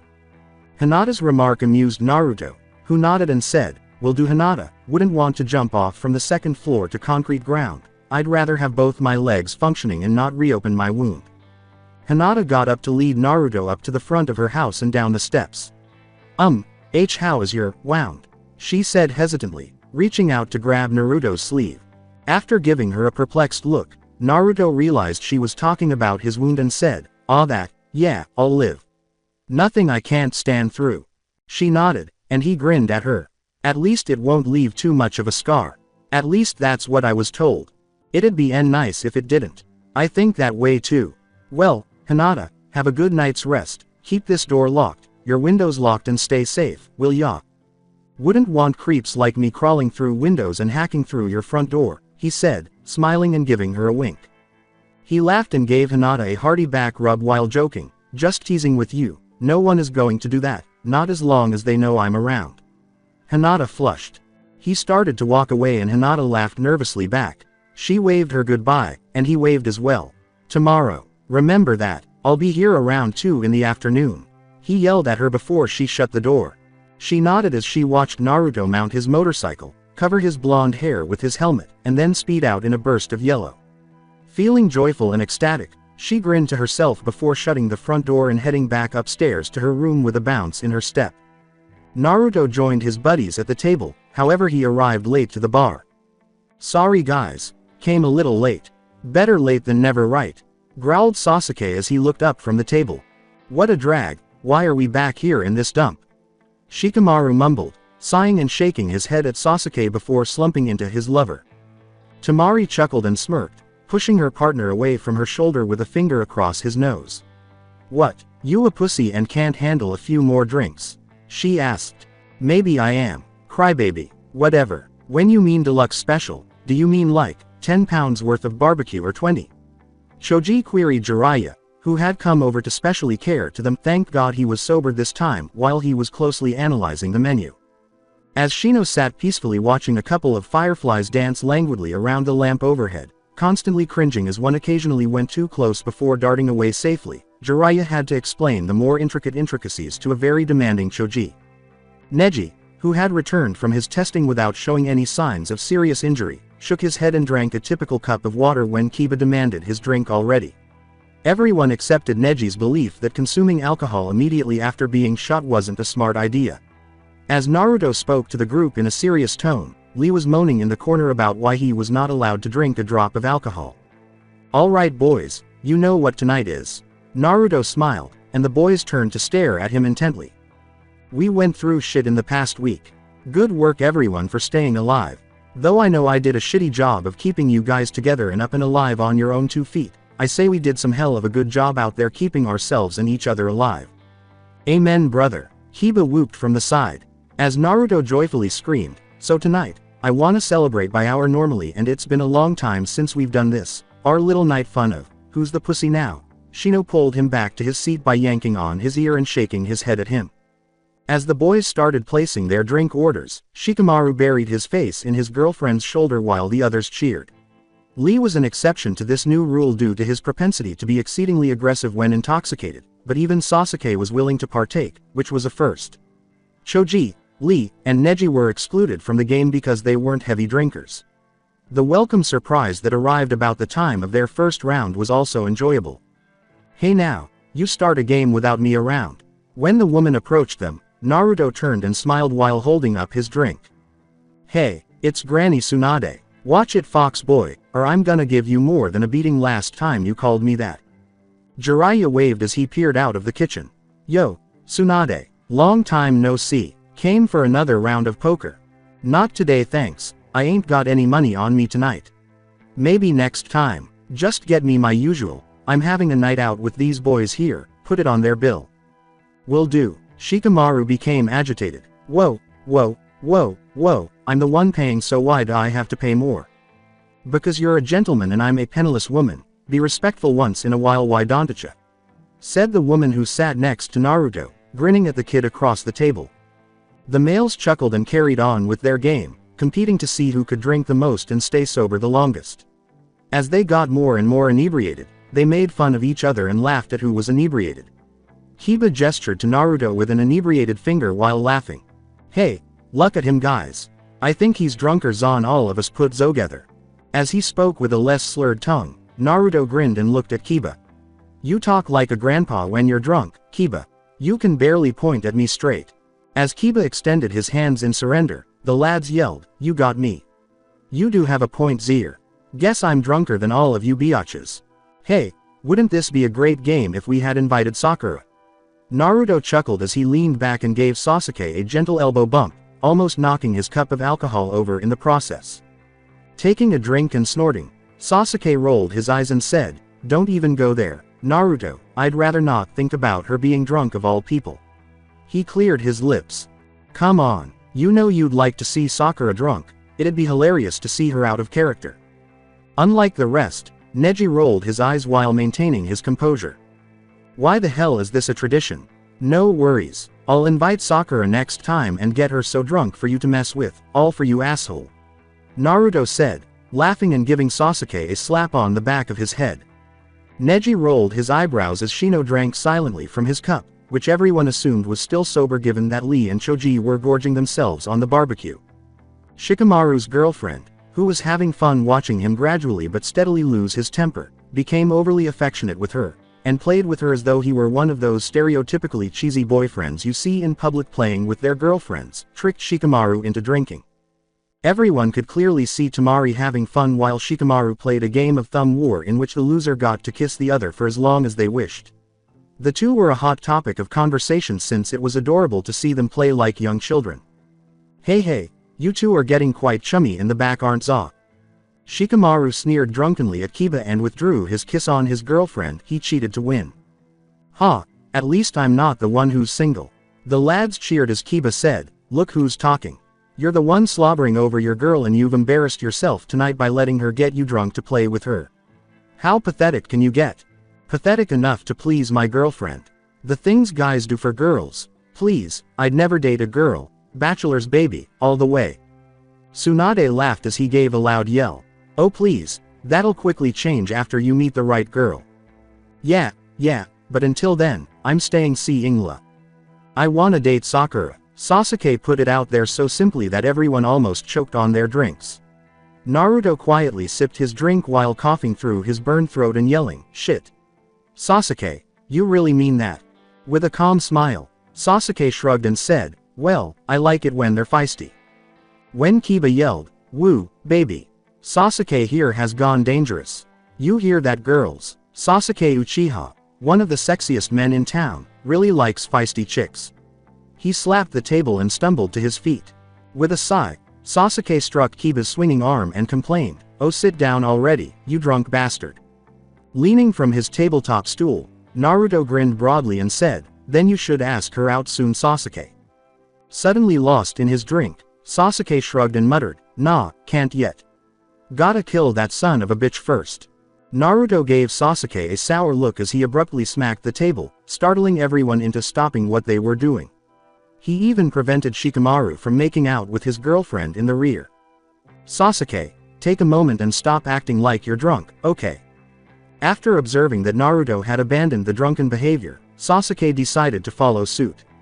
After giving the two a wild look, Kiba said, "Shit. You two are like fucking immunes to alcohol." In shock. With their eyes fixed on each other, Tsunade observed the conversation between the two boys as Naruto started to say, "Sasuke, you have no idea what kind of a big chance you've got just sitting there on a silver platter just waiting for you to take it."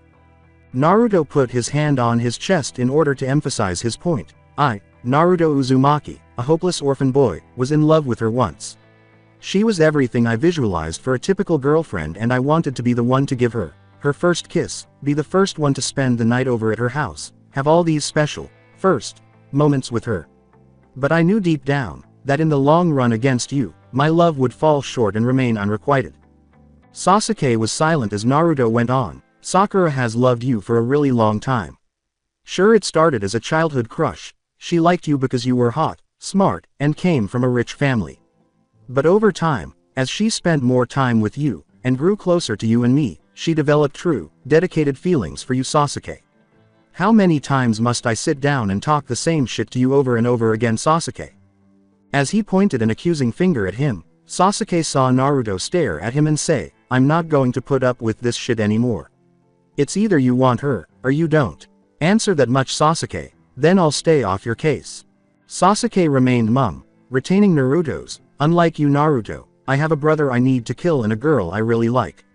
But you can't do two things at the same time. So I'm choosing duty over self-desire.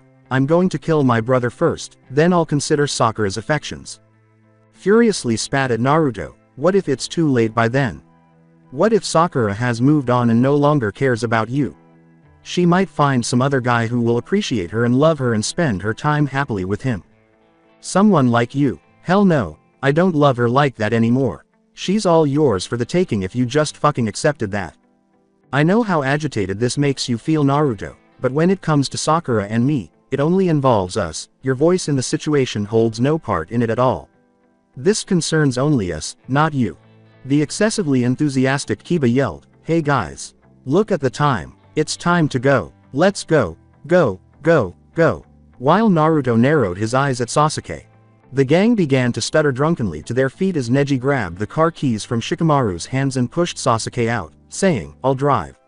None of you are sober enough to handle it." With Temari at his side, Shikamaru mockingly saluted Neji. "Will do, Captain." While Naruto made sure everyone got into the van, Shikamaru had to give Jiraiya the necessary sum of money.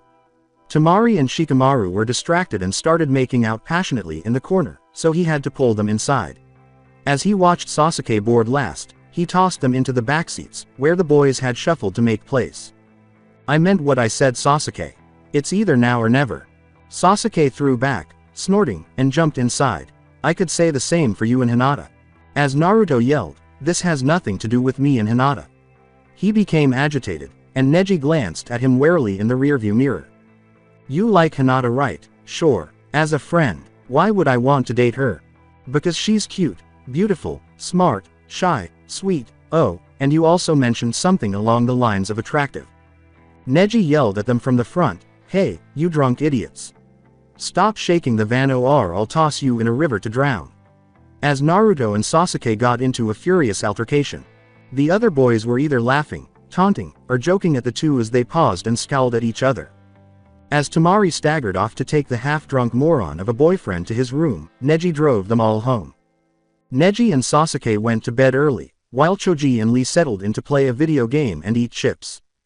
Naruto collapsed on the couch, tired, as Kiba engaged Shino in a serious conversation.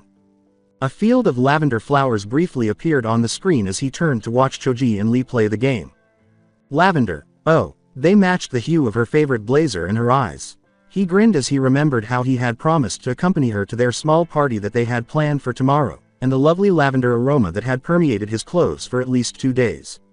As Naruto eventually fell asleep, he slept off the last effects of his alcohol consumption before falling into a deep comatose state, hoping that his hangover would not be twice as awful as it was the last time. When Kakashi questioned the local police about anything that had happened in Hinata in the previous 5 years, they replied that a 16-year-old girl had visited 5 years prior to inquire about any rental properties in the area. Since the majority of young people at the time asked the same question, they didn't give it any attention and didn't bother to record anything about her.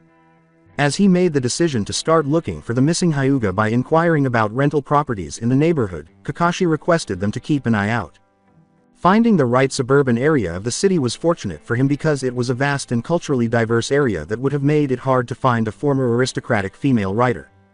Kakashi discovered her residence by reading the author's blurb in the back after learning her pen name, Hinata Hyuga, who apparently forgot to include her general address area for the city.